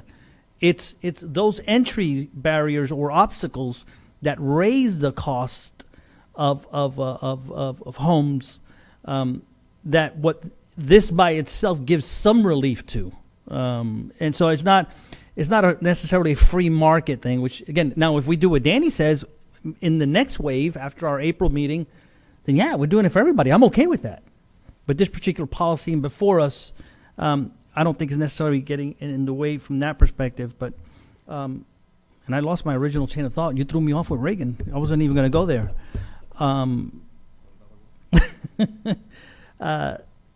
Sorry, I'm lost for words, Mr. Chairman. I forgot my original thoughts. Danny Robbins. Thanks, Sharon. This is my last as well, and I can relate, Don and David, to a lot of what you're saying. Biggest thing, equality. I want equality. But also, too, if we want to stop the subsidies, we got to have the inventory. This is the most basic form of supply and demand, in my opinion, that drives this market. So we want this stuff. We don't want to subsidize, but we don't want to build either. So how do we expect things to become affordable? If you have stuff in the market, which we don't have, these people aren't building these things for their health, okay? People are moving here. We could all not like it. I don't like it. That's why I live where I live. My little slice of heaven. So, I think we have to be realistic. I think we're being a little counterproductive, to be honest with you, but I'm willing to go for it. But there's got to be some conditions here today. Remember what I was going to say, Mr. Chairman? It was Danny's last comment. Okay. Danny, I support your effort. I think, like Jake said, we need to do it in a separate phase after this. So you have my commitment to support it. I'm only one of 7, but you have my commitment. I think Jake kind of alluded to dealing with it later on. So I think we put this to move forward and meet the deadline that we're required, and then let's open that up. I'm open to it. I'm not going to let you down. Okay.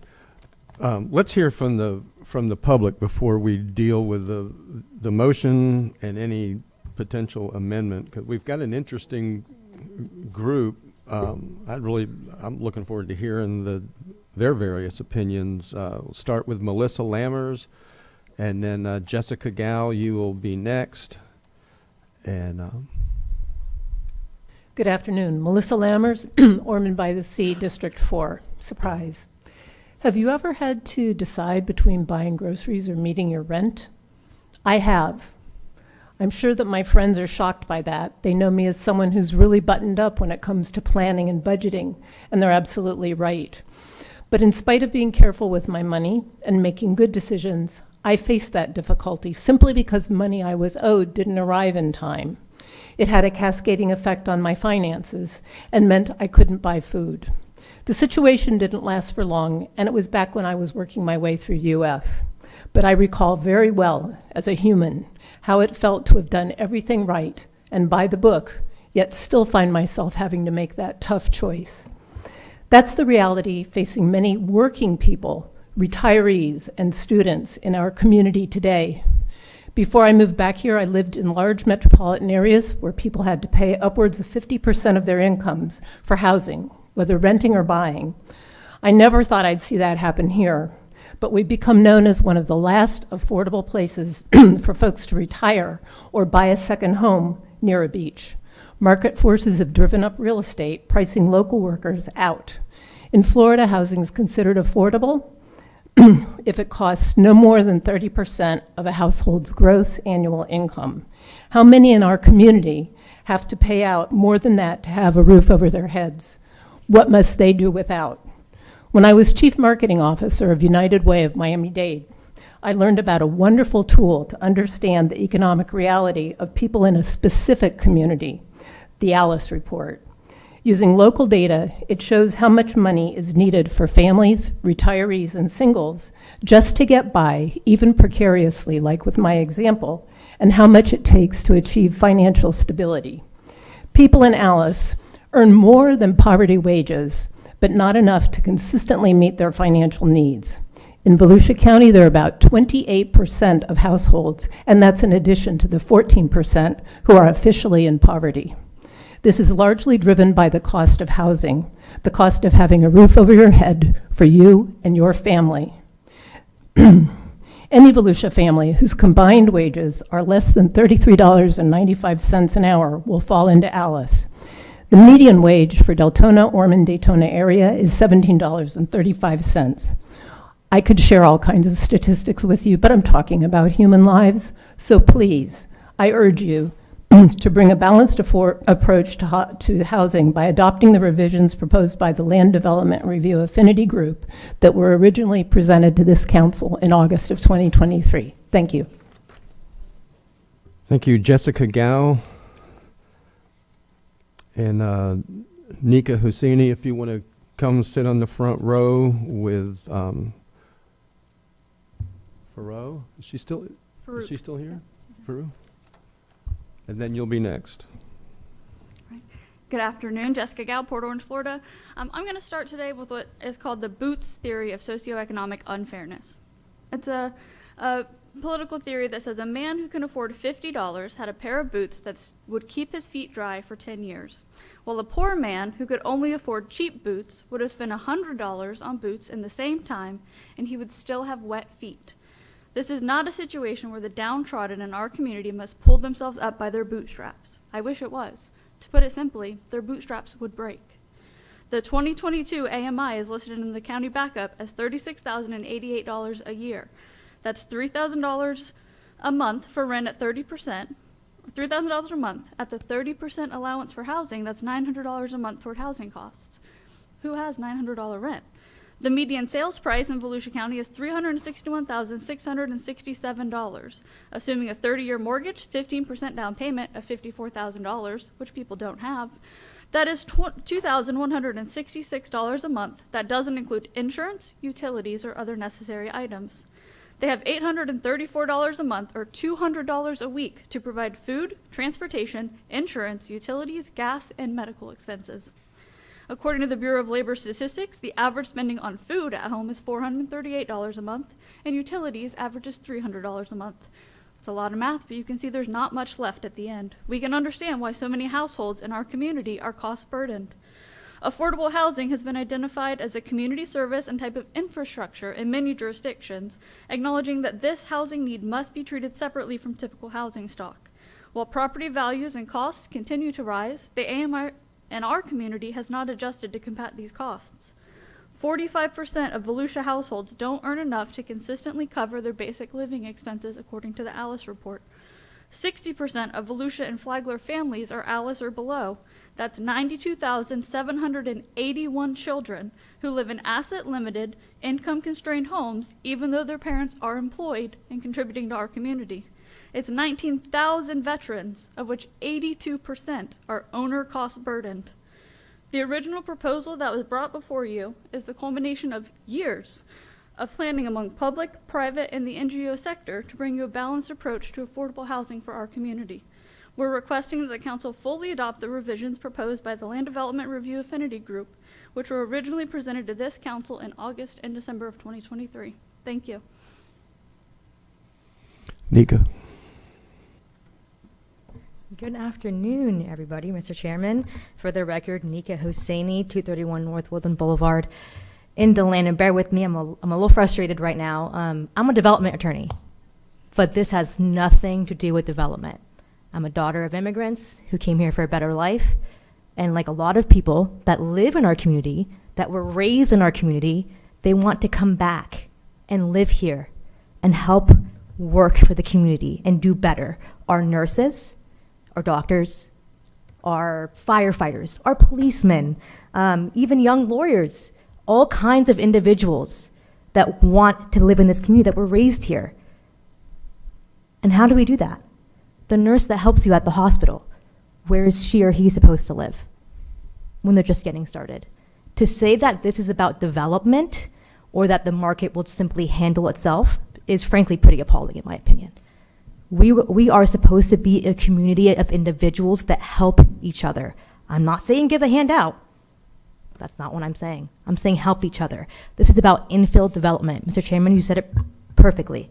This is about taking certain lots in certain areas, like Mr. Irvin said, particularly certain lots that are non-conforming or don't meet all the standards, and using that for housing stock that we don't have any of. You heard what Clay said. One project in 8 years in the county. We are supposed to be prioritizing affordable development and affordable housing. We're not.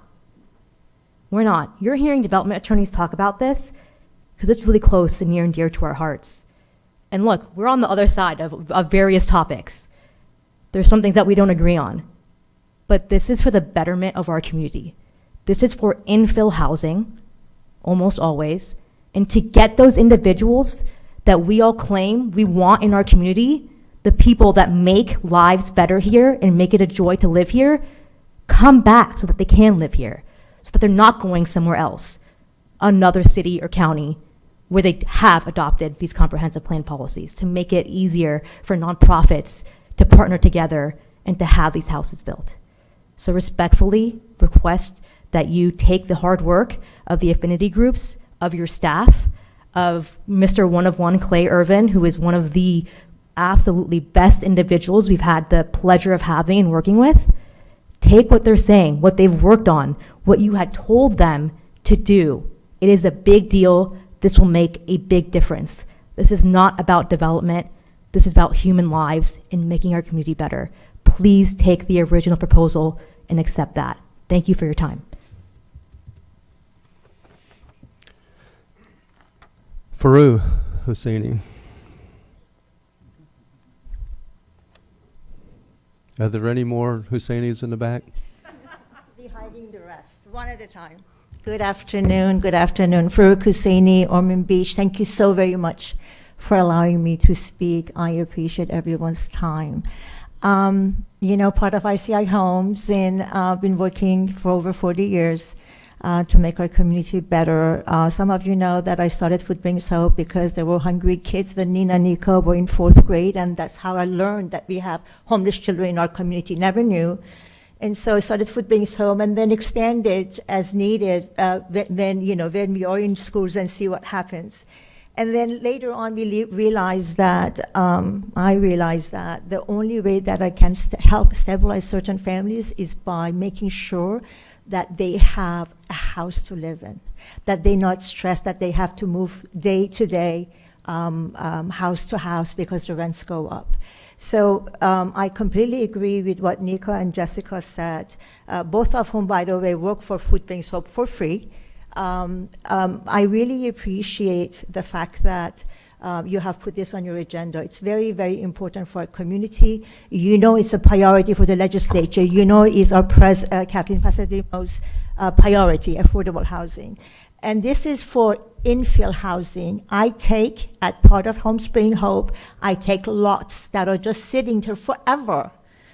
City of Daytona Beach has given me 15 lots for free so far, waiving permit fees so that I can go and build homes, not through ICI Homes, although I do abuse our staff so that they can draw plans for free and get cost for free, and many, many, many people, like I abuse these two sitting here, many, many, many people donate their time. Many businesses, the only way that we can address big, complicated community issues is government working with nonprofit with the help of business. And I'm doing my best, and I know that the businesses are doing their best because Slager and Associates does everything for us for free, because Florida Paints gives us everything for free so that we can build an affordable home, and our family foundation pays for all the overhead. And you know how much we sell the houses that Home Spring Hope sells for? Whatever the person can afford. Whatever the teacher, the nurse. These are not people who are coming from other states that we are giving a house to. These are employees of Halifax Health, Advent Health, Daytona State College, Bethune-Cookman, Veterans Affairs. We have 10 partners. So some things that I've heard, it's very surprising to me, right, that you take fault with us who are trying to help the people who take care of us, the nurses. That Mr. Matt Reinhardt, you don't want your nurse to sleep in their car before they come and take care of your children. Thank you very much. Thank you. Lori.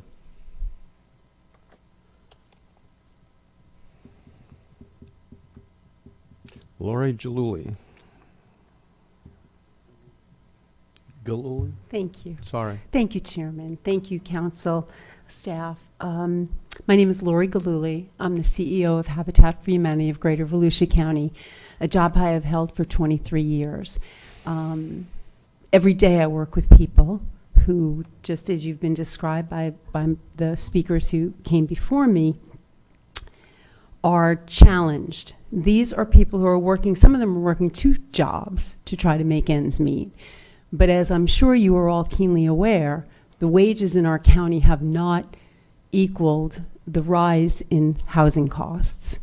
And yes, it is very true that most people that we encounter at Habitat who are working people in this community, holding jobs as patient techs, phlebotomists in the hospitals, CNAs in nursing homes, they work certainly in tourism, and they work in trucking, manufacturing. They work essential jobs in this community, and they are struggling to make things work for themselves and for their children. So you've heard from Mrs. Husseini. I also represent a nonprofit. The cost of building houses, as you brought up, Councilman, a lot of it comes from the regulations that we have to pay for and the things that are required. But as nonprofit, well, I'm only going to speak for my nonprofit, but we are dedicated to our mission, so we're going to figure it out. The need for affordable housing grows every day here in Volusia County. I want to just take a moment to address the fairness question. The market can't fix this. The people who are building moderate homes, luxury homes, there's a profit margin in that. There's a very, very small opportunity for any profit in affordable housing. We're going to do what we do because it's who we are. But we all need help. You need as many people building affordable housing in this community as you can encourage. So they need those incentives. So when you talk about, and I can appreciate your wanting to talk about fairness, but the situation is unfair to start with. It's your opportunity, because of the work from a lot of people in this community over a long number of years and a very dedicated staff that you have before you the revisions that were proposed by the Land Development Review Affinity Group, which were originally presented to this council in August of '23, is really what I would ask you to support. That balances that. It's never going to make it equal. The for-profit builders are always going to be okay with that, but it just tries to level it a little bit. So it's a question of fairness in dealing with a situation that is inherently unfair now. Thank you. Mark Watts, you're the last speaker unless Nika would like more time. You'll give her more time, huh? Members of the council, I appreciate the opportunity to speak. Mark Watts with Cobb Cole, here as a person who lives 4 blocks away. Excuse me. Some of the comments that were made, made me want to get up and share some stories over the past 25 years of my career dealing with affordable housing, because I appreciate the direction. I appreciate the direction to reduce red tape, to streamline things. When it comes to the general development process, we have ongoing meetings. We have some new meetings that are on the agenda to get together to talk about those very things, to talk about how do we clear the red tape for all projects so that everybody can get through the process quicker. But with regard to the item before you now, I'd encourage you to follow Councilman Johansson's suggestion that adopt what's in front of you and adopt what the affinity groups came up with, because 3 years ago, I sat on the stage in the opening session of our affordable housing discussion, and my comment to everybody that was in attendance that day was affordable housing needs the thumb on the scale, every available tool in order to meet the demand that exists now. And that's just continuing to grow. Government is in the marketplace. Government joined the marketplace in 1926 when the Supreme Court decided Euclid versus Ambler, zoning, land development regulations, all those things were legitimized. Private property was no longer something that laissez-faire governed. Government is in the marketplace. When you're talking about private development versus affordable development, they are very different things. A few minutes ago, you approved a bond issue for affordable housing projects. That financing that comes through those bonds requires that the developer of that property own it for the next 30 years and keep it as affordable housing. Most projects that are financed and that come through the regular development process don't have that same restriction in place. If you come in here as a private landowner and build a home, you're not going to have a term that says you can't sell it for 30 years. They are different. The marketplace is different when it comes to affordable housing, and we as a community should adopt every available tool to continue to help and encourage affordable housing to be developed. Melissa Lammers, excuse me, commented a few minutes ago that, how many of us have been in that situation where you've got to go out and seek a program to help you be able to put food on the table? We don't want to be there, but we have an obligation to serve those members of our community that need that help. And so I think this is a good step in the right direction. It's not the final step, and it's not one that we can't come back and revisit. But I encourage you, adopt the policies that have been proposed. We spent 3 hours this morning talking about advisory groups. You have in front of you the product of 3 years of work. Adopt it, please. Thank you. Jake Johansson. Yes, sir, I have a quick question for Clay. One of the members of the public said that there's no money to be made in affordable housing. When somebody approaches us, the Live Local Act, let's say that, um, uh, what are the benefits they get from building under the Live Local Act? They're, depending on the program they do, they can get tax abatement for, depending on how the mix of affordable housing, they could get up to 100% of the reduction in ad valorem 100%. up to. So people can make money building affordable housing. Yes, I believe that there can be a Right. profit. I just want to make that clear that although some don't, some do, and it benefits them to do so. That's all I have for questions, Chairman. I'll go to debate if we ever need to get there. I think we've been in debate. I think we're ready Yeah. to vote. Let's vote. I think we are. Motion already? We have and the motion on the floor was to accept the work that the staff had done. Let's keep it. Is there still an amendment? No amendment at this time. I like that motion. I'm going to support that motion and vote for what we're talking about here. Is we keep calling it affordable housing. It's workforce housing. It's where some of our own employees live, and this is much better than going to ICI Homes and telling them you're required to, when you build 300 homes, you're required to build 30 that somebody can, or $30,000 a year employee. This is a better way to do it. I appreciate the hard work that all of you put into it, and to the committee. You're right. They've worked for 3 years now to try and come up with this. So the motion on the floor is to accept, adopt the ordinance number 2023-23. Carissa, would you call the roll? Mr. Robbins. Yes. Mr. Santiago. Yes. Mr. Dempsey. No. Mr. Johansson. Yes. Mr. Kent. Yes. Mr. Reinhardt. Oh, Mr. Brower. Yes.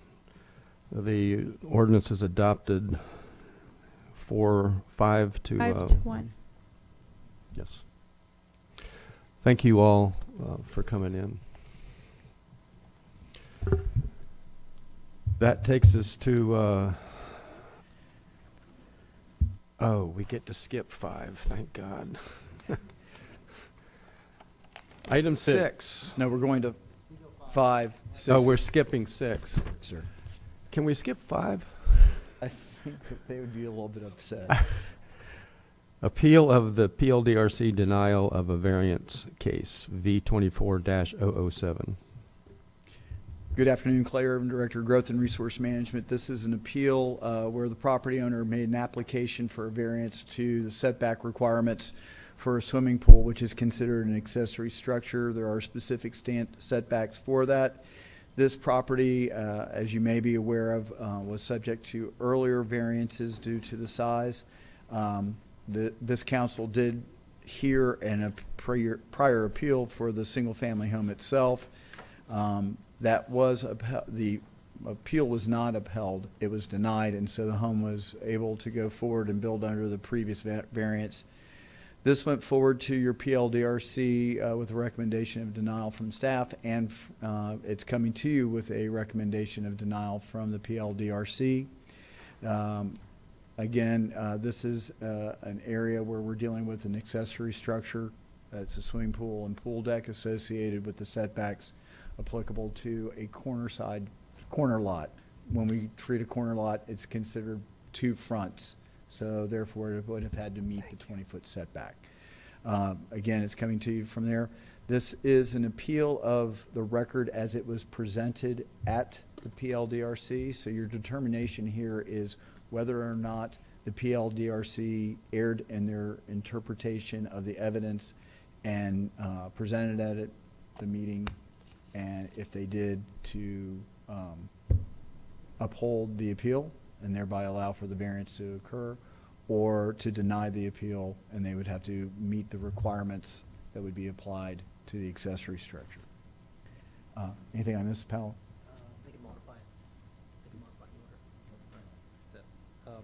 As Clay stated, the your appeals limited to the evidence that was presented at the PLDRC. So no new evidence may be presented. I've talked with Mr. Watts about that.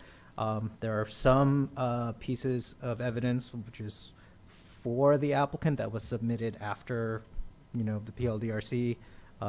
My advice is you have to disregard that. There are letters of support in the record.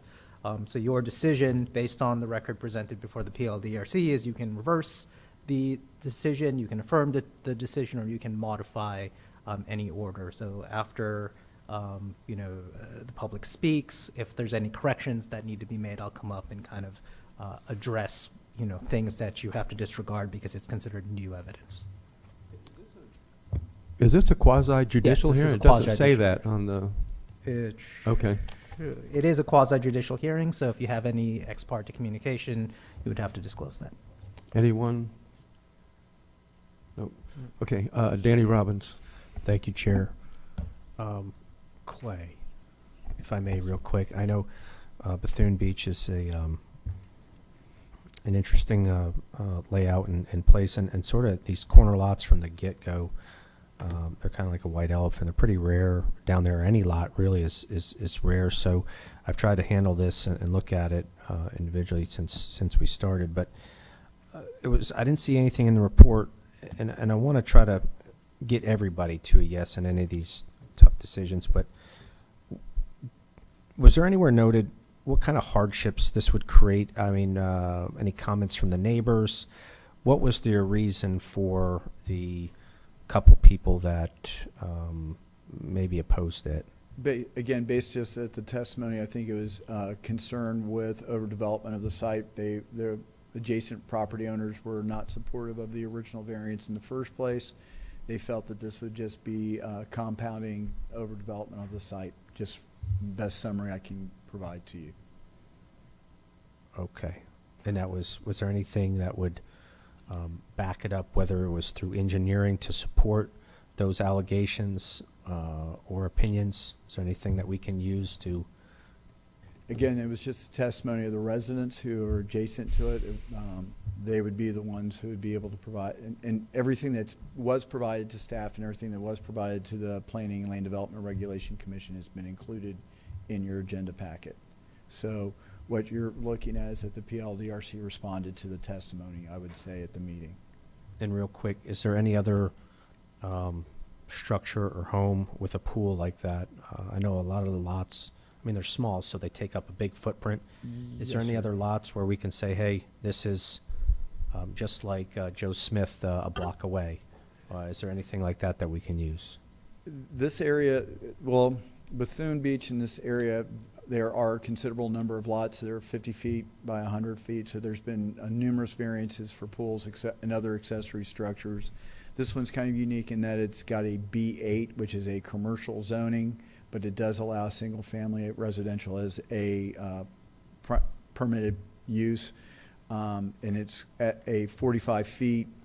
Typically, your corner lots, if this was developed under newer standards, would have increased widths because, again, we require them to be 15% more than the standard width of an interior lot to accommodate the additional setback on the corner side. Yeah. Thank you. Yeah, I got it here. I was pointing out that something, as we can see, unfortunately, I can't increase the size, but there's something of a similar nature at that corner.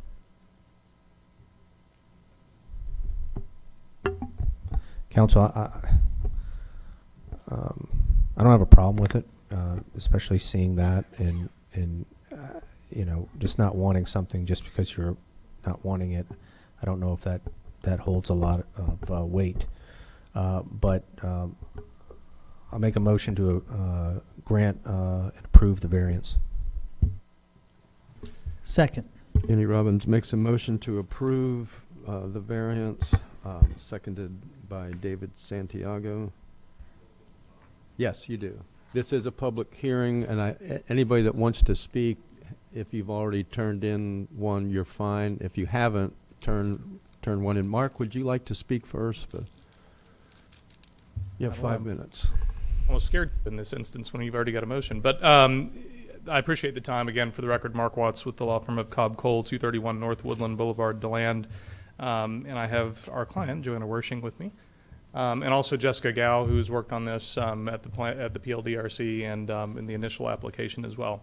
I've got a couple of things I just want to walk through. I do think this is a very distinct situation. I do think it's also one that I think there was an error in the decision that was made below that I'll walk through. So, as Paolo and Clay explained to you, we're here on an appeal. It's not how we normally appear before you. We're looking back at the record that was created that brought us here. The request here is for a variance to a front yard for a structure to be constructed in essentially what is the rear yard. We'll walk through that picture in just a second. The additional variance is for a reduction of that front yard setback by 10 feet and to allow an accessory structure in what is defined by the code as a front yard on a corner lot. It's consistent with what was authorized under the variance that was approved in 2021. And we think there's a couple of ways in which the PLDRC's decision varied from the criteria that they're supposed to follow. In particular, if you go back and look at the PLDRC's discussion and the items that they focused in on for basically voting to deny the variance application, they were focused on the height of the structure and its proximity to the western boundary, neither of which were subject of the variance application that was in front of them, and both of which comply with the standards that are in the B8 zoning classification. So this is the survey that's in your staff materials. This is the survey that was presented to the PLDRC. You can see here, basically, if you look to on the top of the screen is the north. That's where Kingfish Avenue comes along. That's what creates a double frontage lot with South Atlantic on the right-hand side.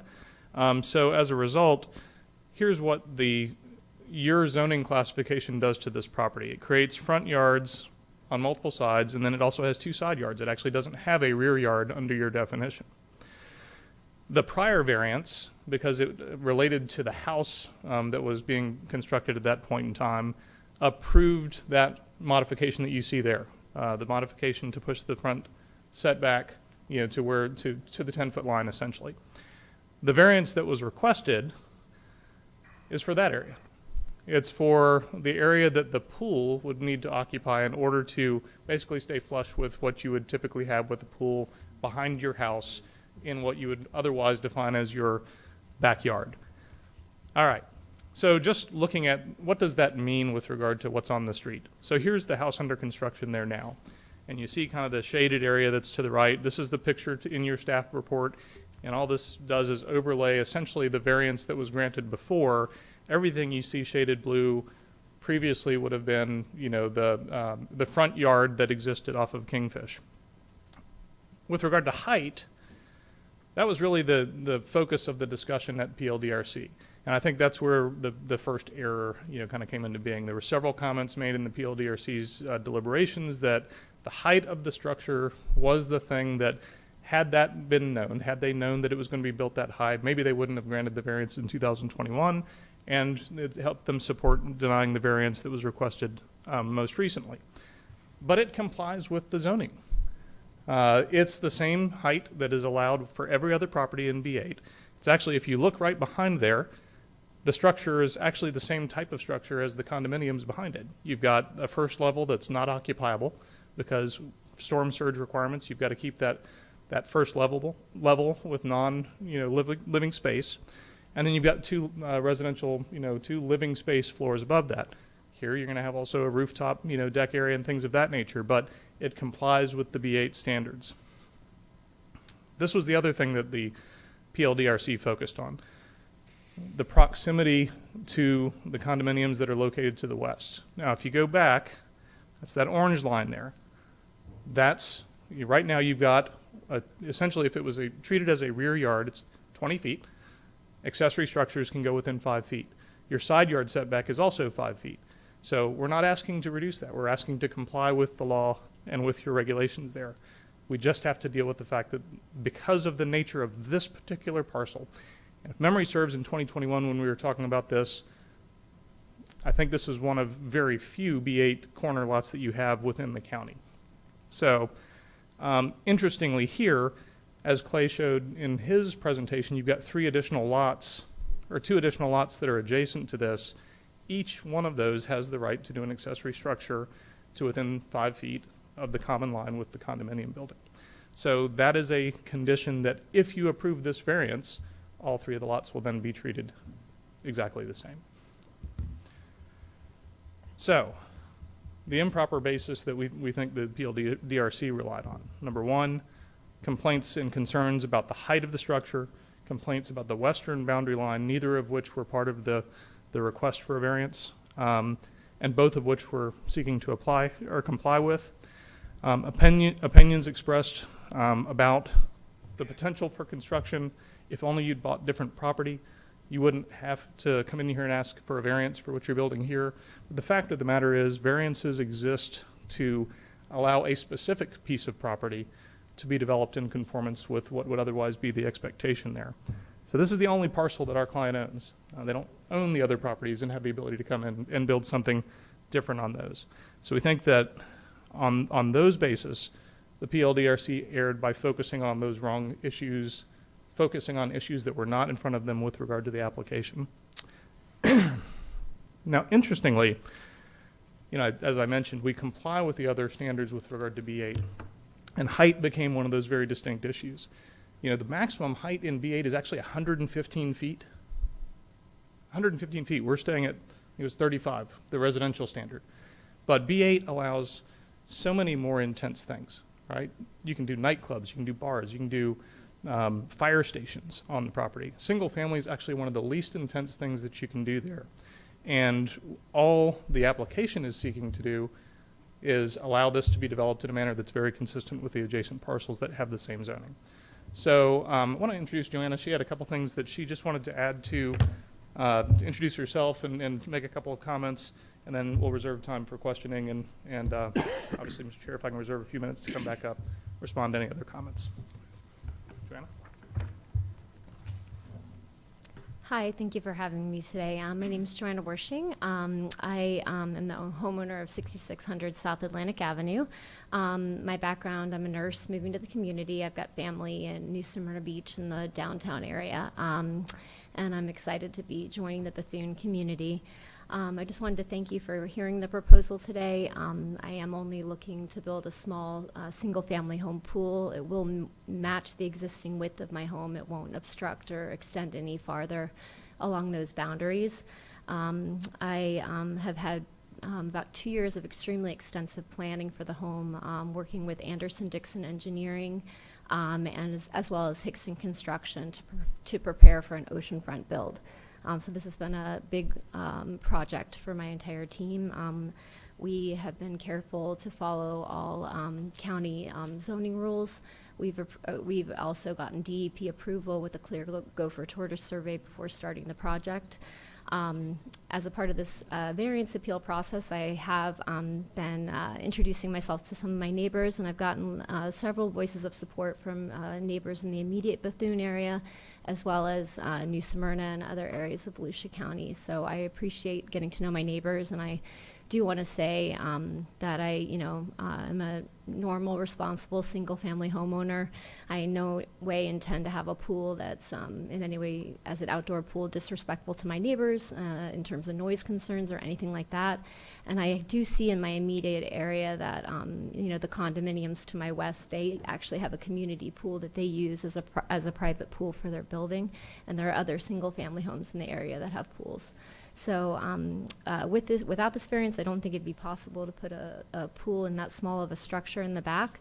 So I really appreciate your consideration. Thank you for hearing me today. Thank you. Mark. Thank you. We'll stay here for any other questions. Why don't we hear from the public? Okay. And then you can wrap Absolutely. up. Becky Carpenter.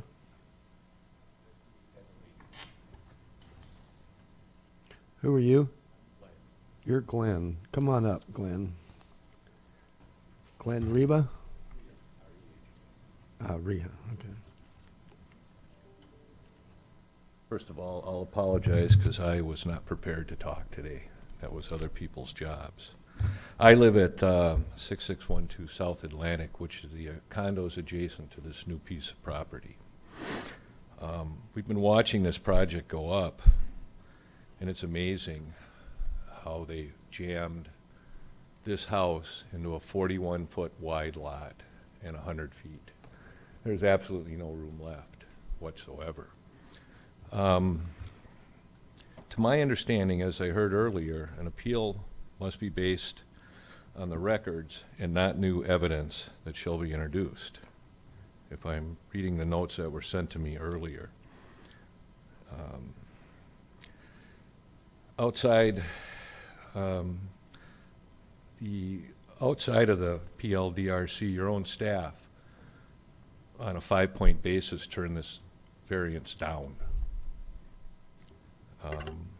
I'll just carry this a little bit further. Actually, and the PLDRC actually turned it down 6-1. So there's obviously concern about adding more space and covering up more green space with this pool. Now, one of the things was brought up, I heard quickly, and I'm just going to hopefully not step out of my bounds here, but we're talking about a D8 lot. I don't know, I haven't had a chance to look up the square footage on a D8 lot, but I think it's about 20,000 square feet. Now, this lot was obviously made D8 long time ago. And in today's market, it would never be a D8 lot anymore. So the 35-foot is basically where all the other homes are there. This is not like she built a small shotgun house, people could see around it. It didn't eat up the whole entire lot. So that's kind of what we have to say about it. We are very concerned that it will be short-term rental. We don't know that for a fact. We are concerned that. So with that, thank you for your time. Thank you. Mike, is it Tingler? Okay. Just tell us your name. Hi, my name is Mike Tansler. I live at Bethune Beach. I live right across from Joanna. We also are building a new house. I have no problem at all with her building a little plunge pool on her lot. I don't see what the fuss is. So I'm just hoping that you will approve her variance. Thank you. Thank you. David Harper? Tom Johnson? David Harper's not here. Tom Johnson's not here. Mark Watts, are you here?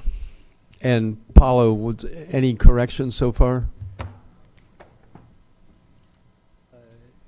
We have a few. I believe Mr. Watts said something to the effect that there's only one of the few B8 zoning corner lots left. I'm not sure that was actually ever included in the record. One of the speakers mentioned the rationale for covering up the green space. That's also new. And the rationale for the B8 zoning district was not introduced in the record.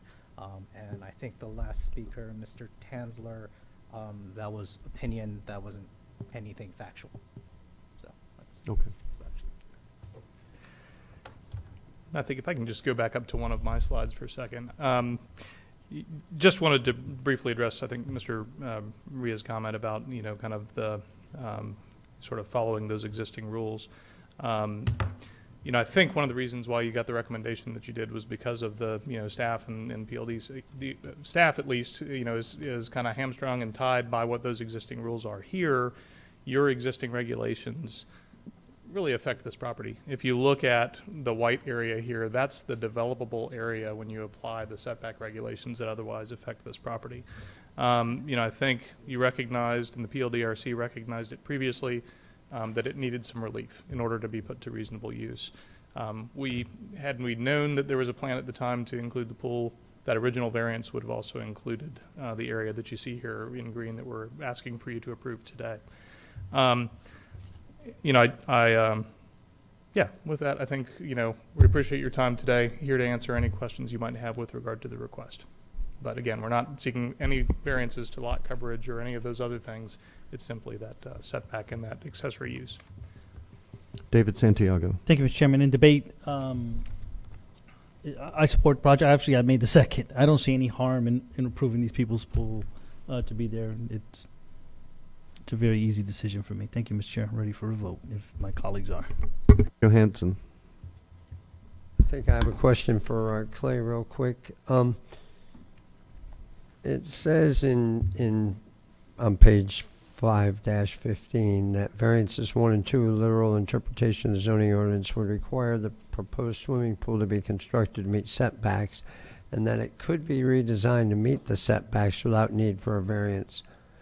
Is that true that it could be, or that there's no way it could be? And I'm going to use his image. That shows you the pool that could be basically constructed. the one without the green spot? Not the green spot. So basically this area here. Got it. That can all be, regardless of whether it's a pool, anything else, that is the 5-foot setback as Mr. Watts talked about. This applies to principal structure and accessory structures. This would apply to accessory structures. And is it? And principal structure. And my next question is it standard or not standard that everybody has a front yard, side yard, backyard, side yard? This is typical for a corner lot. In that corner lots, because they front. So on, nobody has a backyard in a corner lot. The way our code is written, that is correct. So nobody, hey, come to my backyard. Oh, I don't have one. No, Go you can go come ahead, in my Jake, really say it. large side yard. Say it, Jake. What the what? No, the way our code is. I got to go back and check to see if I have one now. All right. So I'll ask you offline about that. My question will be for you tomorrow is, do we have any ordinances that state you shall have something in your backyard of which these people can't? But that's a different discussion. We'll have that. Okay, thanks. That's all I have. Oh, and this is in unincorporated. Unincorporated, yes, sir. Right. And just to clarify, again, the way our code defines with the corner side yards is that they do have 2 front and 2 side, as opposed to, say, 2 front and this being your rear yard and this being a side yard. So that is in our code right now, just to clarify. Any other questions? Troy Kent.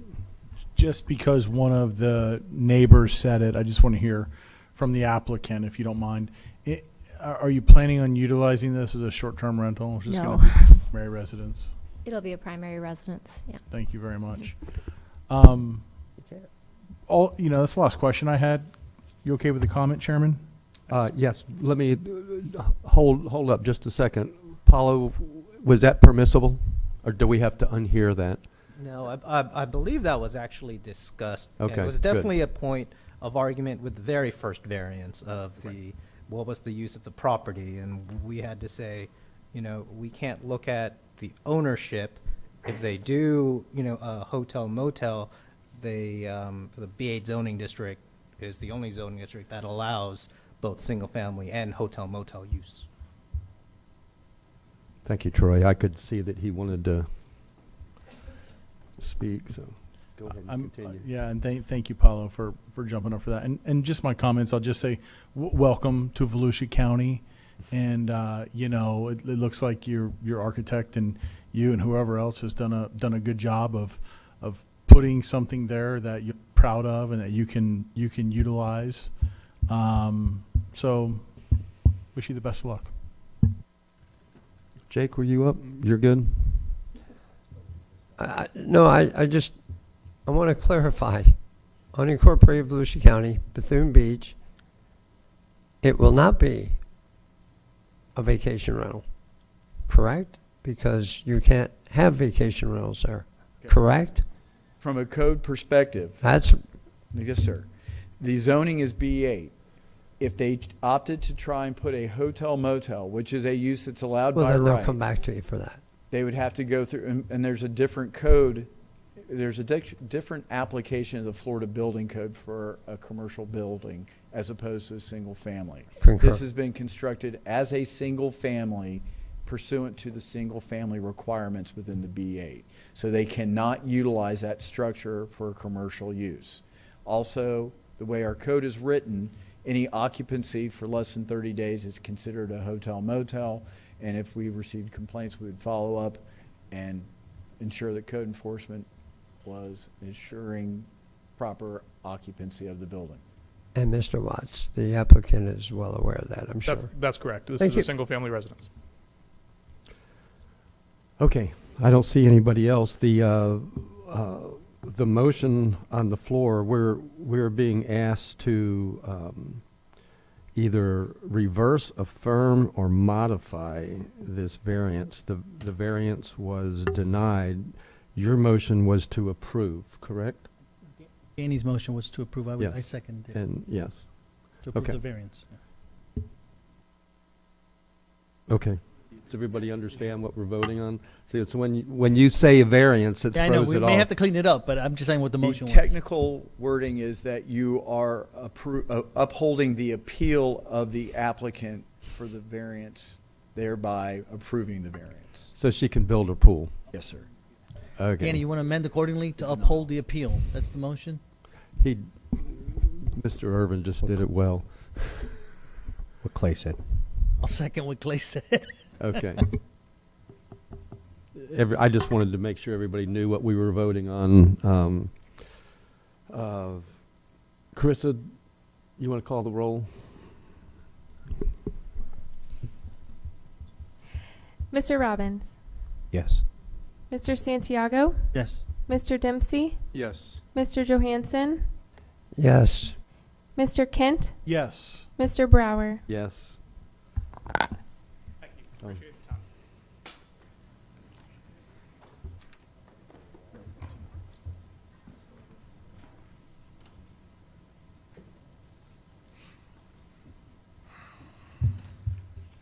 Item 7, ordinance 2024-02, small scale comprehensive plan amendment for the commercial future land use designation of, go ahead, Clay. Yes, sir. This is a small-scale amendment. The property owner has acquired this land. As you can see from the aerial, it's near the intersection of Park Avenue and Old Mission.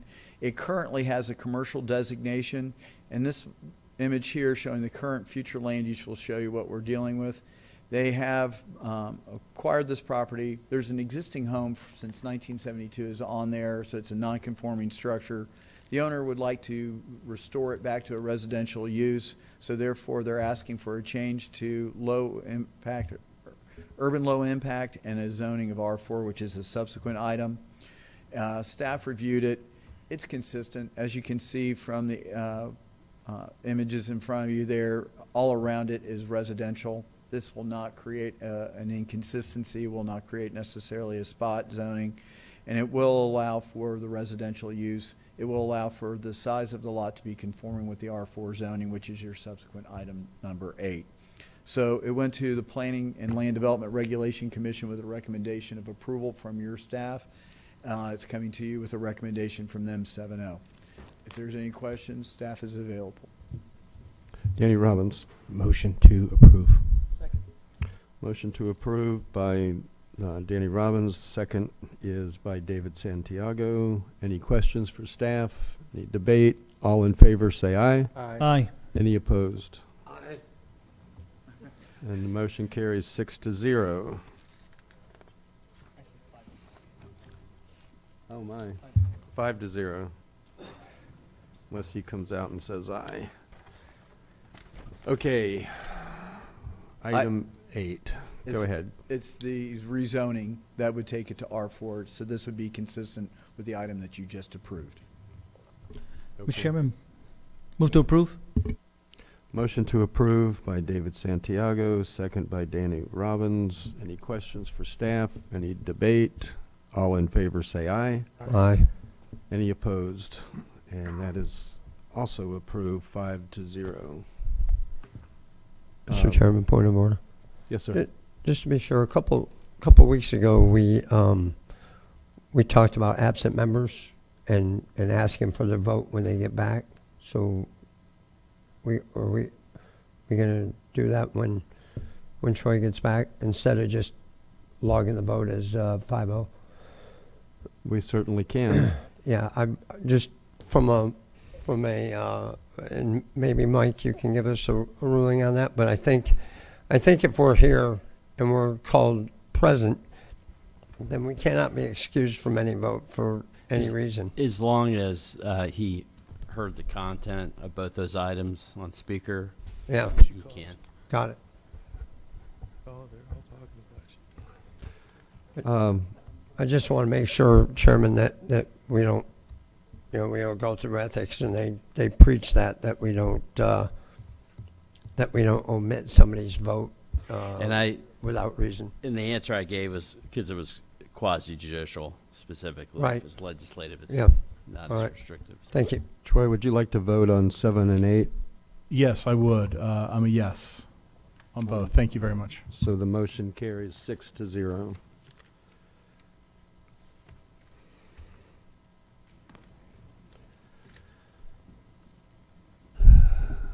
The next is a proposed vacation, which sounds timely.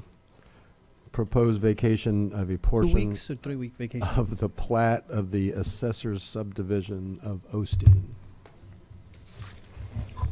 Good afternoon, Tad Casebeer, County Engineer. Item 9 is a request from Ms. Bloodworth to vacate a portion of Duran Avenue. It is a platted, unopened roadway. There's a structure that's actually been built across it back in 1972, and this would alleviate the encroachment that's created by that structure. The county has no use for this particular road and recommends approval. There were no issues with utilities. Thank you. David Santiago. Move to approve. Second. Motion to approve by David Santiago, and the second is by Danny Robbins. Questions? Comments? Debate? All in favor, say aye. Aye. Any opposed? And it's vacated 6-0.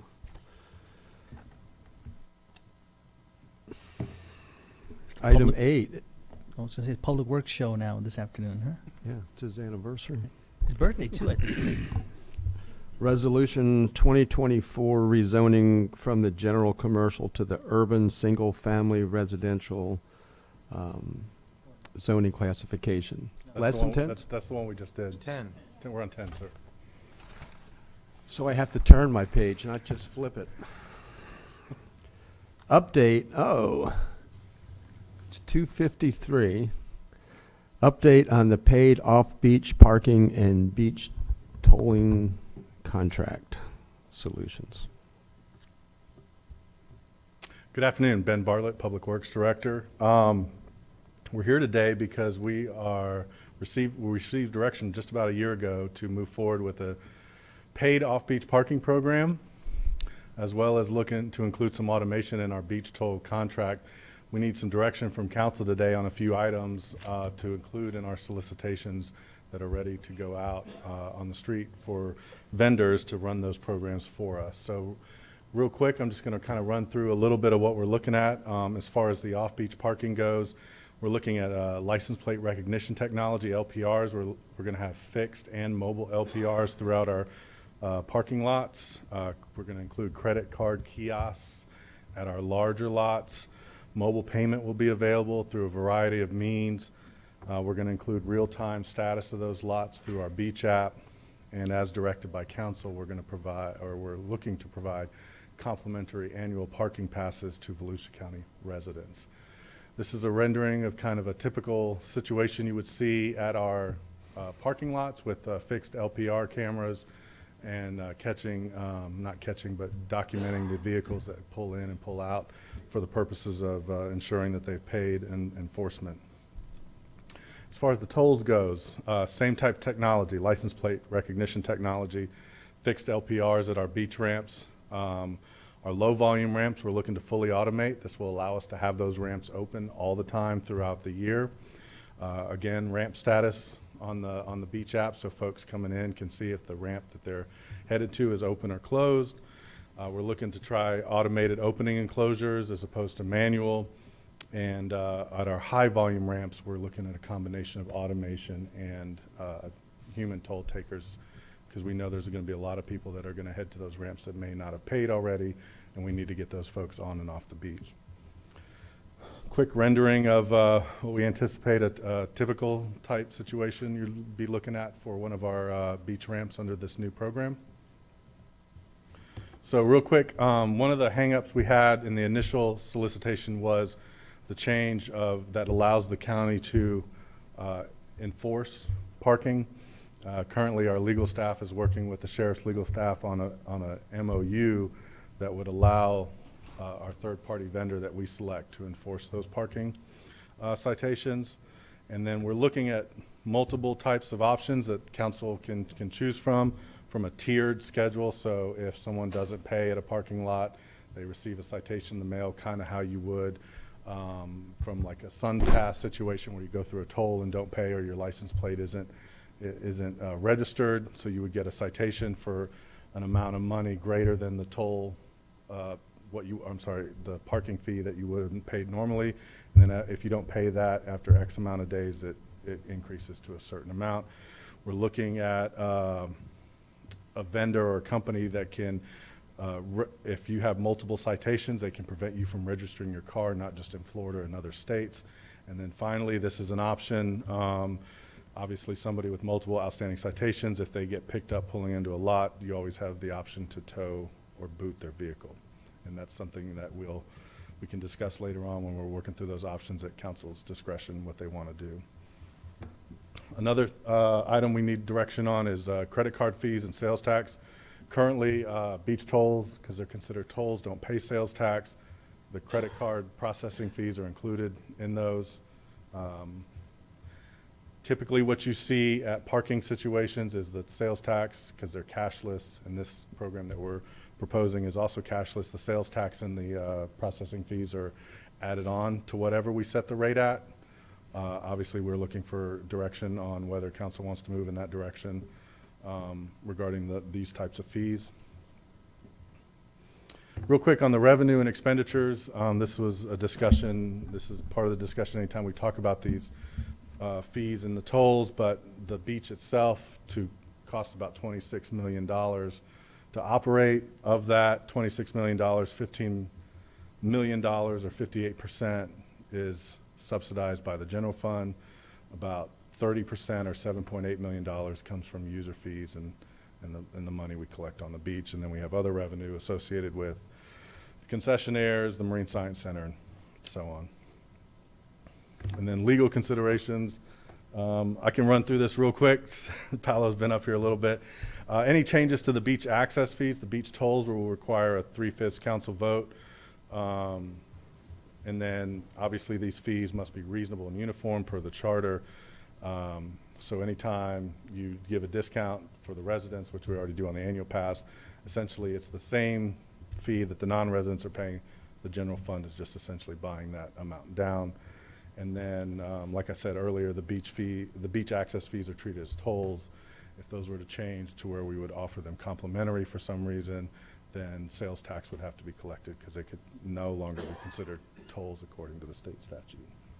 Got the nod of approval from Paolo, so I got it right. So, revenue. The spreadsheet you see here, we'll bring it up in more of an interactive format. So as council makes decisions on how y'all want to go with the fees, we can plug those numbers in real time and show you what the revenue. Currently, on the upper part of this spreadsheet, you see there the tolls. We estimated passes sold for the next oncoming year based on a 3-year average. We kept the current beach toll schedule in there, and that's the projected revenue. What we did change is currently our estimated toll contractor, we pay about 31% of that total revenue, which subtract that out gives you your net.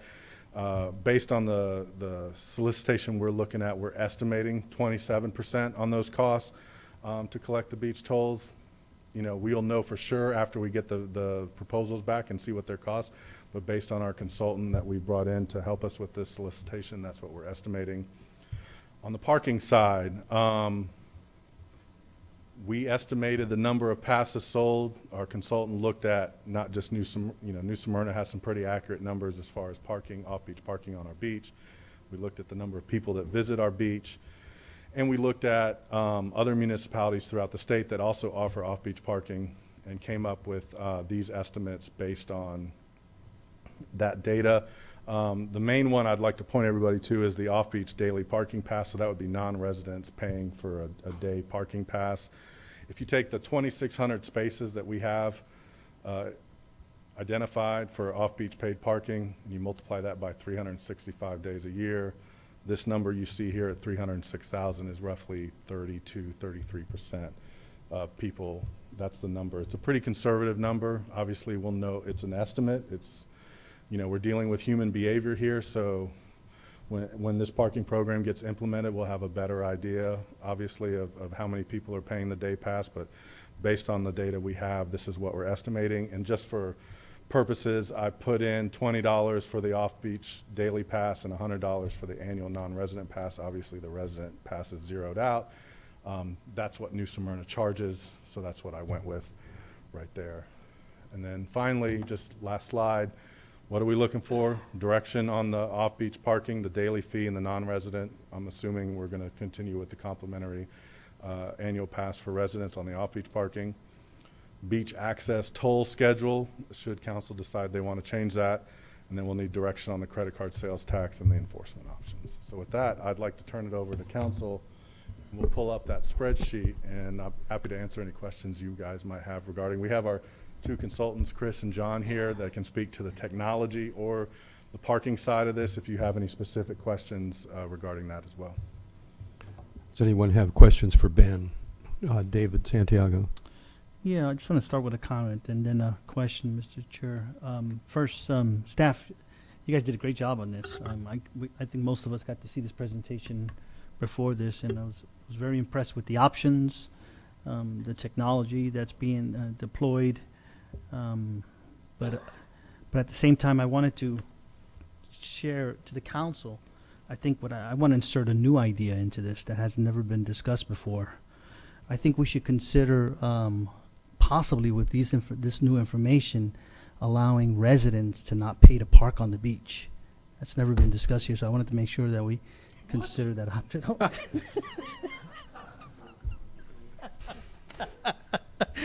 I wanted to play a prank on my friend here.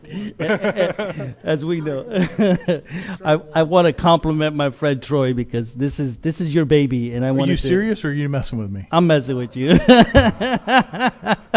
I know this is your baby, and we're bringing it back. So I told staff I was going to do that to see if you responded. So look forward to the discussion and the options. Thank you, Mr. Chair, for the latitude and the little humor. Troy Kent. Strike one, David Santiago. I agree with his first comment. Good work by staff on this. So my first question is, who's going to take all the risk with the equipment? The vendor. So the vendor, the way we're writing the solicitation is the vendor will be providing all the equipment, all the maintenance, essentially a turnkey option.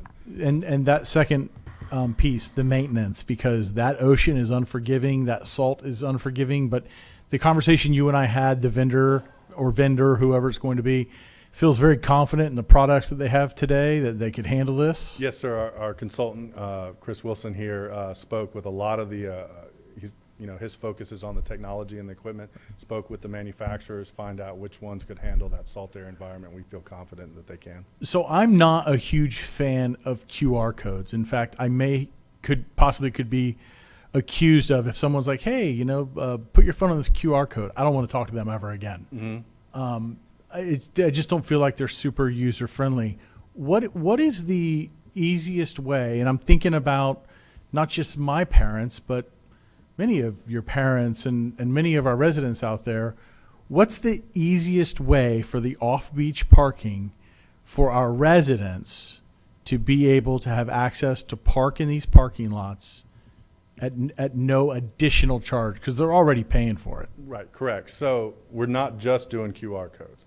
There'll be signage where they could do QR codes, where they could use our beach app. We're going to integrate that.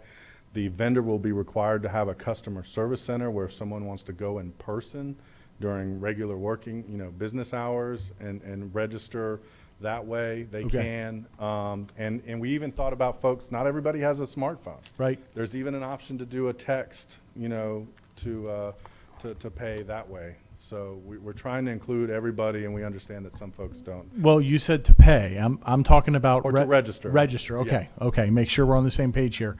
Because first I want to talk about the residents to make sure that there's an ease of use for them to be able to park there. I liked in the presentation that there's license plate readers. But what happens, what can we do as a council, actually, I should say? Someone isn't aware of this and they get a ticket and they're a resident. I want to make sure that we have a way for Volusia County residents to back that ticket off of them and not hammer them with that maybe the first couple of times. Do we have anything in the works where we can do that? Absolutely. Like I mentioned, there's a customer service center. We want people to register as Volusia County residents. Like you say, they're already paying for it through their taxes. So, if somebody at council's discretion were to get a ticket and council could decide to give them a mulligan, for lack of a better term, they could bring their citation in within X amount of days, or they could call the service center, or we'd have an online component, and they could register. Okay. And then get if that's something council desired to do, that system is set up to do that. So there's an option. I keep my notes from all of our meetings, and the last time we talked about this was March 21st, 2023, and back then, the beach pass, the yearly beach pass for the resident, we sold 56,000 were the numbers that I had at $25 a piece. So I felt like I had to find $1.4 million because I never want to come to this council and bring a burden without having a solution. And I felt like this was more than a fix to find that $1.4 million that I felt like we needed to find to offset for our residents. And then the next piece is, and can you punch the numbers in here, because it looks like current parking, and if we do this off-beach parking, we're going to be at like 11.9 million, which is almost double what we currently have now, almost. And can you change, so if we're looking at charging $20 a day for off-beach parking, we're currently charging $20 a day to drive on the beach. That is a premium. To park on the beach is an absolute premium. And in my opinion, I feel like that should be $30 a day. And if our visitors, and if they don't want to pay that, that's okay. Park in our off-beach parking at $20 a day if you don't want to drive on the beach and or park on the beach. So in that same vein, if we're at $20 a day and then the annual pass is $100 a day, to keep that same ratio, if we go to $30 a day, the annual pass, I believe, for non-residents should be $150 a day. Can you punch those numbers in? Do you have that up already? Sure. And where are we at now? So 30 on the day pass, and then up at there would be 150. And that also adjusts the combo pass for non-residents, which includes our inlet parks. So that would bump your revenue up significantly. Okay. Now do me a favor. Take the residents out of this equation. Put them at zero. So make the annual resident pass 0. Yes. And that you'll see the annual combo pass drops to 20, which is just your inlet park pass, and then that would be the revenue there. So with those changes, your net revenue increases, I think, by $2 million. If you want to switch to the other tab, so it's 11.9 in the original scenario, and then if you go to what you just changed, sir, that's 13.4. So it's an increase of, with those changes, it's a total net increase of $1.5 million, and that's making the day pass $30, the non-resident annual pass $150, and then zeroing out the annual resident pass. Gotcha. And to me, council, if I understand this correctly, we don't need a supermajority vote today. We're not making that happen. We would just be sending this back to staff for them to bring back a resolution for us to vote on, because I'd be very concerned to go forward with this without a full council, without Mr. Reinhardt here. But I've got to tell you, that is exciting to me that our residents, and I'll save the rest of my comments for debate because I do have some. There's other questions. So thank you. Danny Robbins. Thank you, Chair. Ben, good job with this. Do we have the company that we put the RFP out to here today? Yes, sir. We have two. We have John Oglesby and Chris Wilson. If you got a question about the technology or you got a question about the parking, they can answer. The numbers and the assumptions and how we came to some of the numbers. I know this is perfect scenario stuff, and I've learned here, especially here and in the past, some of what we did, I don't want to rush a good thing, okay, and count our chickens before they hatch. I saw it with the jail. When we did the subsistence fees, we calculated it at this.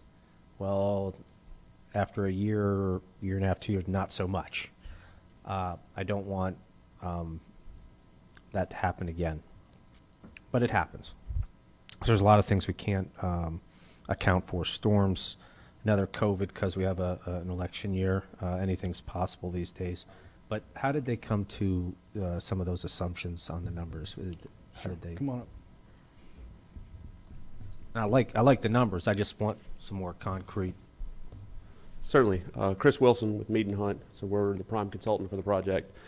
So we looked at a month-by-month utilization of the county spaces. So we took the spaces that were included within the county, the 2,600, and basically put we don't have any firm data on that, but put a monthly utilization based on peak and off-peak.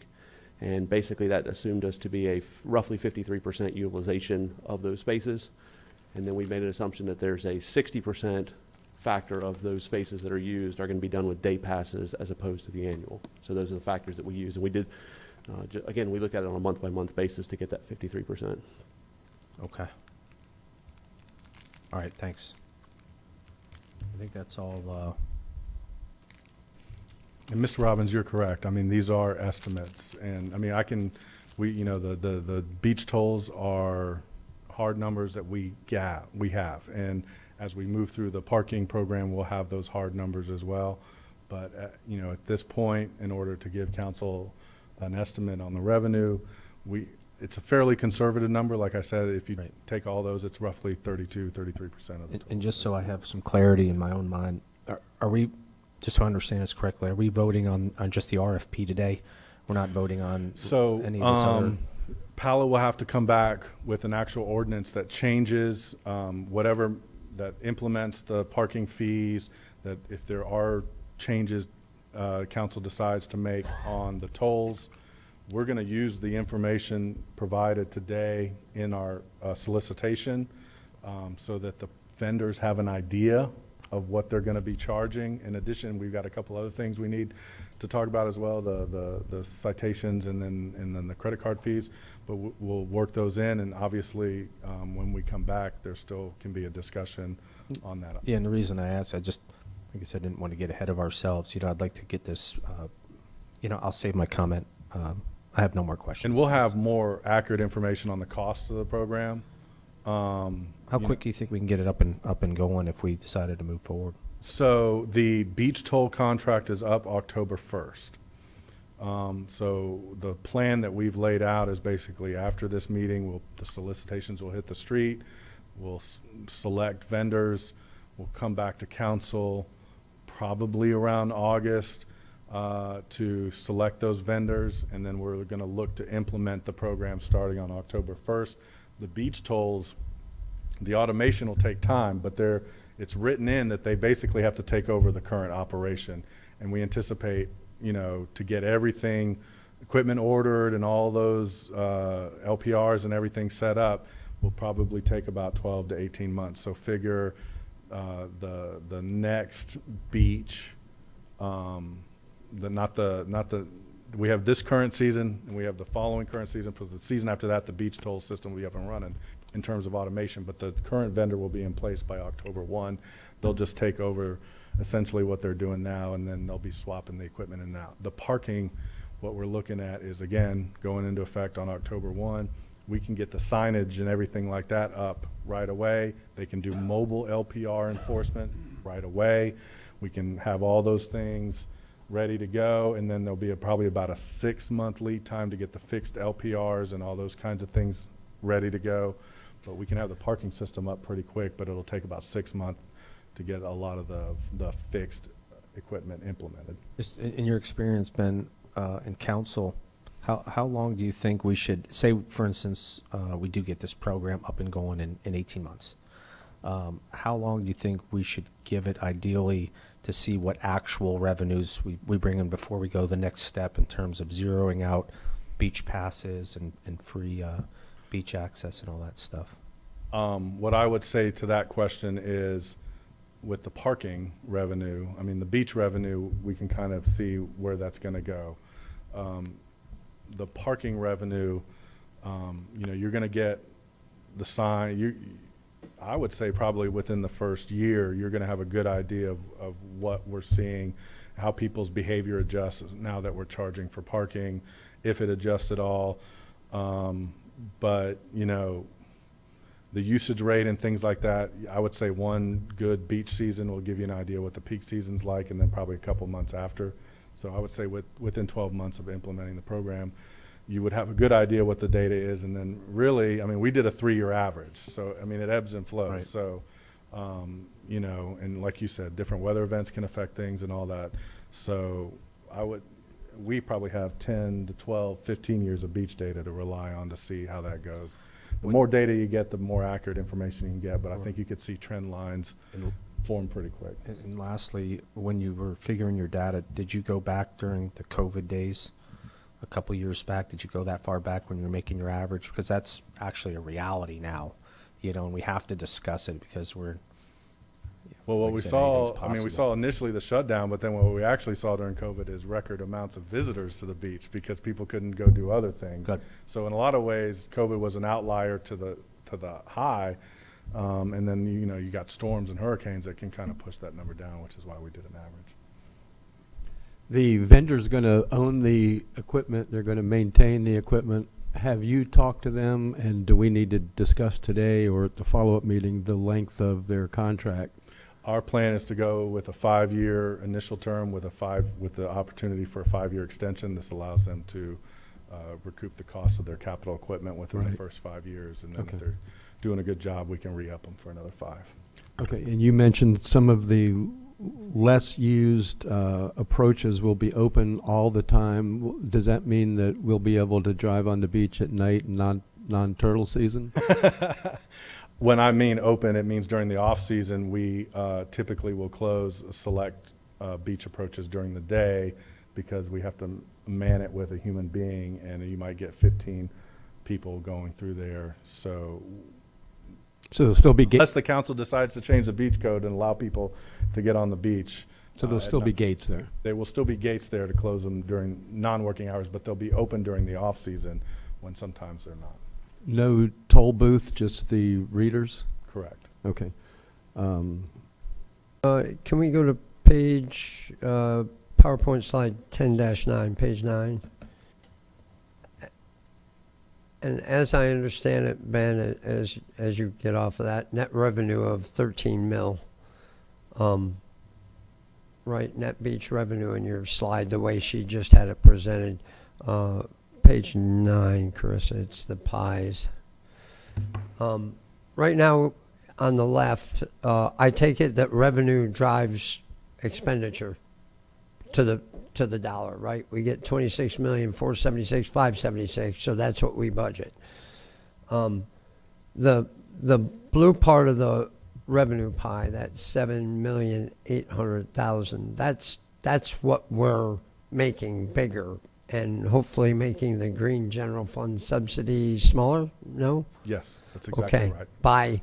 By it's 7-8, we're going to 13. So $5 million should do a $5 million chunk out of the green fund subsidy. Many people have told me that this will pay for the beach. It's not going to pay for the beach. It's going to pay for the business of updating our parking. I believe that, and allowing some people to park a little freer. My next question, maybe to you or to Jessica, is how much does the beach really cost? And you can't say $26 million because that's what we spend, because that's what we get. How much should we spend on the beach? And I want to play devil's advocate because I want to drive on the beach for free.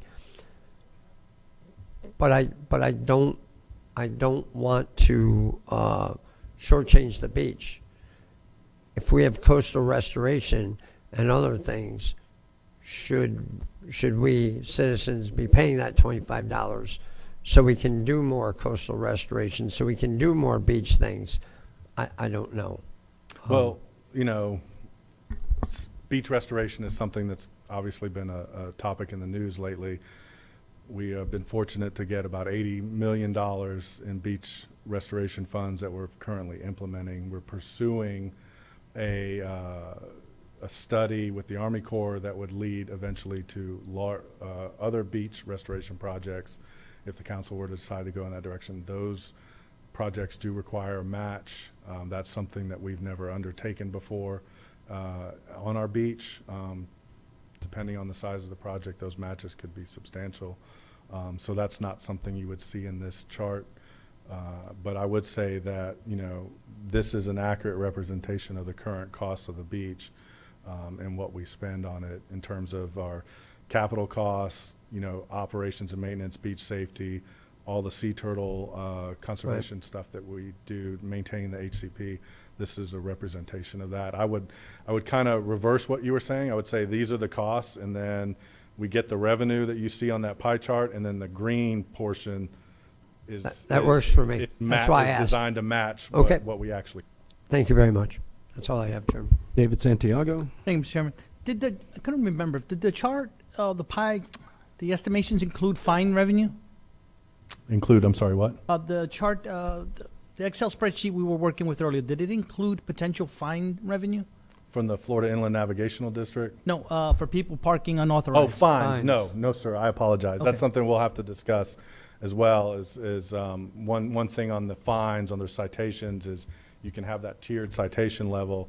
The more you incentivize the vendor in terms of letting them keep a portion of those citations, obviously the county would want to be made whole with whatever they should have paid, maybe some extra, but whatever you can leave to the vendor, it incentivizes them to be more aggressive on enforcement, and also it'll probably drive down the overall price of the program, the fixed cost that we would pay just for them to collect the money. Does our consultant have any projections on, you know, what an average fines are and things like this?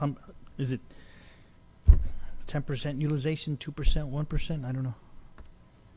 John Oglesby, CEO of the Parking Whisperer. So are you asking about a financial projection or a percentage, or? Either or, Either or? so that we can consider possibly plugging in an estimated conservative number, maybe? Absolutely. So in an environment very similar to this, the average number of violations, people that don't pay, is about 8 to 10%. What would that, well, okay, I have yet to give you a number, what it would cost, but, okay, we can get there. 8 to 10%, thank you. You bet. I was going to say, what is that number, but we have to decide what the fine is Right. in order to get that, to put it into the spreadsheet. Ben, the one thing I struggled with, I'm gonna put you on the spot here. I haven't picked on Public Works yet today, so I got to make That's up for okay. it. You missed your chance with tax. So. The 12 to 18 months for implementation, can you re-explain that to me again to make sure I can? Sure. So the vendor will take over the toll contract on October 1 from the current vendor. You won't really see a difference initially in how they're taking the tolls. The new fees could go into effect, all of that. The vendor's going to be required to submit a transition plan. Can I pause you for a second? Sure. How long before the vendor takes over will that vendor know that he or she's the awarded contractee? Hopefully within 60 days. 60 days prior to October 1? We'll make a selection. We'll bring it to council in August. That'll give them September and October, or September, end of August and September to basically take over the contract. They're just going to probably going to come in and just hire everybody else, kind of like what you see with similar type contracts. And then you're not going to see anything different on the beach, so to speak, initially, and then they're going to order all that equipment that they have to do to get those ramps set up. And then what you're going to see is, like, on a certain night, maybe they can swap out 2 of the ramps. So they'll come in they'll have the whole thing ready on a skid, and they'll come in and the LPRs and everything and all the equipment will come in, and the toll booth will leave one night or leave that night, and the new equipment will be there, and it'll be automated. And that's where, so I want to do it a non-government timeline. I want to do it, private investor timeline. Okay. If we approve this, 12 to 18 months, I think is too much to me. Now, obviously, they have 60 days. So if we were to pass this, that vendor will know that we have implemented this, or when they submit the bid. And then 60 days prior to them taking over the job, they'll already know they're the awardee. So they have 60 days there. Can we put in the RFP that 12 months from the time that they're noticed of the awardee, they're going to be the awardee, that all ramps are up and running?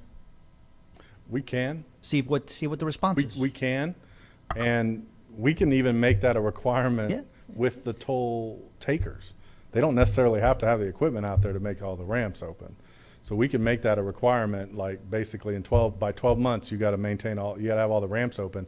And if they don't have if they don't have the equipment in time or whatever, then they got to keep the toll takers out there to keep those ramps open. So we could achieve the goals of automation regardless. Because it'll cost them more money. There at is that time. some lead time. I mean, we've talked amongst ourselves. There is some lead time on some of this equipment. It's, I can tell you, it's signal equipment is the same thing. The lead time on this stuff is tough, but we can definitely put that in the solicitation. That's just my thoughts, guys. 12 months from the time that they're noticed, they're up and running, because they have 60 days already to prep. So I want to think private sector mode. If I could shift into maybe a little comments, Mr. Chair, I don't know where we're at, but I wanted to, Troy, I wanted to put a couple of caveats on my thoughts. I'm not a fan of the mulligan, as you described, the mulligan. If we have signage based on what staff put out there, right, and someone just ignores our signage and goes, this is my thoughts, then you ought to pay the fee for the day. And you know what? You can now register for the rest of the year to not have to pay going forward. But I don't want to say incentivize. That's probably a bad term, but I want people to respect the signage if we have it out there. It's pretty clear. You pay or you don't, and then that's an additional revenue source, right? If you screw up, you pay. That's just my thoughts on the mulligan side. And then to go to Danny's point, I have some concerns similar to you, Danny, on we have the projections, and I wanted to throw out the idea to the council on when it comes to the resident not paying for beach premium access. I support it. But I think we should put some rails in there with some type of sunset. Hear me out completely here, a reauthorization clause, all right? And I say that tactically, so gives us time. I think we would have to get with our finance guys out there to find out if we take a dive on this, if it does. I hope not. I think the numbers are conservative, but if we were to take a dive on this, we can act on it or have it not reauthorized, and our finance folks can tell us if it's pick 12 months, 18 months, I don't know the number, but so that it aligns with our budgeting conversation so that we know, okay, it didn't work out for the free parking because of the costs, and we'll just allow it to sunset and not reauthorize it, and then our finance team can incorporate those numbers for the next fiscal year. So it could be a little bit of a risk the first year. I think it'll be good, but it includes some guardrails. I think that some of my colleagues, including me, would be comfortable with. We could come back, once we have some data in about a year's time Well, around budget season and present that to council if they want to decide. I'd rather do it differently. I'll tell you why, Ben. I'd rather do it that it sunsets unless it's reauthorized. The reason for that is because it allows us to govern that a little bit less than, I gotta choose my words carefully here. It puts us in a different posture to deal with it, simpler. So it's a scheduled event. There you go. It just happens unless we take action to reauthorize it, and that's where I prefer. I think it'll make life easier for us, whether it's 12 months, 18 months from now. And I'm specifically only talking about the resident side of the free parking. So if we approve this, right, we would say something along the lines, when this implements, Volusia County residents will have, free premium beach parking for the next 12 months or 18 months. And that's the message. And then we decide whether or not we reauthorize it at that time permanently or whatever. Do you see where I'm going? And do we want to discuss the other directions you need? You need a direction on credit card fee? I think charge the credit card fee. That's what I thought. Charge the taxes. On top of the whatever fees y'all set. That's my thoughts. Thank you, Mr. Chair. Troy Kent. Thank you, Chairman. And this isn't, nope, you take the 5 off just for a moment because I still had a couple questions. So, to our consultant, how confident are you in these numbers? And here's why I ask. The numbers that you came up with back on March 21st, 2023, I came up with my own numbers that one of my fellow council members talked about me scratching down on a paper napkin, which, it's actually a legal piece of paper. But your numbers and my numbers were not very far off. So how confident are you? Because there's been a question raised about, a little concern with these numbers, because my numbers were very conservative. And I feel like your numbers are also conservative. Can you touch on that?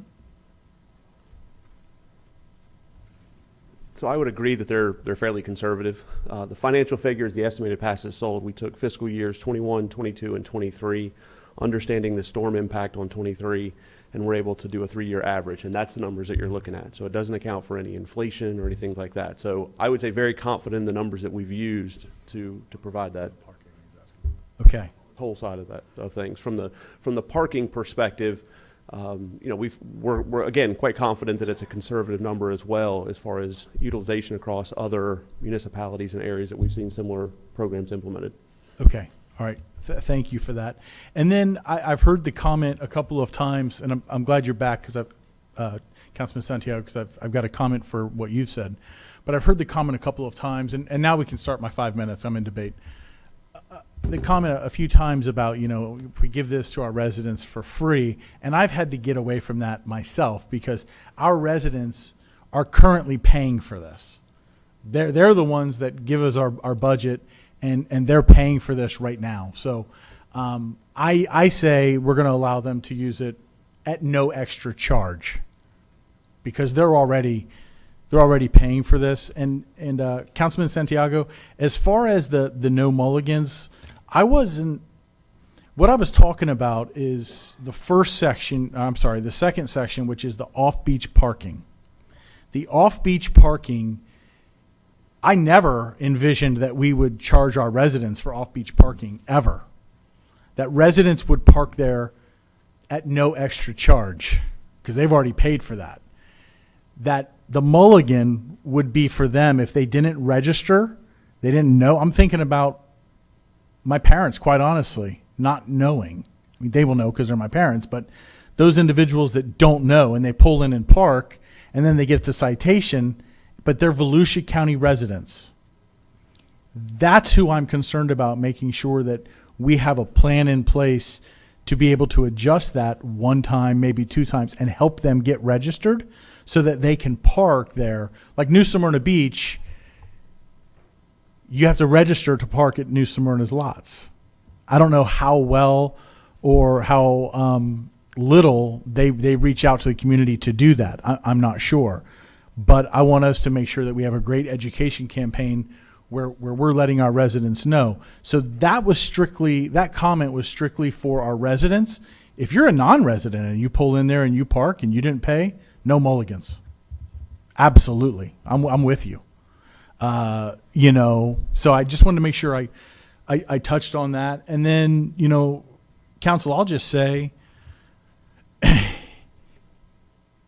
and I'm not opposed to the sunset because I can read a room.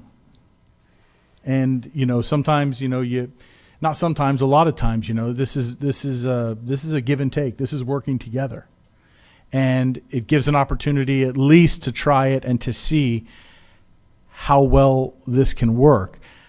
I believe if we allow our residents to drive on the beach at no extra charge, this is a huge win for Volusia County residents. This quits giving away one of our most valuable assets to our visitors. This helps our most financially vulnerable residents. I'm one of 6 kids. My dad worked for 35, 40 years in this town hanging wallpaper and painting. I'm just telling you guys a true story. My mom was a stay-at-home mom. She raised 6 kids. My mom would take her 6 kids and put us in the back of a station wagon and bring us to the beach. And us 6 kids thought it was a day at Disney World. She'd bring a loaf of bread and a jar of peanut butter and a jar of jelly, and we had a great day. There's a lot of families like that. And I'm telling you, I think it's a huge win for our residents on the west side, in DeLand, Deltona, Pearson. I'm fortunate. My family, we can walk to the beach. But if you live in Deltona, you're not walking to the beach. If you live in DeLand or Pearson, you're not walking to the beach. And this helps them tremendously. I also think about the financial stimulus this does for our county and our beach side. People will spend money at the restaurants. They will go to the gift shops. They will get their fuel over there, et cetera, et cetera, et cetera. And there's a ton of positives that I see with this. When I sat down with staff in our teams meeting and we went over this information, I was super impressed because this helps us solve what I see as a problem. It brings money that we did not have that is paid by people outside of Volusia County. And now I'm looking over at Mr. Dempsey, who railed against this in your own right. And I listened, and I did listen to it. I'm anxious to hear what everybody has to say, because to get anything accomplished, we got to work together. We got to give it a try. And I'm excited to help each and every one of you with all of your initiatives. And I just ask that, at the least we let staff bring this back to us with a full council, and let us all put our 2 cents in. Thank you. Johansson. Yes, sir. I got a couple following questions. Ben, we talked about in our briefing how people could register. We're kind of having this conversation about the mulligan. How hard is it going to be to register? We're going to put the word out. We're going Where to do make I it go as to easy as register? possible for people to register. And Yeah. Is there an option to register online? Yes. So that takes the mulligan out of it, doesn't it? Or should. If I drive anywhere and I see residents free, register online, I should be able, like my kid, to park in no parking zone, log on, register, and get my free ticket. Well, I mean, they'll have to show proof of. There'll have to be a process that's probably it's probably Absolutely. not instantaneous Absolutely. if they pull into a parking so, spot. So what's my kid going to do? He's going to say, heck with it. I'm going to pay the $30 this time and do it next time and forget.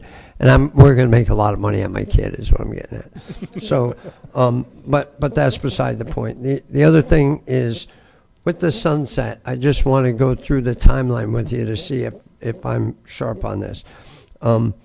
September 24, any piggyback opportunities out there? Too early to ask.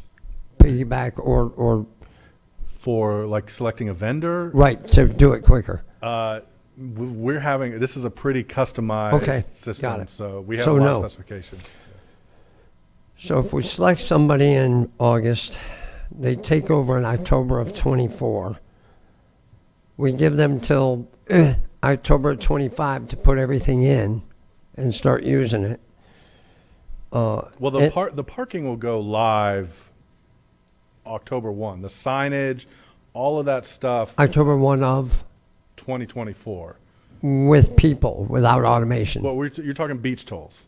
So Got it. Beach tolls, because I think there's some concern about the estimates for the usage of the parking. The beach toll numbers, we know these numbers are we count Gotcha. everybody that comes on the beach. So Gotcha. on the parking will go live October 1, and they'll put up signs and all that stuff can go live. They will have human beings with mobile LPR cameras to do the enforcement. Got it. So we'll start seeing that revenue come in pretty quick. I would say it's probably going to take some time to ramp up, but yeah. can we plan on taking a look at the numbers and tweaking the program if required around March or April of 26, just before we go knee deep into the 26, 27 budget? Sure. So is that a good March or April of 26 to adjust the 27 budget accordingly or not? Go ahead. No is going to be the answer here. Jessica Venturous, Volusia County's Coastal Division. Look at your peak seasons. If you want to do a gut check before you get into the season, I'd recommend we do it probably in January of 26. That way you get a full season under your belt and you have enough time to implement and message before you hit your February, March spring breaks. So Got it. So we don't miss. If you were to change it, then we would have to message it out. I'm all for that. January 6 gets you a peak season and off-peak season. It should Got it. either confirm or allow So us to. for planning, if council will Are you saying for the sunset potential? tweaking, Yeah, we look at it at that yes, point. that's the scheduled time to look at it. So you don't have to use your words carefully.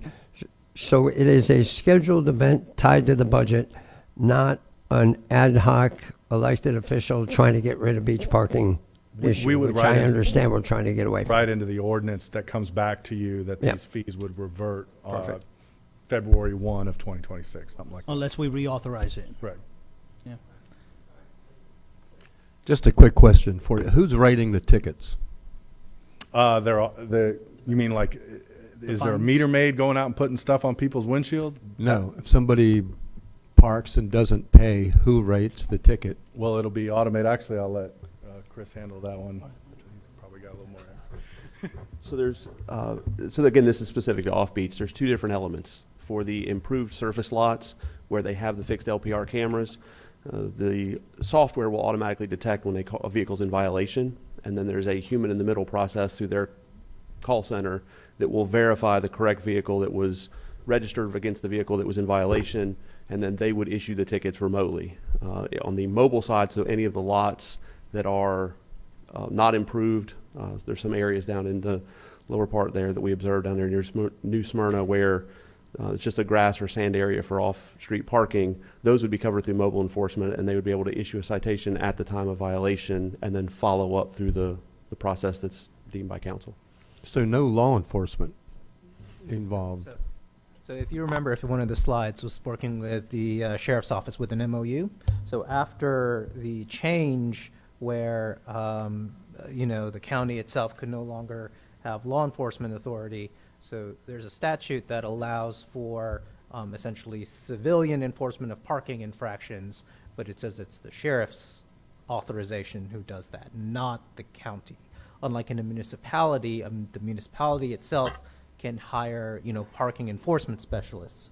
Under the county sheriff scenario, only the sheriff can do that. So that's hence the statement about the MOU in progress with the sheriff to kind of delegate that, parking enforcement specialist civilian authority to whoever our vendor is. These are not law enforcement officers. They don't carry a gun. They can't arrest people. They can't stop people. Essentially, they cite you for parking. Chairman? But they can boot them. Really quickly, may I ask why Paulo's up there? Have we had a conversation with the sheriff's office about Yes. this, and what have they said? The sheriff is not interested in doing parking enforcement. They're yes, we have yes, we have talked with them. Yes. Okay, we have two other people. Are these questions, or are we entering debate mode? I just have a couple quick questions. Okay, Danny Robbins for questions.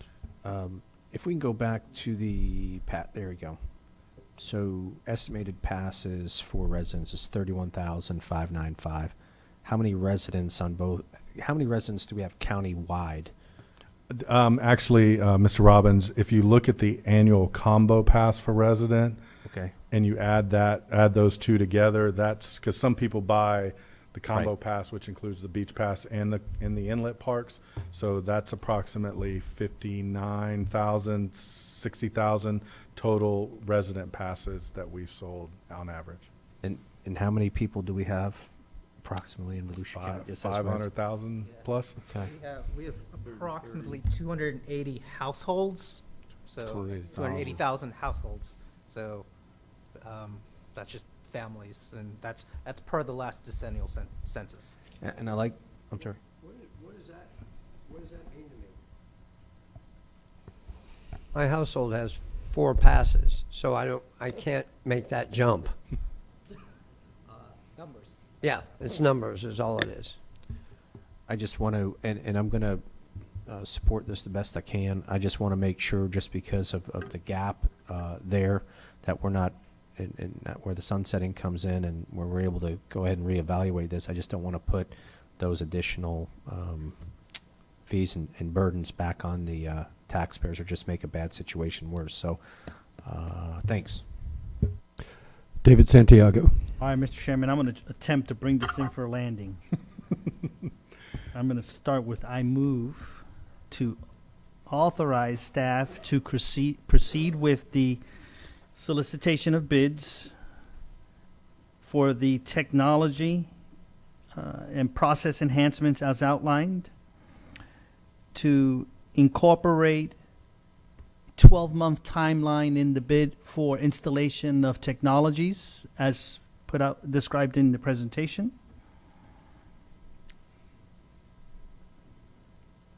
To assess the credit card fee to the purchaser On top of the on top of the taxes. for both beach tolls and Yes, sir. and parking fees. Yes, sir. To include it with that, in Polo, you can stop me. I don't know if you need this in this motion, but to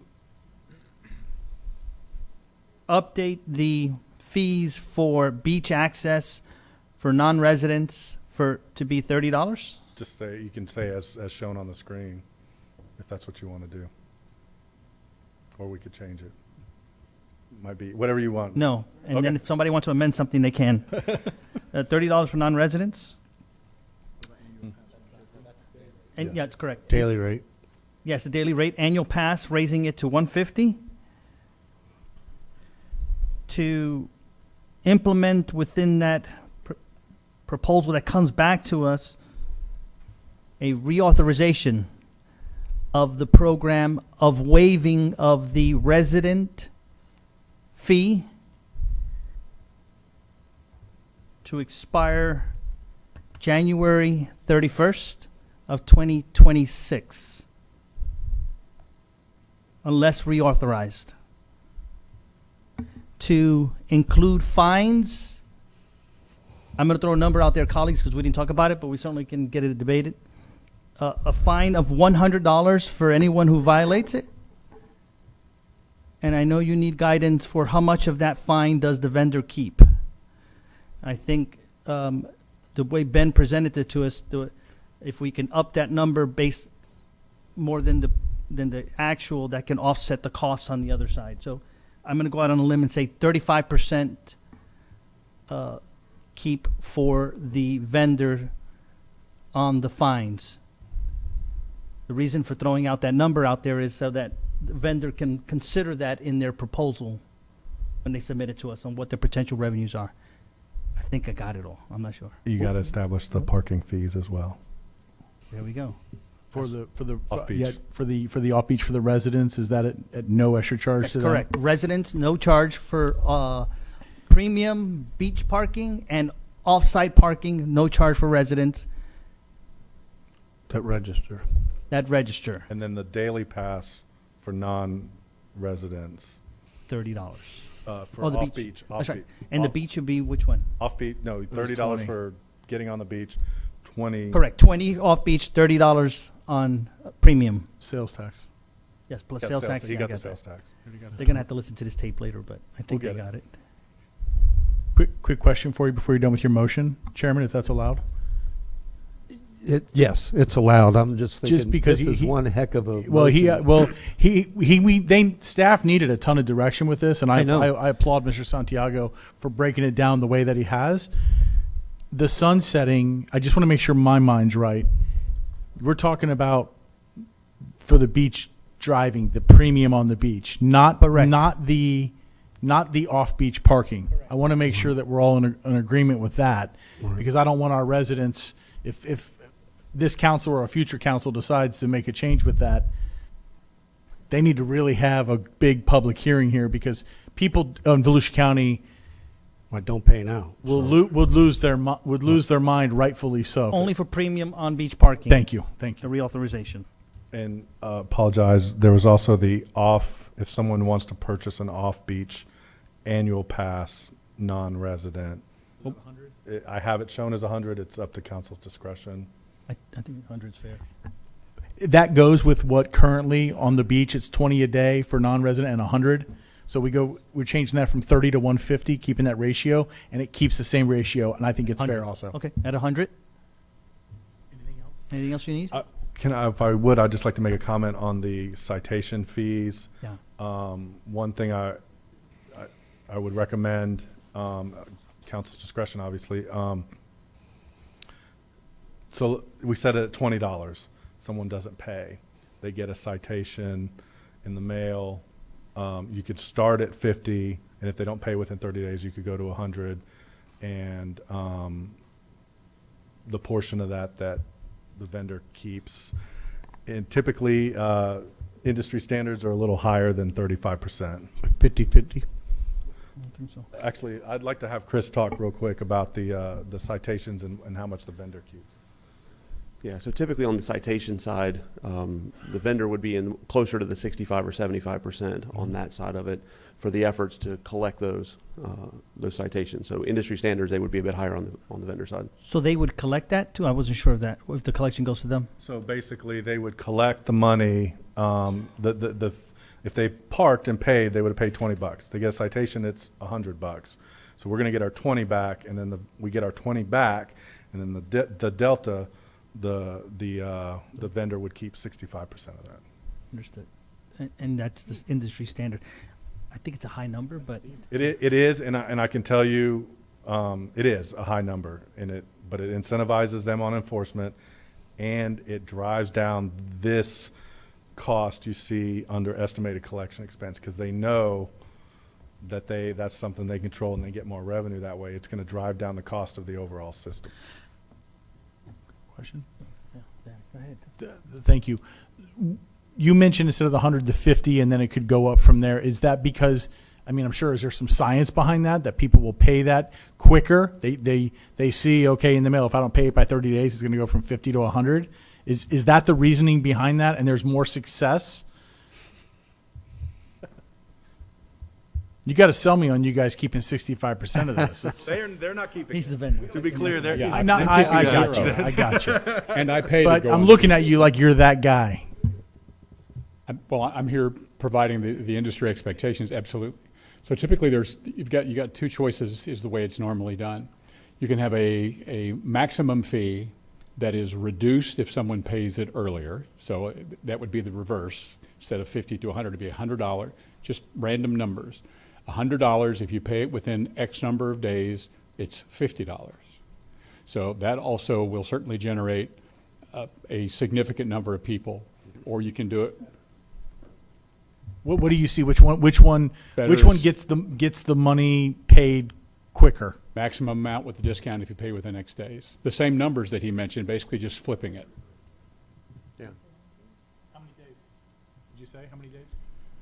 This comes down to the line between customer service and revenue generation. I would recommend that, because these are going to be sent in the mail, I would say the industry average minimum is the discount kicks in within 14 days. So if you pay within 14, you get the lower rate. Or 21, or 36, or 7. I mean, there are municipalities that do as little as 7 to 10 days. You have to pay within 7 days. And if you add in that the amount of time it takes to get the citation in the mail, that's 3 to 4 days. It's entirely at council's discretion. Okay, so something like this would be within kind of standards, $50 if paid within 14 days, $100 in 30 days? Or $100 and you get a discount to 50 if you pay in 14 days?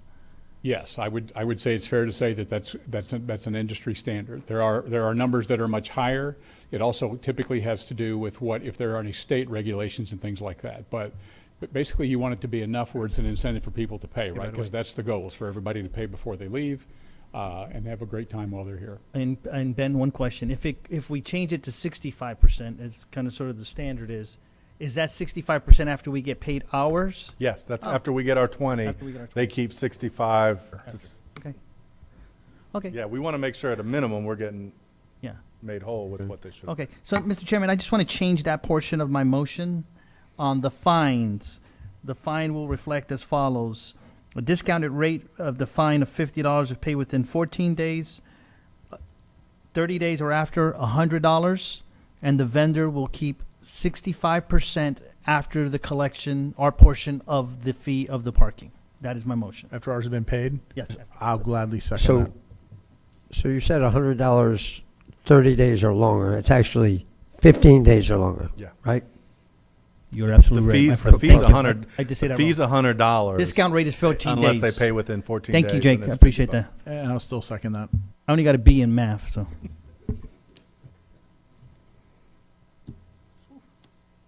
And you second that whole motion. So the motion was by Santiago, the second by. Our CFO thinks that maybe we make it 65% of the $50 rather than a percentage. Plus why?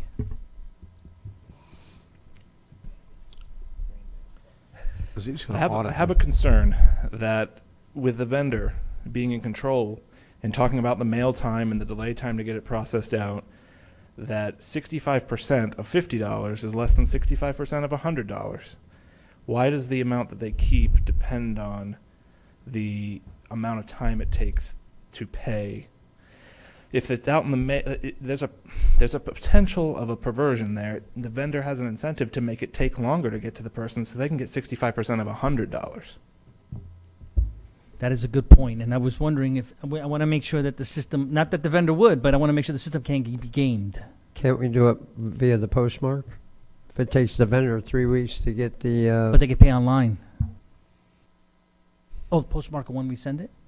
Yeah, they don't know that they don't know they got caught till they get the letter, right? Ryan, did you have a resolution? Yeah, for I that? was just going to ask that. Thank you, Chair. What do you want? What do you think will be better?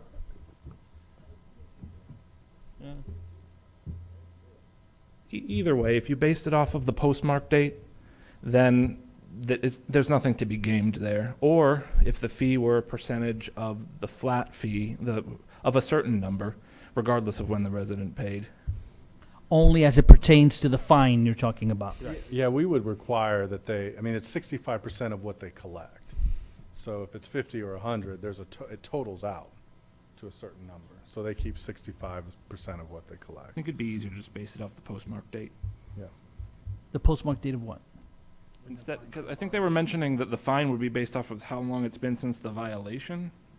Instead, the discount period be based off of since postmark when they date. send the bill, when they Oh, send the okay. citation. Yes, okay. All right, thank you. Thank you for that. So I'll amend my motion to incorporate what Ryan just says as it pertains to the fines, 65% after the postmark date. And the seconder is fine with that. Okay. Any debate on all that? Don?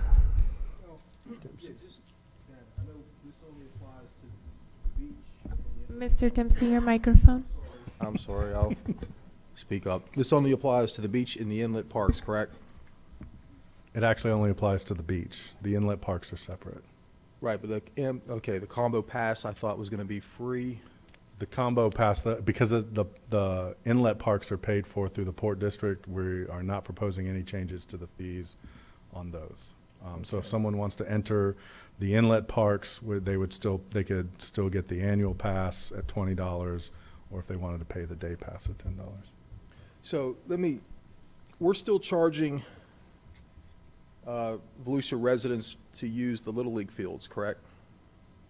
I believe they have to rent them out. I'm not sure on that, to be honest with you. That's I'm looking at the county website, and we're charging Volusia County residents $30 an hour to use the Little League fields, right? I think with the lights, yes. it's $20 an hour without the lights. Is that right? That's what it says here. So I want to know if we're amenable. I mean, I've been pushing for ball fields for quite a while. I mean, until we get more ball fields, are we also amenable to waiving the costs of using Little League fields in Volusia County to county residents? You're saying for parking? No, just to use the fields per hour. $20 per hour to take your kid out and let them practice Little League. So I'm just wondering, as long as we're in this mode of trying to let the county That's a different residents discussion. use their, Well, you know, remember, we're in a mode of adding a revenue into this, so I would want to know what the revenue we're adding to the park budget.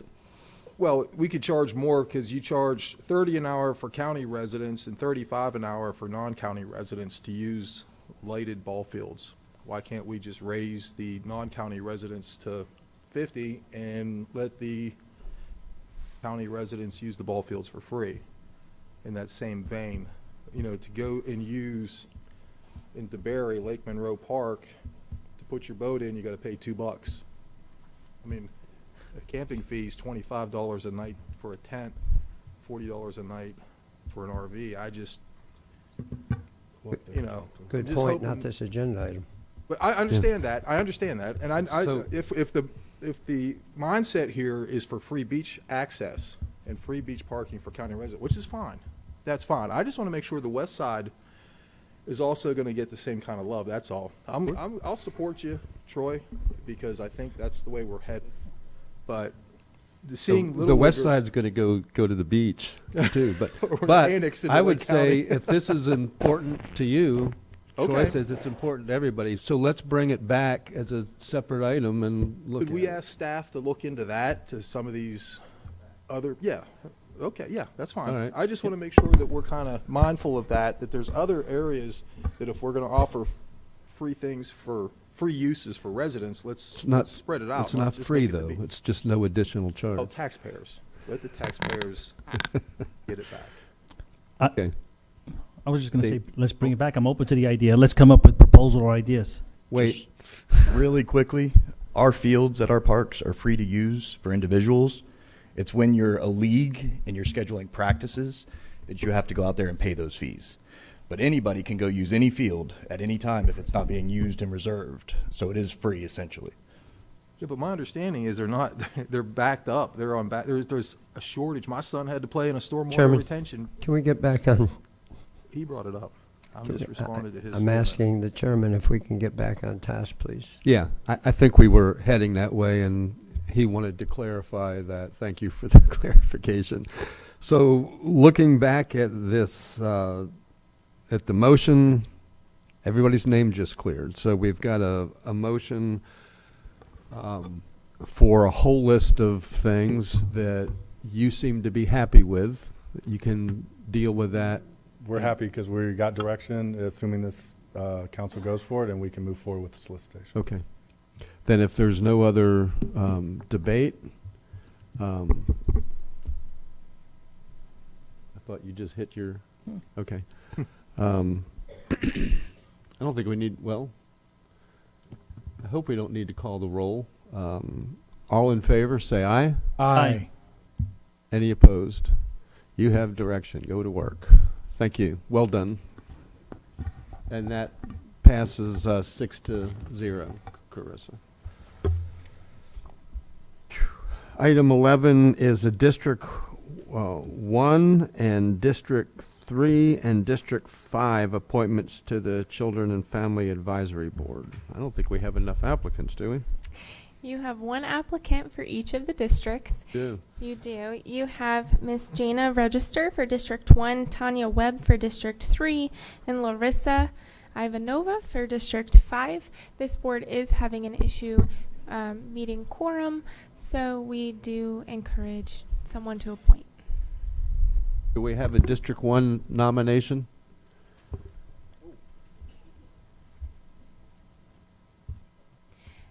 Jana Register is the District 1 applicant. Okay, do we have a District 3 nomination? Yes, sir. Tanya Webb. Tanya Webb? And is there a District 5? Larissa Ivanova.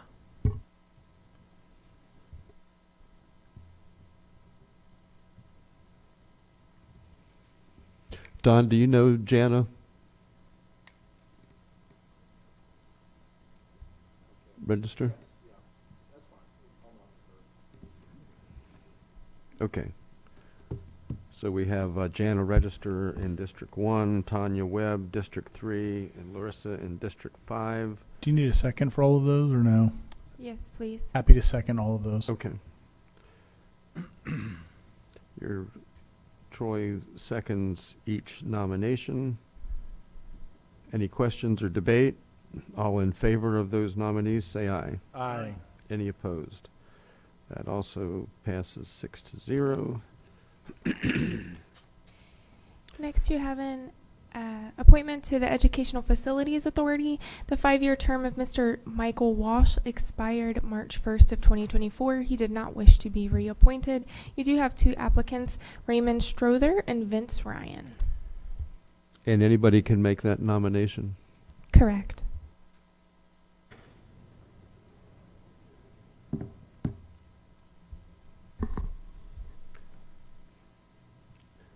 You need one person, right? Mr. Chairman. Chairman, I'd like to. Go ahead. Go ahead, Dave. No, there you go. I'd like to nominate Vince Ryan. That's the one I was going to pick.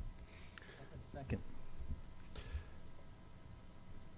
Jake Johansson nominates Vince Ryan, and the second was by David Santiago.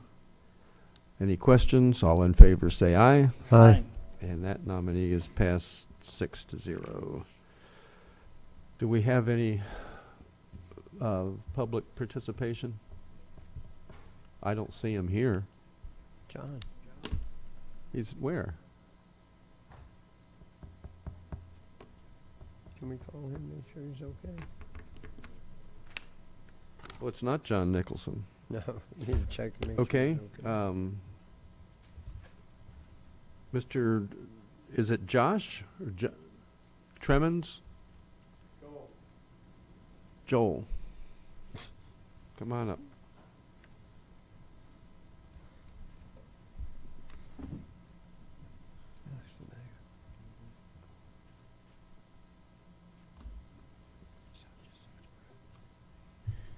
Like I was saying this morning, the person who's over Mr. Hutchinson, the main person, I don't remember his name, but he told me that they didn't even take, I submitted people that had the same things wrong with my property to their property. Vehicles, fences that are too high, that are not on right, all this good stuff. They did not investigate any of them. His words to me were, I did this 2 years ago. And his words to me, well, do you want me to take and look at a few of those now? I says, what do you want, drugs? It's been 2 years. You didn't have no problem investigating me within 7 days, but they couldn't do them. They're discriminating against me. If I have to follow the rules, everybody in here has to follow the rules. You can't have a grill in your yard. By code enforcement, it has to be in your garage. Okay? You can't have chairs in your backyard. Chairs have to be in the garage unless you're sitting in them. This is what the code enforcement. Who the hell come up with the rules like this? Do you people have no chairs in your yard? I'll bet you do. And I waited here all day long to get my second 3 minutes. I still got 58 seconds. 9 hours to address you. And nobody on this court here or your board is going to do anything about it. But I got to tell you something. It's not that hard to look up where every one of you live and see if you got shit wrong with your house. And I can turn you in too. Chairman, just a point of order on the language. We have women and children listening online and in these chambers. Wildly. I'm sorry. Excuse me. Thank you. I'm see, that's all you get out of this. Okay.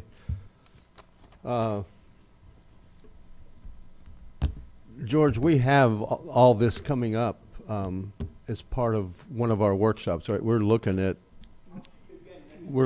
codes and permit requirements and.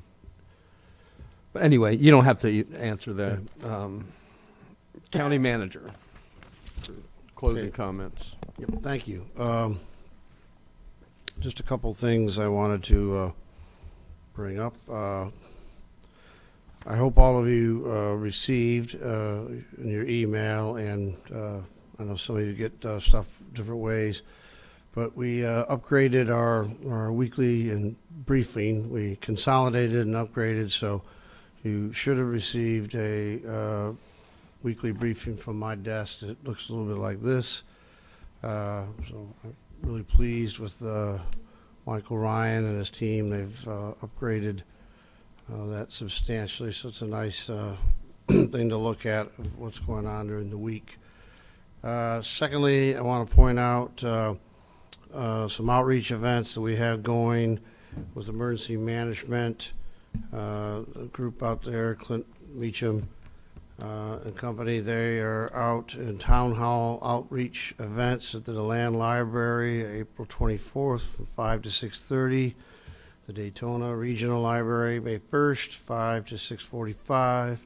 Ormond Beach, May 9th, 5 to 6:45. Deltona Library, May 22nd, 5 to 6:45. New Smyrna Beach Library, May 29th, 5 to 6:45, and the Port Orange Library, June 12th, 5 to 6:30. And of course, we have our upcoming Hurricane Expo at the fairgrounds, where people can go and see vendors that have hurricane related supplies for our citizens.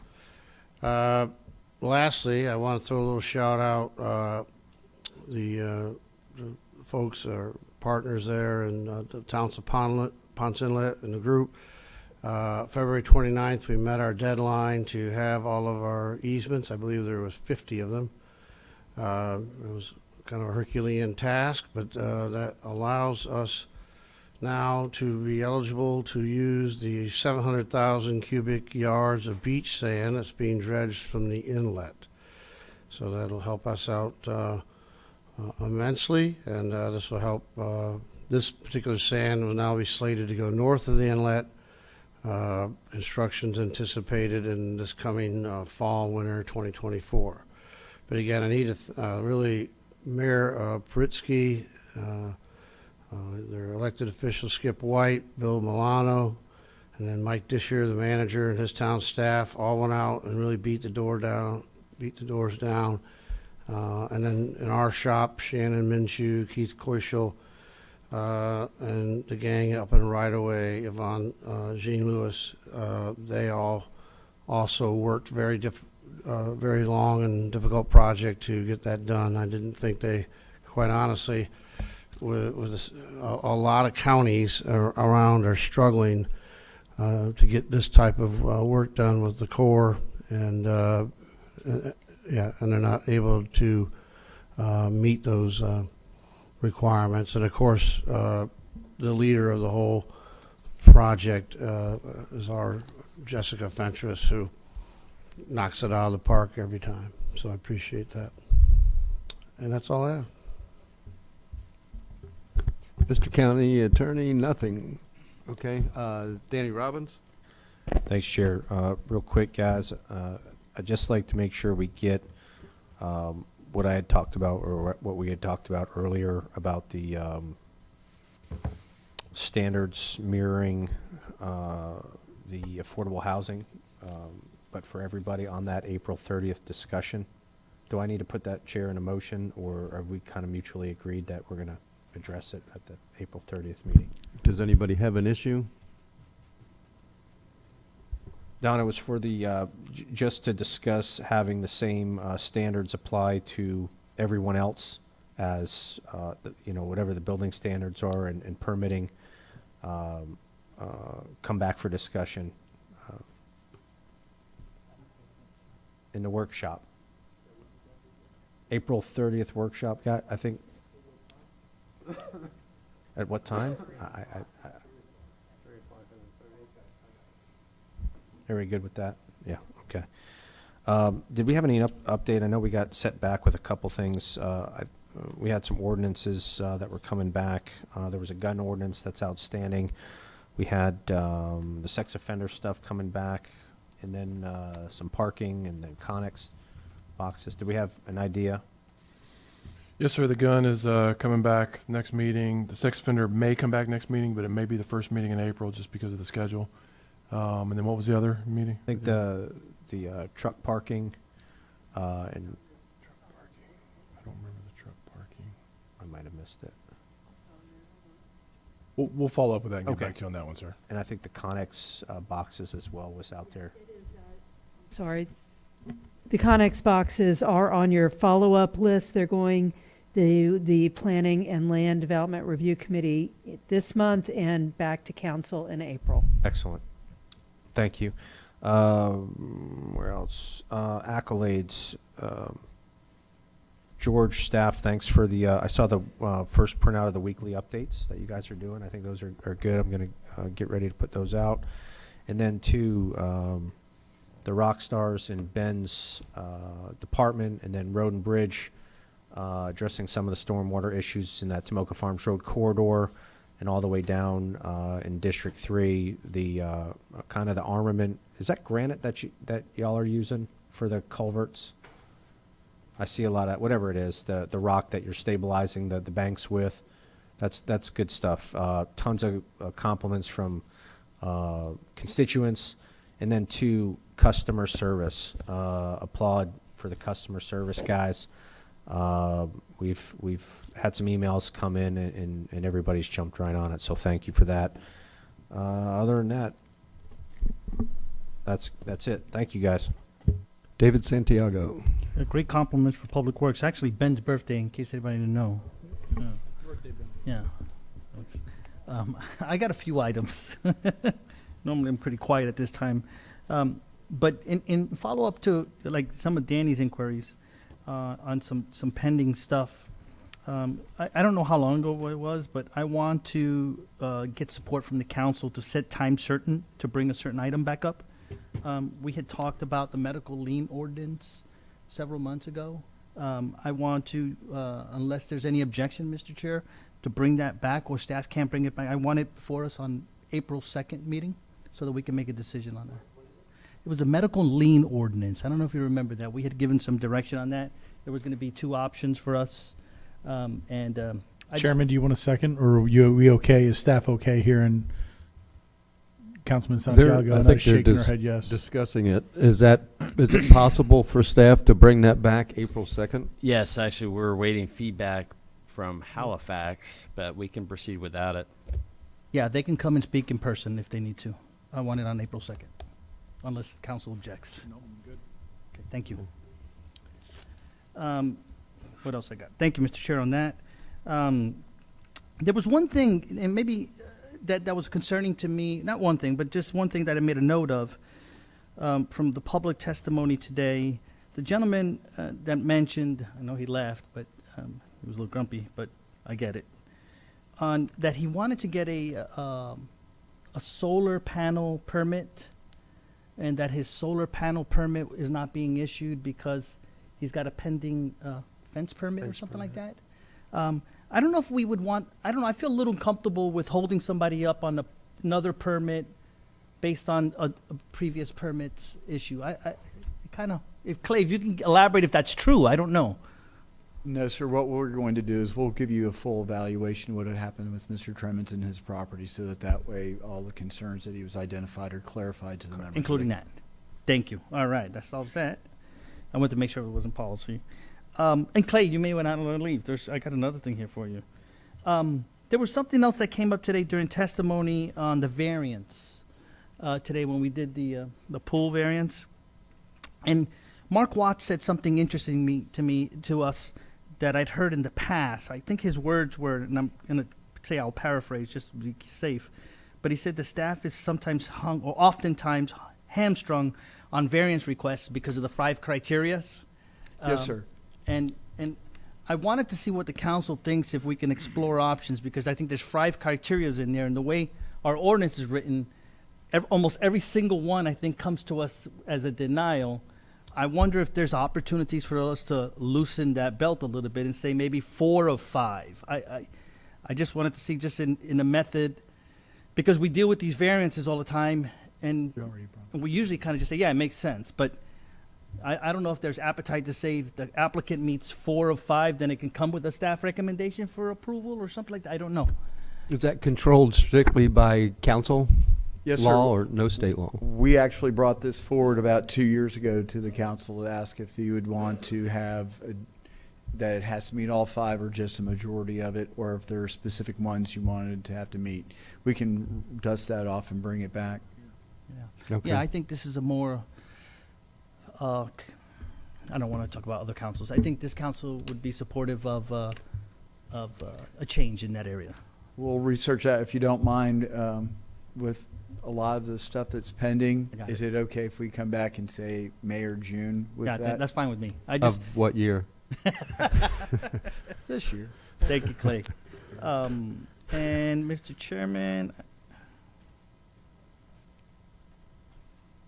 I am done. Thanks, everybody. Okay, Don Dempsey. Yeah, I was just curious, do we know where we are with this Hunden study on the ballparks and everything?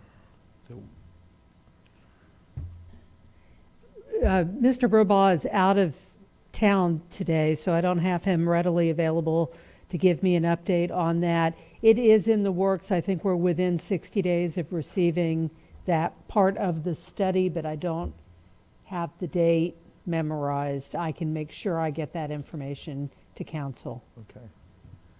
All right, that's all. Thank you. I'm done. Jake Johansson. Thank you, sir. We had a discussion a couple months ago about possibly combining the hospital authorities.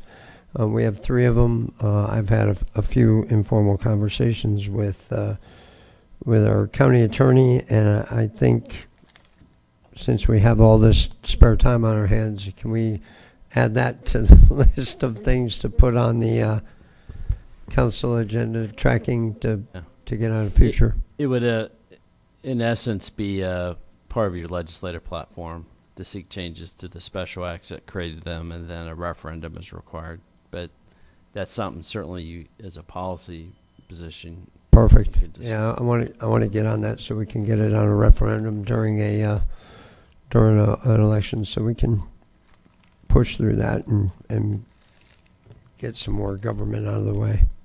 Thank you. Troy Kent. Thank you, Chairman. George, another meeting, no consent agenda item pulled. Your staff is writing more concise. A better job of information is being provided. Non-confrontational items are not on the consent agenda, and I give you, and our chairman also sets the agenda, so I give both of you credit for that streamline. Excellent work. Ben Bartlett, you worked your tail off on that issue. Mad props to you. And just because he's sort of looking at me, but not really, Clay, you can shake your head all you want. I saw you doing it here. You know, in Ormond, they told you were the best in the business. You've heard it up here from this dais. But when you have a land use attorney, who's excellent, by the way, singing your praises, I'm like, goodness gracious, Clay is getting love all around.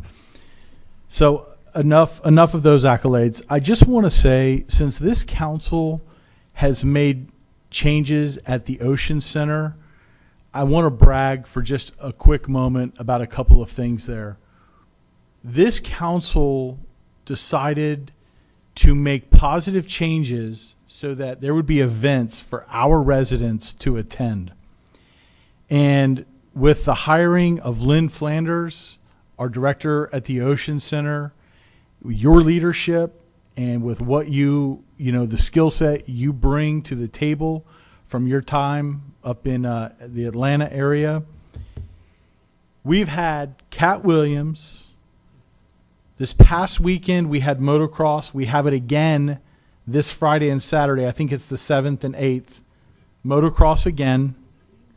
There will be bull riding on March 16th.